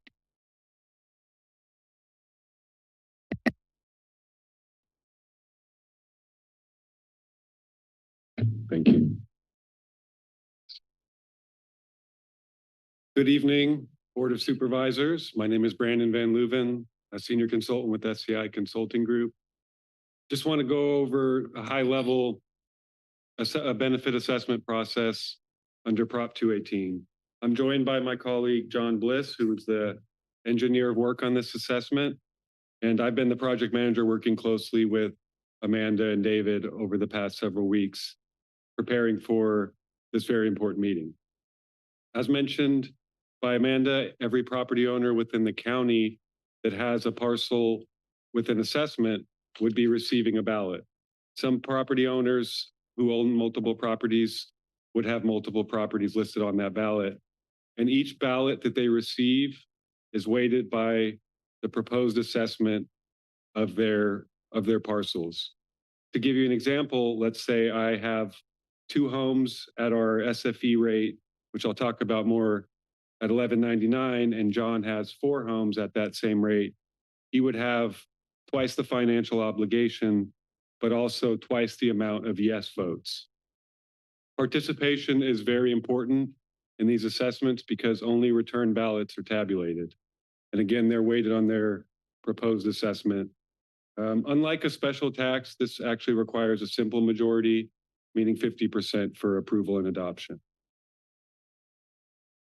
The rate for this assessment would be $11.99 for a typical single family home in our Zone A. As you saw on the map, most parcels within the county are in Zone A. Other properties like commercial properties, like a shopping mall or a apartment, would have a higher assessment because that property would receive more special benefit in our methodology. There's also a small portion of the county that receives a slightly reduced level of surveillance, and those are in Zone B, and they would pay slightly less at $11.69 per single family equivalent. This assessment is decided by property owners because only return ballots would be counted, and every property owner in the county with an assessment would receive a ballot. The assessments vary by the type of property, the size of the property, the number of dwelling units, and these Proposition 218 benefit assessments are a very common local funding option in California. This legislation was actually passed in 1996, and the idea behind it was to ensure that voters had a say in all new taxes, fees, or assessments imposed on their property. So this assessment is based on the division's budgetary need as published in the engineer's report. Part of the process of developing this assessment was finding out how much the division actually needs and demonstrating that financial needs in our report, those financial needs in our report. If approved, this would show up, this assessment would be placed on the annual tax bill for property owners, and the assessment can increase but not to exceed 3%. And it's adjusted by the Consumer Price Index for the San Francisco, Oakland, Hayward area. Any change in CPI that's beyond 3% can actually be put in reserve for years where the CPI was not as high. For a very simple example, let's say we had 4% CPI increase in one year and 2% in the next. The division could take the 3% in that year and then apply the leftover amount to equal 3% in the following year. But it cannot exceed that 3% amount. The assessment, if approved, would be the authority to revise the assessment or to increase the rate, maintain the rate, or to reduce the rate would rest in the hands of the Board of Supervisors. The assessment does not have an expiration date. However, the assessment can only be charged if the division can justify the budgetary need, again, in the engineer's report that we would publish annually. In addition to, I sort of already covered on this, but the rate can be increased not to exceed 3%, but it can also be lowered or maintained if the budgetary need is not there in that fiscal year. The board, although rare, could also choose to not levy the assessment if those funds are no longer needed. If the resolution is passed today and we're directed to proceed, the next step would be we would be mailing ballots in an envelope that looks like this to all property owners. Inside, they would receive a ballot that looks like this. They would be directed to vote yes or no, and the total financial obligation in their benefit in this benefit assessment would be listed on the back along with a list of all their properties. Along with that, they would get a postage paid return envelope that's addressed to where the ballot should be sent. And there also would be included inside a ballot notice, which directs the property owner how to vote and also gives some information about the assessment and the division itself. The end on November 4th is when the ballots must be all returned, and they would be due by the public input portion of the public hearing on that day in November. The tabulators would then be directed to tabulate, and the results of this assessment would be announced on November 18th. In closing, Proposition 218 benefit assessments are a stable and common funding mechanism used in California. Many counties and special districts use these funds to use these assessments to fund essential services. And with that, I'll let John jump in and add anything if you'd like, but we're happy to take any questions and we appreciate your time. Thank you for the presentation. Start off by going to the public to see if there's any public comment on this. There's no public comment. Thank you. With that, I'm going to bring it back to the board to see if there's any questions or a motion. I'll move the recommended actions. Second. Yeah, okay. So we have a motion from Supervisor Cummings and a second from Supervisor DeSerpa. Before we call vote, I just want to really appreciate your good work. I know you've been working very hard on this. You've been very diligent in understanding the costs of your department and ensuring that you have the resources that you need to do important public health work. So I really want to appreciate that and commend that. And thank you for your work on the presentation. With that, we'll go ahead and call a roll call vote. Supervisor Koenig, Aye. DeSerpa, Aye. Cummings, Martinez. Aye. Motion passes. Good luck. Thank you. And for the sake of time, I'd like to call item number 10 before we go to lunch and close session. So item number 10 is to consider selection of one of the two nominees for appointment to the Santa Cruz Metropolitan Transit District Board of Directors as an at-large general community member representative from the nominations of Elizabeth Madrigal and Larry Pagler for a term to expire on December 31st, 2026. Nominations accepted June 24th, 2025, as posted from the clerk of the board.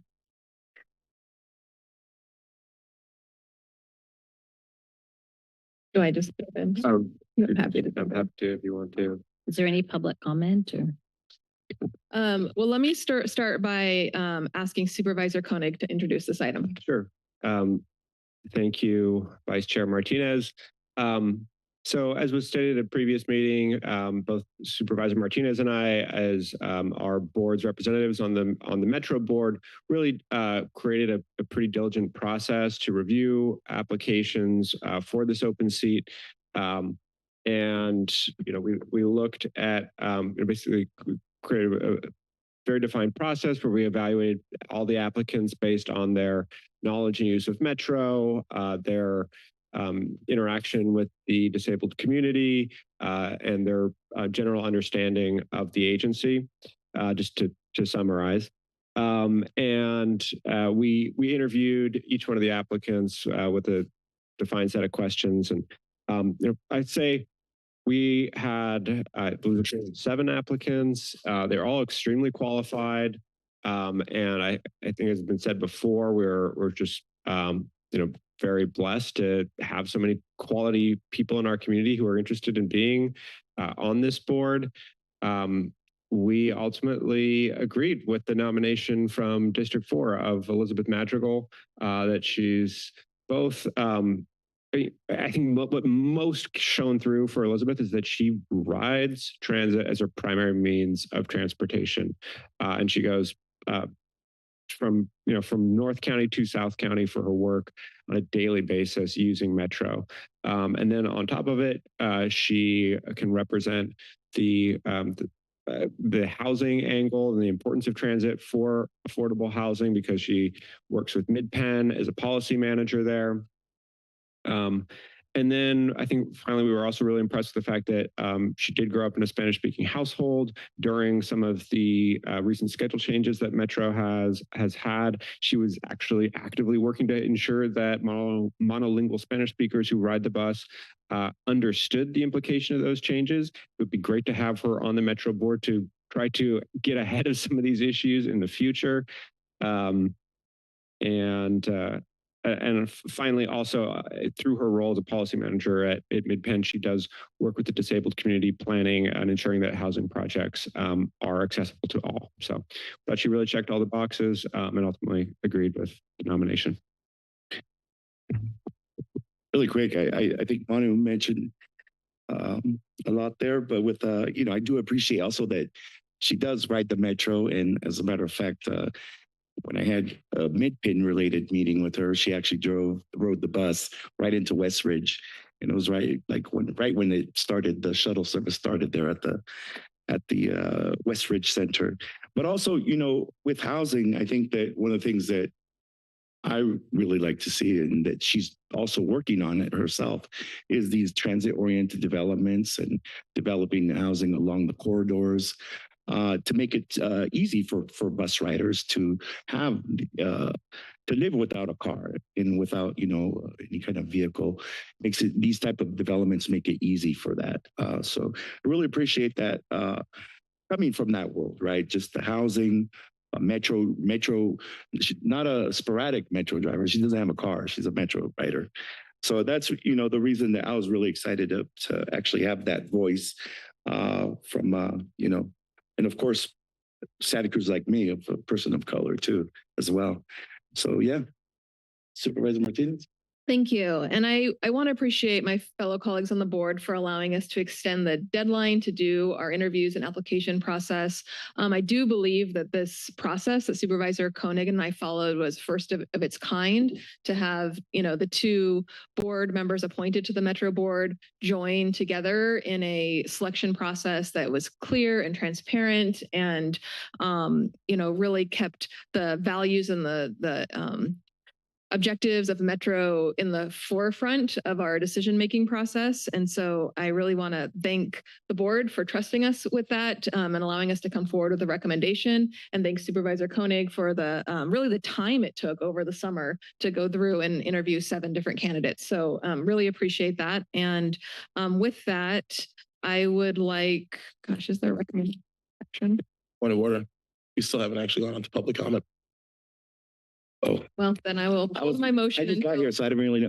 So before we make that motion, can we take it out to the public to see if anybody would like to address us on this item? And if not, is there anybody online?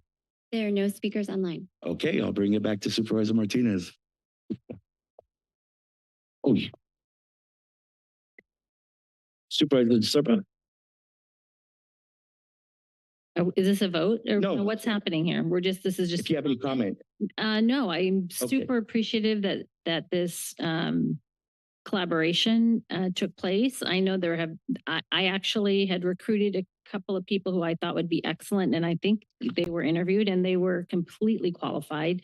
So anyway, I trust that you have recommended the best candidate. So thank you for your work, and thank you to Larry Pagler also for his interest and his service over the years. I know he's serving a long time, and anyway, thanks. Supervisor Corning? Oh, Supervisor Cummings. Sorry. Thank you, Chair. Just want to start. I will express appreciating the work that has been done by the two representatives on the board, on the Metro board, for going out and interviewing. But I do want the public to be aware that we didn't create a new process for selecting an at-large appointment to the board. Two board members work together to create a process for themselves to nominate board members. But I just want to be clear that we all get to nominate. That's the process that we have, is that each board member gets to nominate someone for this position, because it's an at-large appointment. It's not a Metro board subcommittee appointment. It's an at-large appointment for the board. So just want to be clear there.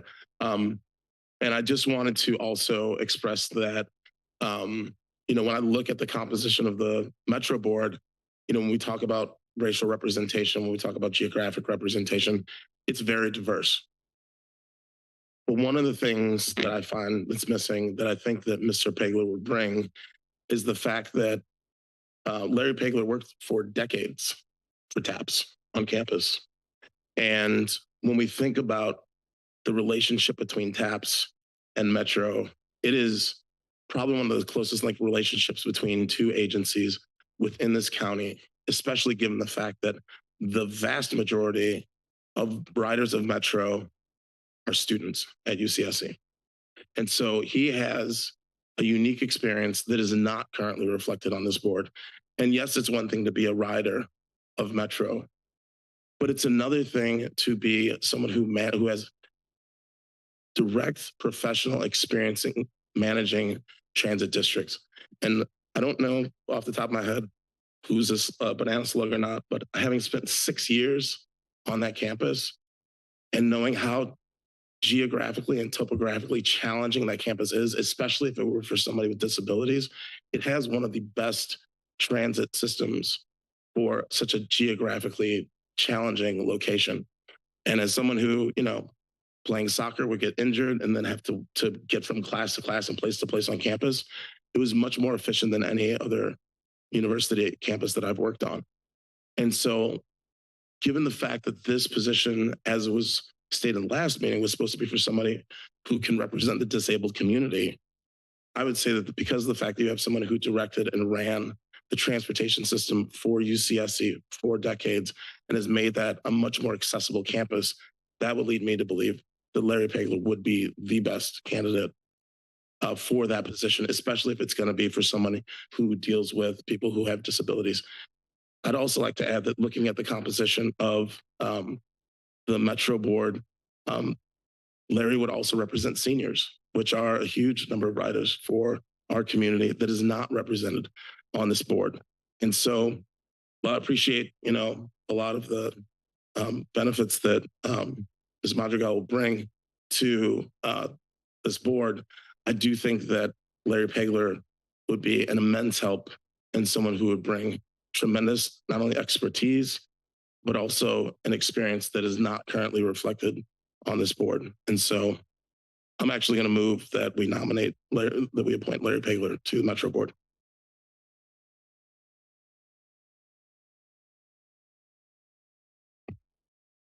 See, there's not a second. We'll move to the original motion. I'd like to make a motion to approve the nomination of Elizabeth Madrigal to the Metro board for an appointment to expire in December 2026. Second. So we had a motion from Supervisor Martinez, a second from tie between Hernandez and Koenig. Supervisor Koenig, Aye. DeSerpa, Aye. Cummings, Aye. Martinez, Aye. and Hernandez. Aye. So motion passes unanimously. So we skipped 8.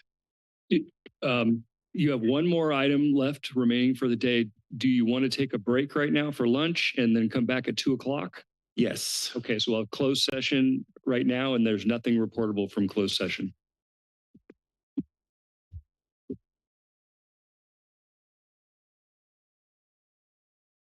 Recording stopped.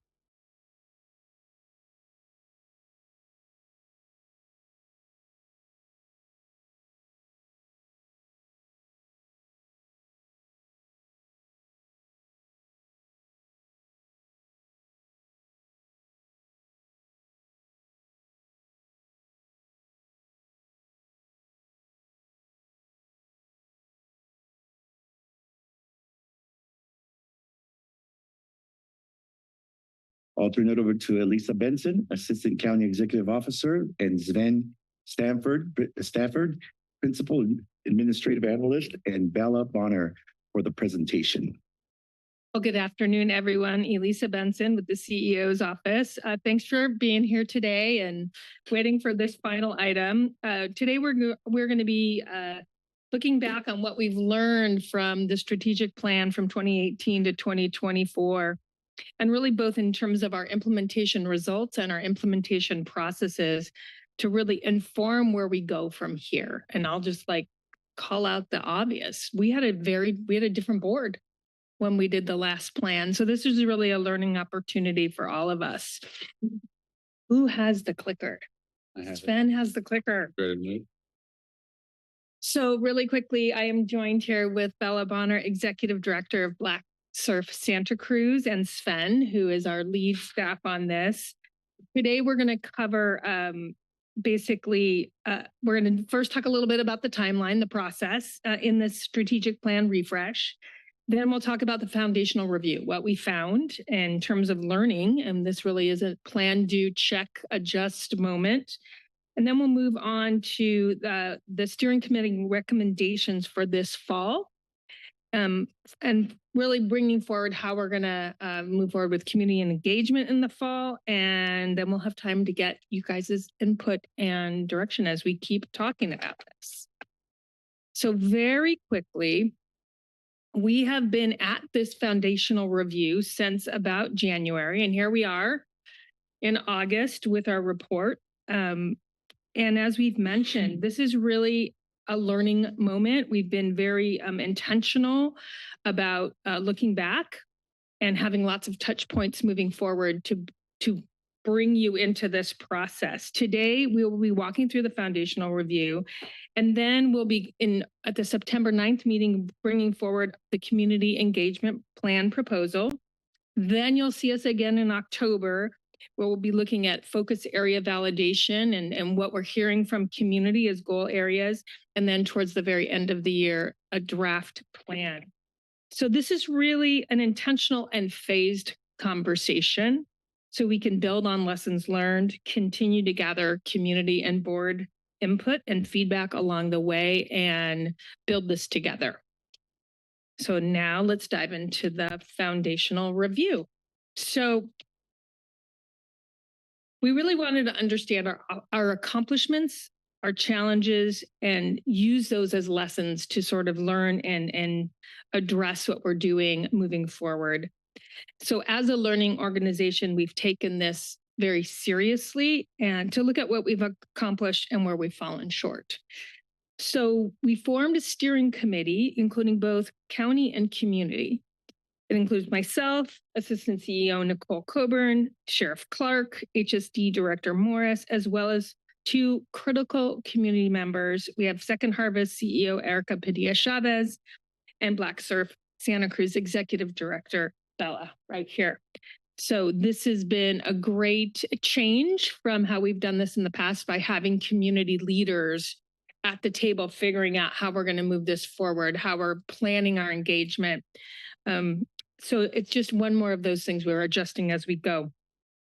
The steering committee basically in the last 6 months authorized very focused outreach with full recognition that the real community engagement around the plan moving forward would be this fall. So this was much more of that reflective, retrospective part of our process. We talked to primarily people that helped with implementation of the plan, our staff, our community partners, and of course the board. And overall, about 1,000 people contributed. As you'll see on this slide, we had board interviews, we had 9 focus groups and about 1,000 respondents to our survey. So with that, I'm going to pass it over to Sven to share some of our key takeaways. All right. Thank you, Elisa. Good afternoon, board. Sven Stafford with the County Executive Office. We're going to start with some of the good news where we've seen real results. In each of these cases, success came when we had clear policy goals, strong partnerships, and the resources to do the work. One of our most striking successes came during the pandemic, where the county led a highly coordinated COVID-19 vaccination effort.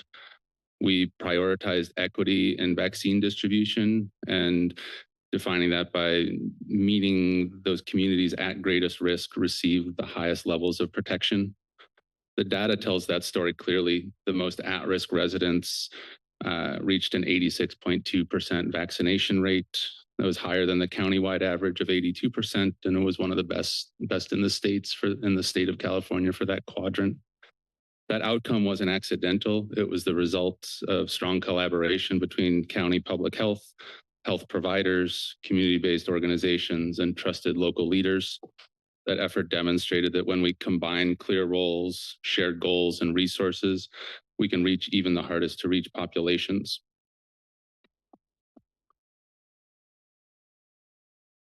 The same is true in our work on homelessness. In 2025, the point in time count, we saw a 20% drop in the number of people experiencing homelessness, down to 1,400 individuals from the year before. We've also seen increased enrollment in our programs. We've seen increase in the rate of people staying housed 6 months after they've received services. So it's not just the point in time count that points to this success. It's not also an overnight success. It's consistently implementing a plan over time.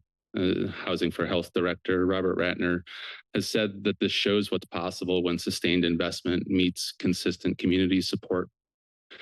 The progress is particularly notable among youth and working adults and veterans, groups that have benefited from more stable funding and a strong network of housing and service providers. We know there's still a long way to go here, and that getting to zero will take not only continued investment in this specific work, but also acceleration of housing production in general. One final example is the South County Government Center. Since opening, it has seen more than 46,000 visits, providing residents with easier access to county services without the barrier of a long ride to North County. The building expands access, provides a space we can be proud of, and also reduces emissions through fewer trips. It's also a reminder that infrastructure projects, when planned with the community in mind, can have lasting and measurable impacts. And so, of course, the picture isn't all wins. There are also persistent barriers that held back some progress. And so let's look at some of those. Here we're looking at housing production. We're hemmed in on all sides in this county by the ocean, the mountains, and by our own zoning and permitting policies that limit where and how housing can be built. Only once in the last 15 years have we built enough housing for the people that already live here. And as a result, we're now losing population. We've made more progress recently. We've reduced homelessness, as we've said before. We passed a new housing element and are working with the planning department on streamlining their processes. And the question remains, what would it take so that every resident has a real path to stable, affordable housing in our county? The board has also spent, this board in particular, has also spent many hours talking about our infrastructure. Our roads, culverts, pipes form a legacy network designed for a different climate and different demands. On the chart, you can see a road network struggling to keep pace despite an unprecedented rate of storm repair and improvement projects. Over the period of the strategic plan, Community development infrastructure repaired over 100 damaged storm sites, costing over $182 million that did improve road conditions, and approximately $75 million worth of projects still left to repair. And so a question that arises is how might we design and invest in resilient infrastructure that can keep pace with the climate reality that we're now living in? Finally, we've seen an increase in focus on mental health. Self-reported mental health days over this period are up 25%.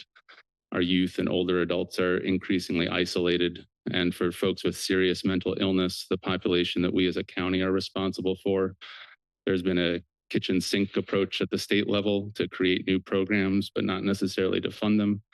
And locally, the willingness to be creative and compassionate is there, but not always the discipline to align with fidelity to a plan. All this can leave people falling through the cracks and make coordinated care more difficult. So even as we stand up our new Children's Crisis Center, continue to implement CARE Act, MHSA reform, expansion of grave disability, limits on access to state hospitals, as we do all of those things, a question that arises is what would it take to really create an aligned behavioral health system of care that creates that connection and belonging that we want? And so I'll now pass it to Executive Director Bonner to take us through the recommendations and how we want to start answering some of those questions. Thank you, Sven and Elisa. Here we have some recommendations. And while these structural and systemic challenges aren't ones that we can answer overnight, they point to the kind of changes that are going to take sustained focus, alignment across sectors, and a plan that builds and rises from the ground up. The recommendations we're bringing you today are about creating the conditions for those answers to emerge and for us to take action on them. First, we need to integrate frameworks that lead to action and alignment. Frameworks that provide tools to connect our daily work to long-term goals in ways that are equitable, measurable, and results-driven. Then we need to start by engaging the community to identify priority focus areas and then bring them up to the board and validate them. Third, we need to deepen community participation, not just in listening sessions, but in true co-design, which is reflected in our committee that I'm a part of. People in communities who are most affected need to be in the room shaping solutions from the very start. Fourth, we need to develop clear equity metrics and targets for each focus area. These will help us measure progress, improve transparency, and hold ourselves accountable to the goals set. Fifth, we should co-create a set of shared values with county staff at all levels, values that not only guide how we work, but accelerate our ability to take action and follow through. And finally, the 2026 through 2032 strategic plan should be a true reflection of collaboration, one that carries forward the strongest parts of current work while incorporating the priorities that have been identified with staff, partners, and community residents. In short, the process we're recommending is about positioning the county to take on these big structural challenges, not in isolation, but with the kind of alignment, engagement, and accountability it will take to move beyond them. With that in mind, we'd like to hear from the board and pose a couple of reflection questions. First, what are the lessons from the past 6 years that you are taking with you? And where do you see opportunities for us to increase impact? I will pass it back to Elisa. So I'm just going to really briefly go over very simple recommended actions. It's to accept and file this report. And we really see this as the time to get questions and comments and input from all of you on today's presentation on the pretty voluminous staff report. Again, we'll be coming back we'll have this ongoing conversation for the rest of the fall to keep moving forward in a really thoughtful, intentional way with your guidance. So with that, we thank you for the opportunity to present today, and we welcome your feedback and ongoing collaboration. Thank you. Before I bring it back to the board, I'm going to see if there's any one that'd like to comment on this item.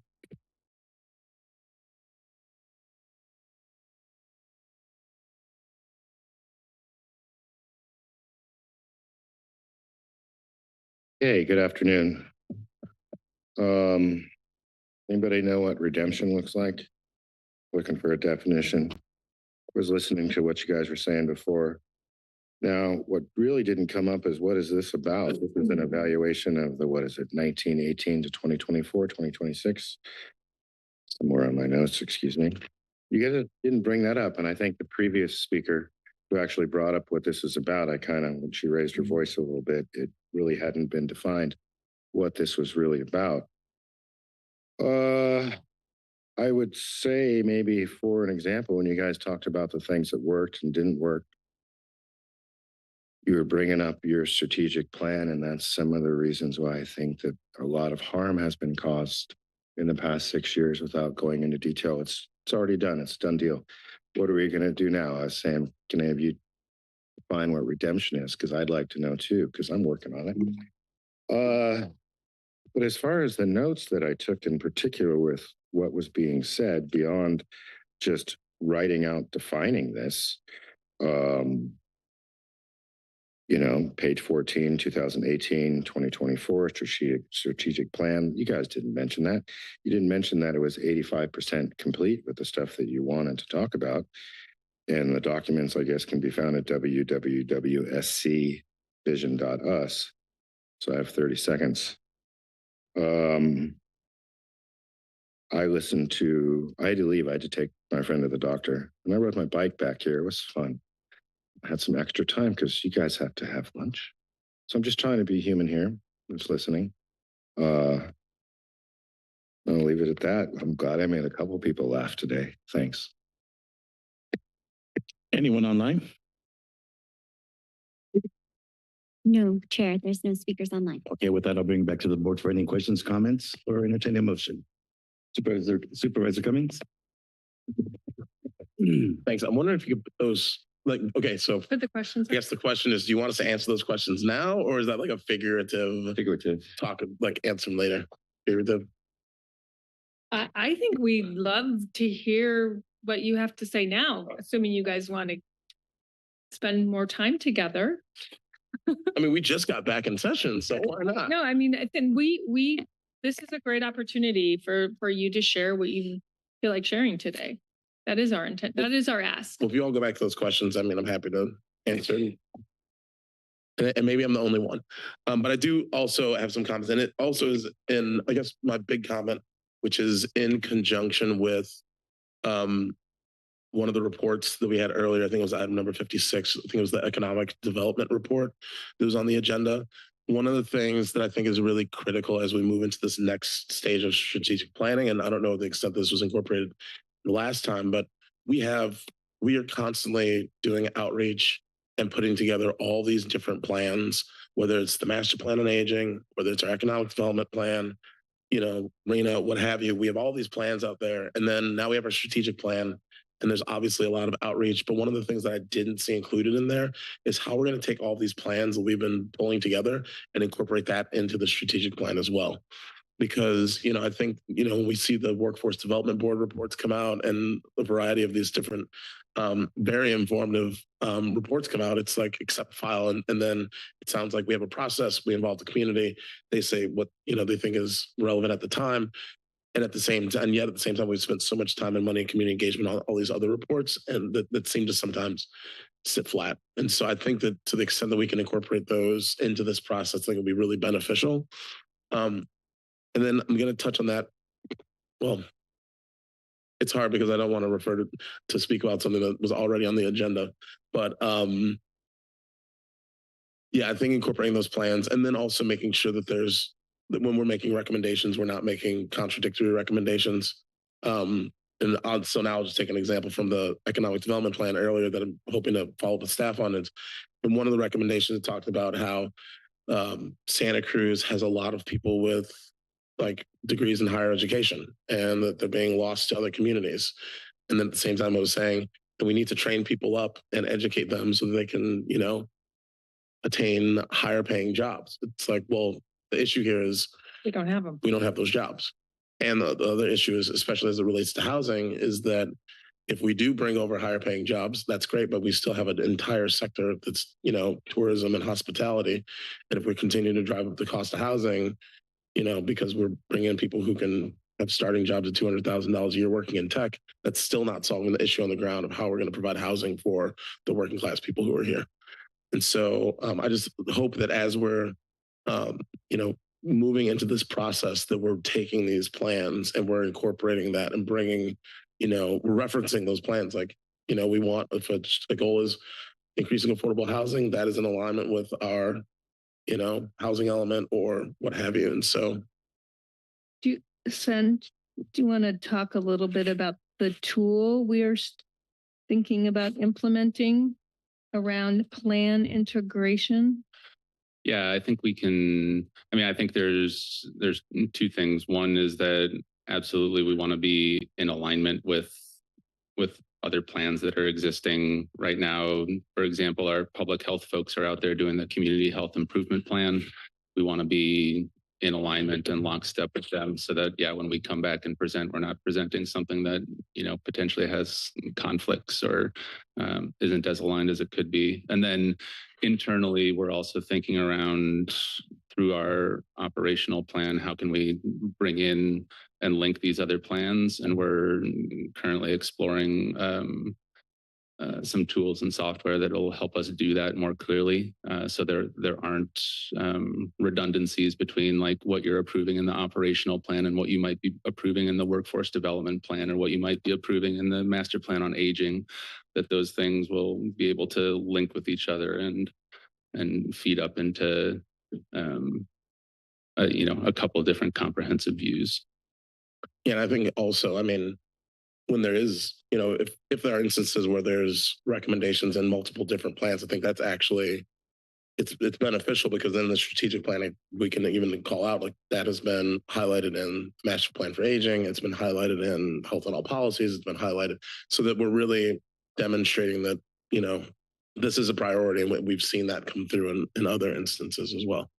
You guys are going to get a little bit of a sample of that when we do the Measure Q Vision Plan in October. Because same thing, we have a lot of subject specific sort of in that natural resource, water quality space. Like that plan is supposed to be integrating many, many other plans. So we do have a lot of plans and we're trying to figure out ways where we do find that concentration of similar recommendations. Like if you've got that in 5 different plans, hopefully that means that it has some relevance and should be prioritized. So we'll be able to test our ability to do that a little bit in October when we come back with Measure Q Vision Plan, albeit on a more narrowed, although Measure Q doesn't feel narrow, but in that sort of natural environment space. And as Sven said, the tools we're looking at now are recognizing that the riches of our plans and how do we sort of have them approach them in a more integrated way as we implement and track what we're doing. And then I guess I'll just say briefly, because I know we could go on forever. I love these kinds of topics, but past 6 years that like lessons that we're taking with us, I think that the ability and the accessibility of being able to see and track and get updates on like, here are all the goals we've set out for ourselves. Here's what we've been able to achieve. I think that that's been very helpful for transparency and us being able to see like, what have we been able to accomplish? How are we able to get there? What haven't we been able to accomplish? Why haven't we accomplished that? So that, you know, we're able to understand the realities of some of the things we want to accomplish, where we may have the resources and the ability to get them across the board. And in other instances, there may be factors that impede our ability to accomplish some of our goals. Some of those are outside of our control. And I think it's important that we're educating the community on why we're not able to achieve that. And then if there are others that need more time and more resources figuring out, okay, like there are learning lessons and here's what we need to try to help, you know, move this along and maybe incorporate that into the next session. And then where do we see opportunities for increased impact? I think a lot of the outreach that the county has done over the years of an engagement with communities, especially communities that have been underserved and not been a part of the process, has been really helpful for being able to gain those other perspectives and making those people feel like they're included in the process. And I think to the extent we can continue to build on that, will really be helpful to make sure that everybody understands how they can access government and how their voice can be incorporated into the decision-making process. I'll leave my comments there. And I'm happy to talk to you all more offline, but just want to thank you all for this update and thanks for having the discussion today. Of course. Supervisor Cummings will be part of the committee. Anyone else? Do we have a? Sure. I'll answer the questions. As far as what the lessons are from the past 6 years that I'm taking with me, I think that fundamentally it's that when we focus on things and when we plan for things, we can have an incredible impact. I mean, you highlighted probably the same three things I would choose, which is our really intentional response to the pandemic, one of the best vaccination rates in the state, if not the country. I mean, amazing win when it comes to creating the division of housing for health. And I mean, now we've seen 2, if not consecutive, I mean, close together years with double-digit drops in the number of people in our community experiencing homelessness. That's just a phenomenal outcome. I don't think any of us would have predicted that when we, did what seems like a bureaucratic exercise of creating a division. But I mean, that's fantastic. And then really the intentional effort to make services more equally available between North and South County and the opening of the South County Government Center. And I mean, really just in general, a focus on ensuring that South County, that we're rising to the occasion on things like rescuing the Watsonville Hospital and returning that to public ownership. Of course, with the focus on the Pajaro River levee, that I mean, not all these things are directly related to county. I mean, they basically have been led by county government because of the lack of, alternatives and because they're so important. So, I mean, these are just huge wins, really. And I think it just should be inspiring to all of us that if we put our minds to it, we can achieve great things. I'm hopeful, or where we have opportunities to increase impact. I mean, I'm hoping that we're going to start to see some similar types of wins with housing, right? I mean, we have started to be pretty intentional about that for a while now. I see seeds starting to germinate, right? I mean, between both the sustainability update and now the housing element. I mean, I can point to a handful of, some of the largest buildings, the unincorporated areas I've ever seen, the largest housing projects are happening. I mean, 180 units there, 245 units here. I mean, we're going to see it. But of course, we're in just such a deep hole, as the data that you shared showed. Can we get there fast enough? Can we start to see some measurable impact on people's lives throughout our community, right? We don't want those gains to be unequally shared. And can we start to see also some tangible impact for county employees, right? I mean, it's not to sound selfish as an organization, but it impacts our ability to deliver a whole range of services because we have more difficulty hiring, because we have difficulty housing those employees. So that's obviously top of mind. And I think we should also build on the kind of service, your customer first thinking that I think we've demonstrated with the South County Government Center. That, I think even as there's been some board direction to look at opportunities to combine functions in health and human services. Like, how can we just make government work better for people just from the everyday user's perspective, citizens' perspective, right? I mean, just right down to when they walk into, any county facility, including 701 Ocean Street right here, how to just make them feel like, yeah, that actually was better than I expected, right? I got what I needed fast, easy, and have more time in my day because of it. We're doing that. We're starting to do that with the planning department reforms. And I think we're starting to see some positive feedback. I hope that when we look at this again, years from now, we'll have more to show, but thanks. Supervisor Martinez. Thank you. Well, I really want to start off by thanking the team for doing such great critical analysis of the 2018 and 20 to 24 strategic plan, and really your thoughtful approach to our upcoming strategic planning process. I have a few comments and perhaps a couple questions, but really just wanting to start by highlighting your commitment to community engagement. We're at a time now where our public is losing faith and confidence in public institutions.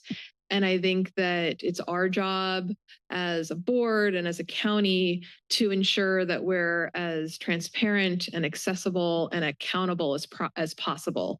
And so what I like about the strategic planning approach that you're bringing forward is that it incorporates those values, and you're kind of double downing on engaging voices who aren't usually at the table to participate. And so I look forward to hearing more about your community engagement plan on September 9th. But I also know kind of even your process to look back at your progress to date over the last 6 years, engage the community in a really meaningful way. And I'm looking forward to seeing more of that as we look forward. As I think about kind of the next strategic plan and kind of some things that I would love to see to increase impact. Back in February, I did bring forward the Health in All Policies model as a framework that possibly could help us improve health outcomes through the day-to-day policies that the board passes. I would love to continue to partner with you to flesh out what that could look like and how the activities of the board and the activities of the strategic plan further promote progress towards health outcomes and metrics that we're working towards collectively on positive health outcomes. And so really eager to see that further incorporated. The other area that it's in here in the report that was provided, but also I think I'd love to see more of a focus moving forward is just around the overall impact of climate change in our community, whether that's looking from a disaster preparedness, a disaster response or recovery framework, some of our climate action goals. I feel like I can't go to any meeting without all roads leading to disasters or climate change impacts, right? Like it's everywhere. And so it's too late to get in front of it, but we could at least, I think, be even more thoughtful as we kind of incorporate that broad change happening in our environment into our goals. I mean, I think that the one question that I'm thinking about is, for at least perhaps the first quarter, third, maybe half of the new strategic plan is going to be really impacted by the federal changes and changes in kind of funding structure and our ability to meet the needs of the community that's counting on us. And so I guess my question is, how are you thinking now with the passage of HR 1 about how to incorporate that reality into the continued work that you're doing? Well, we are thinking about it, and I'll just describe sort of the concepts that we're thinking about now. We want to talk with you all about, and it is trying to bring that federal policy impact response work in line with the strategic plan engagement work. And the concept that we are thinking about and talking with some of our partners, particularly from Pajaro Valley Collaborative, is later in the fall, trying to do a gathering, a convening that really looks at the impacts of federal policy and budget changes from a person-centered perspective. And what I mean by that is, we are tracking sort of the contracts, the grants, when we're going to have to implement different things. So we're tracking the system changes. And one of the things that we are really learning and growing from with our participation, and I mean Nicole and myself now at the Pajaro Valley collaborative table, is there are plenty of systems that are feeling it much quicker than us. Whether it's in food security, whether it's in education, we're seeing it in health systems. So how do we, instead of thinking about it from our system perspective, trying to look at it from, these are the families in our communities and what they are feeling right now. So that is a conversation we're in development with. Obviously, it's something we want to bring to you as a concept for your consideration. But that's the way we're starting to think about it, is trying to shift a little bit to understand sort of the collective experience. And yeah, maybe we're not in that space with COE, but we do have ways that we support each other. And what, for me, it comes back to is what we did during COVID.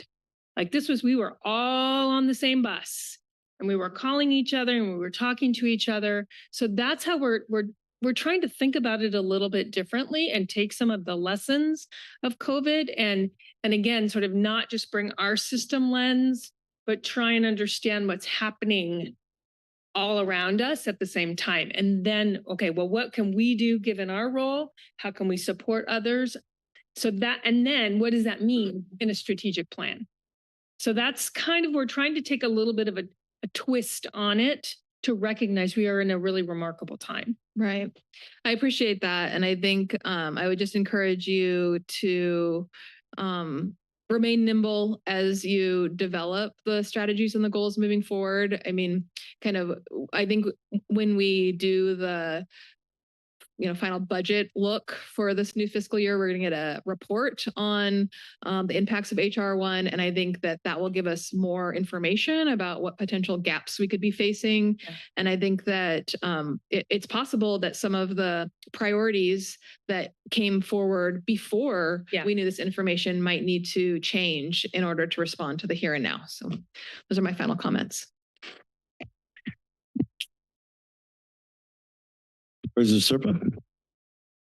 Thank you. I read every page. Good job. I think there's somebody who isn't here yet at the county that has to have a large voice in this, and that's whoever our new CEO is. Because that person may have information from where they've come from or new ideas or different things that they've heard that would, I think, weigh heavily on the creation of this new sustainable plan. But certainly what are lessons from the past 6 years? I wasn't on the board, but I can just say that issues that I'm concerned about include housing for sort of middle income people. You have heard me say it already today. I think it is affordable housing, pencils out, market rate, pencils out, but that middle income housing does not. And so we need to come up with some strategies to make sure that middle income housing is created and available. And I'm not quite sure how to do that, but I'd like that somehow to be worked into a strategic plan. The other thing is connectivity and broadband in the rural areas continues to be a giant problem. Just recently, this was underscored by, all of the electricity going out in the entirety of Aptos. I could not communicate with anybody, neither could any of my neighbors. If you don't have battery backup, which I don't have, or a generator, which I don't have, like we're stranded. I keep a landline, which is like $100 extra a month so that I could call out on it in an emergency, but there's a lot of people that don't have access. And if there's a fire or a medical emergency, this is a crisis for the neighbors. And so that is a big goal of mine, is to increase broadband or connectivity in our rural areas. pavement and culvert repair. Pavement repairs still like the #1 complaint in my district, and we have to do a better job somehow. And I appreciate our current CEO's giving us extra money when money is very, very tight. I really appreciated that, Carlos. So thank you very much in the last year. Safety for seniors in this community is super important, and we need a robust ombudsman going into all of our facilities. As people are put into facilities because they cannot care for themselves, we have to ensure that they're safe, and I don't feel like that's something that's happening well now. Programs like Home Safe that apparently has gone away or is going away, and APS, we have a robust APS staff. I want to stand by that, and we need to expand that given that it's the biggest segment in our county's population. And then support for our healthcare systems. We have one hospital literally on the brink. You saw that Hazel Hawkins was for sale and their buyer pulled, and they will likely go under. Dominican is not in a great position either. I think everybody's really, really going to suffer under the new guidelines. And so that to me is increasing importance to make sure that our hospital systems can continue to take care of people in the way they need to. I think that might be it, but I Thank you. Go on. Thank you. No. For the sake of time, I'm going to defer all my board reflections offline. Thank you. But with that, I also move staff recommendation to get things moving. Second. We have a motion from Hernandez and a second from Supervisor Martinez. Quick text roll call. Supervisor Koenig, Aye. Serpa, Aye. Cummings, And thank you. Martinez, Aye. and Hernandez. Aye. Motion passes unanimously. And this meeting is adjourned.